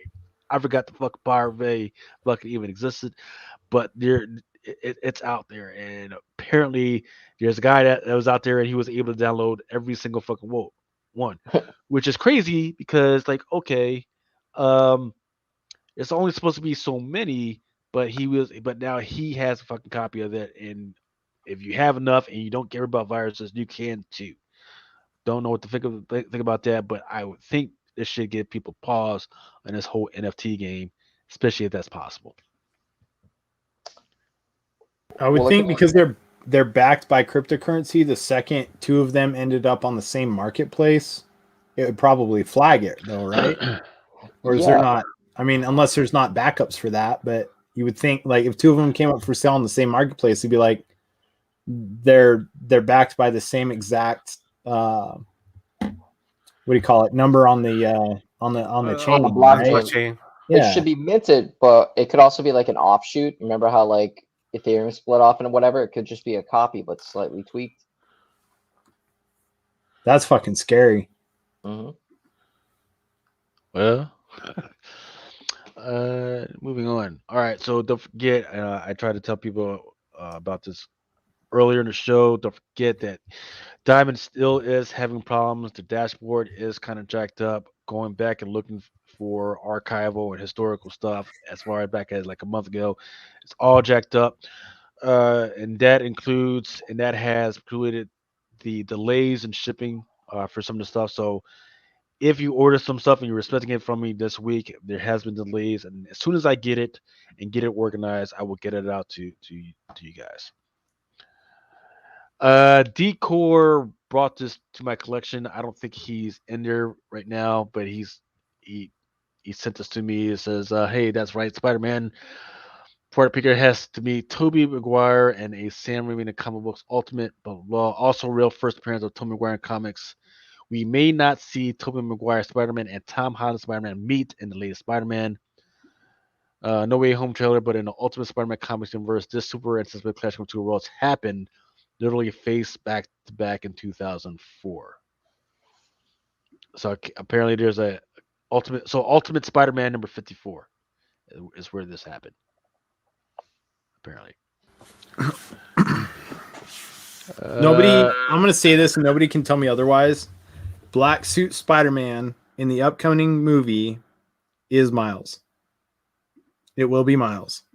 Nobody can tell me otherwise until the movie comes out. Because you can't prove I'm wrong. So I'm sticking by it. Just putting that out there. It's Tom Holland. No, it's not. Why would they put Tom Holland? Okay, that suit is the Wakandan fucking suit. You don't put Tom Holland in the Wakandan suit. You put Miles in the Wakandan suit. It makes more sense. Just kind of like the video game. Exactly like the video game. Okay. All right, exactly. Right. Anyways, go ahead. All right. Batman number 117. Cover A. Jorge Jimenez. This one came out this week already.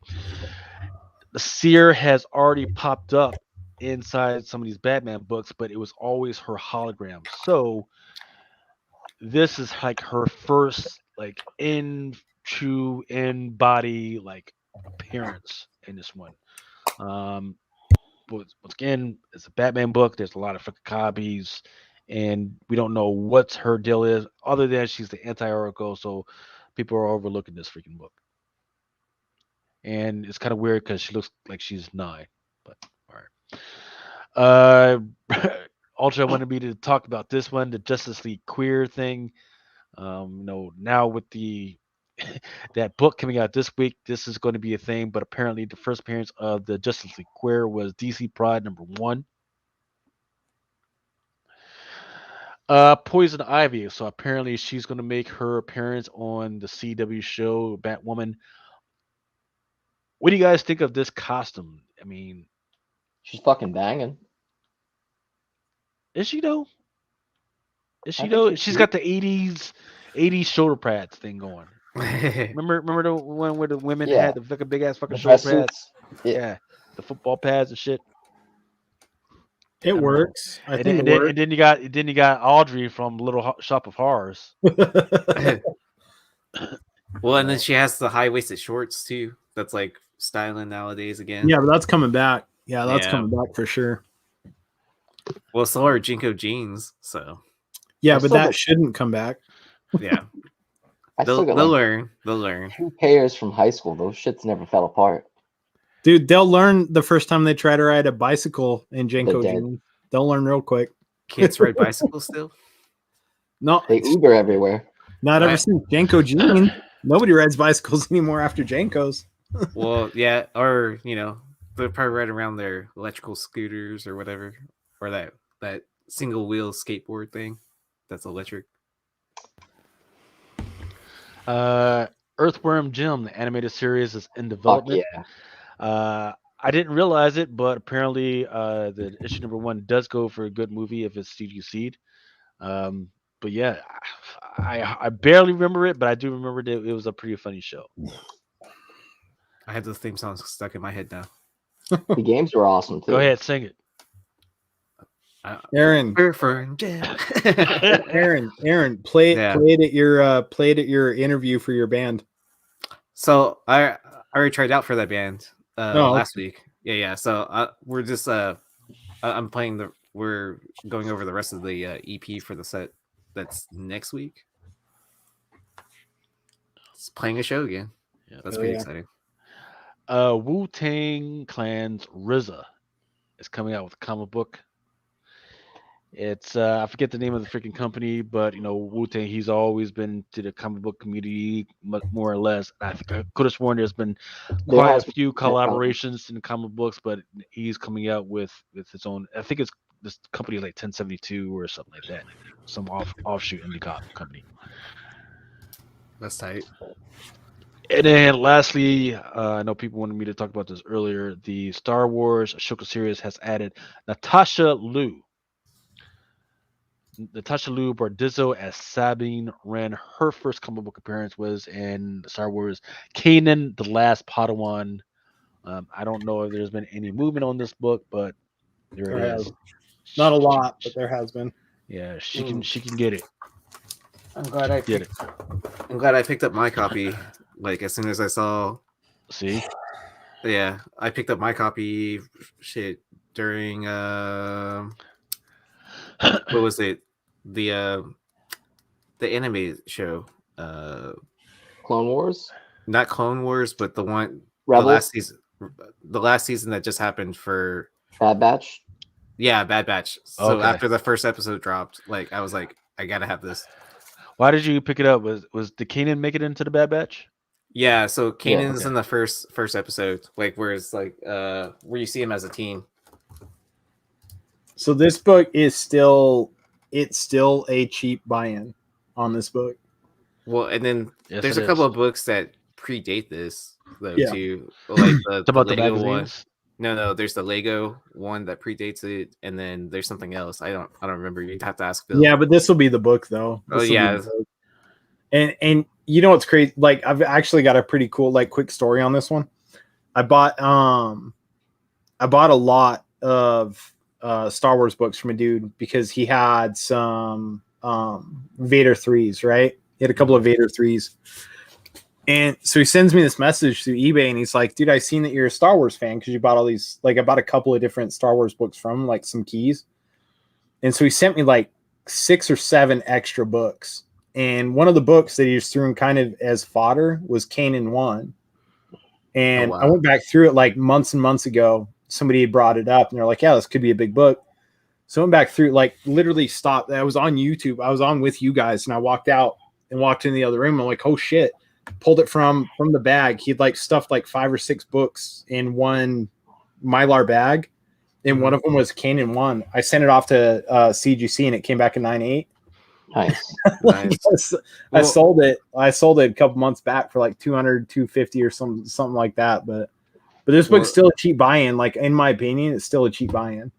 It's like Well, $300. You can go snag one. And then there's also like what the there's the Book a Million variant. Yeah. So I mean, like if you want a cheap buy-in, that's probably there's the route to go. there's a 1 in 10 as well, but the 1 in 10's not great. It's not a good cover. So it's not one people are gonna be scrambling for because she ain't even on it. Like it's pretty awful to be honest with you. The 1 in 10's pretty awful. Yeah, I sold it to Mel months ago. Yeah, it's not a good cover. Is that the Rebels variant? Yeah. Okay. And then before we get out of here, I did want to talk to this book. This character is Ravonna Renslayer, and the Loki series, I think her name was like Rebecca or something like that. So it turns out that Rebecca is actually a Ravonna Renslayer, which she was like the love of the life of King, right? Her first appearance was actually in Avengers number 23. There's no moving on this book.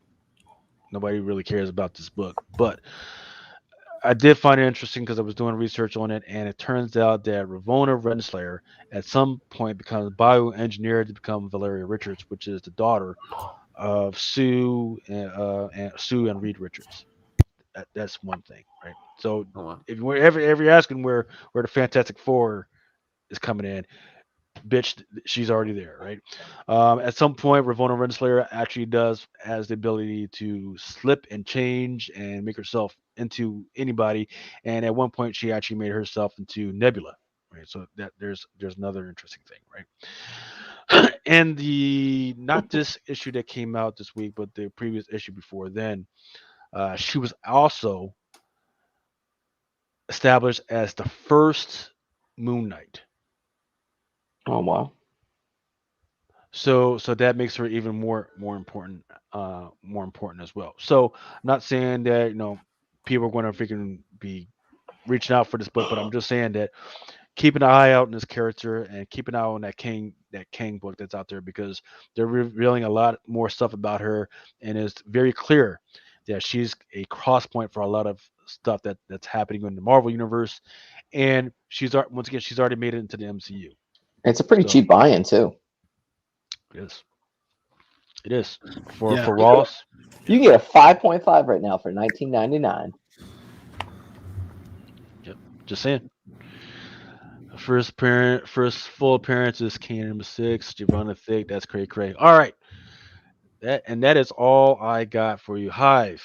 What's the next time you got a whatnot show? Monday at 8:30. We're going live with Adam from Whatnot. He wants to do he's doing a little behind the scenes with us. You guys ever want to know what makes Hive tick and how we became to be? A little bit about like my tattoo shop and like my history, my life, Jonathan's history, his life. So they're doing a little Q&A with us at 8:30 p.m. Eastern on Whatnot, and then that's gonna be followed up with a unboxing. Wait, which Adam are you talking about? You're not talking about my blind Adam, are you?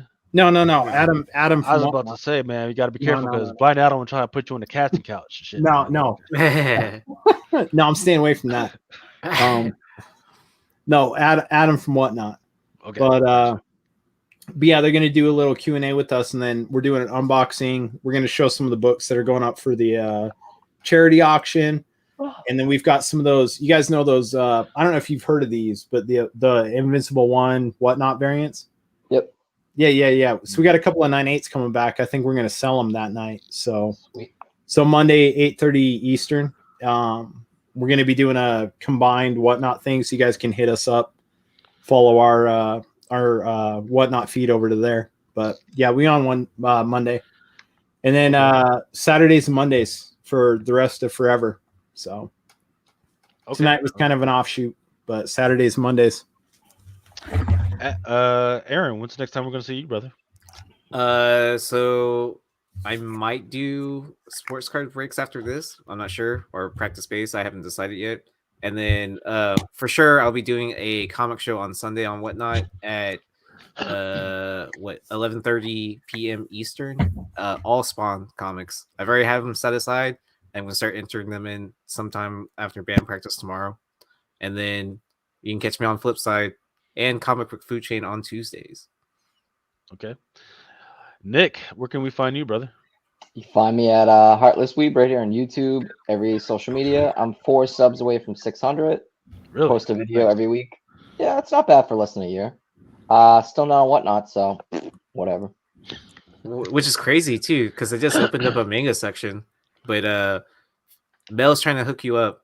With I that. know. Trying to fast track you in. Heartless, we can get you hooked up, man. We got Thank you. you. Appreciate it. Oh yeah, there you go. You have multiple people. We got you. Do you still do your beer reviews, man? Nah, I haven't done those in forever. Like what I'm thinking about doing right now, you can see the background is since I'm laid off doing nothing, I bought an Elgato and kind of want to start streaming weird import Switch games and indie games that I own physical copies of. Good luck with that, man. Fucking ships. All that product is stuck on ships, man. What are you talking about? I just hold up. Ugh. I've got like 60 physical games I bought in the past couple months. Yeah, So but I- you also went to a gaming convention too, so That's where I bought my GameCube and shit. I'm modding out my GameCube. Dude, GameCube games are crazy fucking expensive now. Spent $300 on 2 games. Jeez. the craziest thing I've ever seen about a GameCube. Like I went to a trap house and then like they were using a GameCube as like an ashtray. That's fucking hilarious. Yeah, Aaron, do we need to talk about why you were in a trap house? you know, You shitty trying to get him past. fired? That's for another Don't time. be that dude, James. That- Tune Don't in, be that tune dude. in That's next for week. That's for backstage. Next week, the Drunken Chat to find out why Aaron was at a trap house. We are not trying to endanger anybody's freaking job on this. No, but that's how you get. Uh, That's how you get above 100 views, right? Hey, guys, no, everyone, that is tune in not next what we were week. going to do.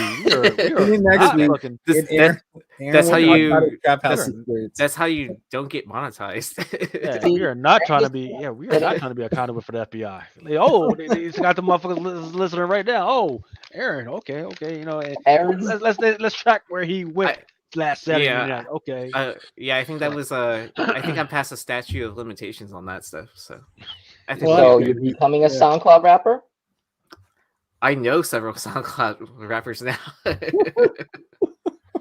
From that one trap house. That's crazy. Yeah. Yeah. Wait, You what's can always tell SoundCloud rappers like, hey man, if you can't make it on TikTok, you're not gonna fucking make it. That's on period. Yeah. That's You on get period, your man. face tats Well, too. it's funny. Like, yeah, the guy has face tattoos now, and like he's popular in Europe and like in Eastern Europe and I think like Russia for some reason. Is he a house DJ? He used to be a DJ. You called it, dude. You're like naming his like whole pathway. But I respect him as a DJ because he actually used vinyl records to okay. spin. Yeah, so he would do the hybrid thing where one side was a turntable and the other side was like a CDJ or whatever. So Why are we still messing around with that stuff, man? Computers, baby. Computers. That's good. That's a good spot to end it, I think, Lucas. well. Where can we catch you next, Lucas? Man, you can find me on the owl step of a fucking your local bar. Or hanging out at the ABC. or actually next Wednesday you can find me out in front of fucking Honey Ham trying to fucking get a nice fucking honey turkey or some shit. But I am not 100% positive on whether we are doing a show next week because Thanksgiving and all and trying to recover from Black Fridays and shit. So I cannot be 100% positive that we're going to do it. If we do it, we're either going to do it later on like Saturday night or early. I think later Saturday night might actually be a better option. In fact, we might be able to. We'll see if we can fucking rope in Mel. Nice. But that's all I fucking got. I think we had a freaking pretty good show. I liked the conversation. Loved you guys in the freaking chat and stay safe. Don't eat too much. Make sure you freaking take some aspirin before you freaking eat. Make sure you got the freaking Pep acid by your side. Stay hydrated. Stay hydrated. Absolutely. Out. For each man in time.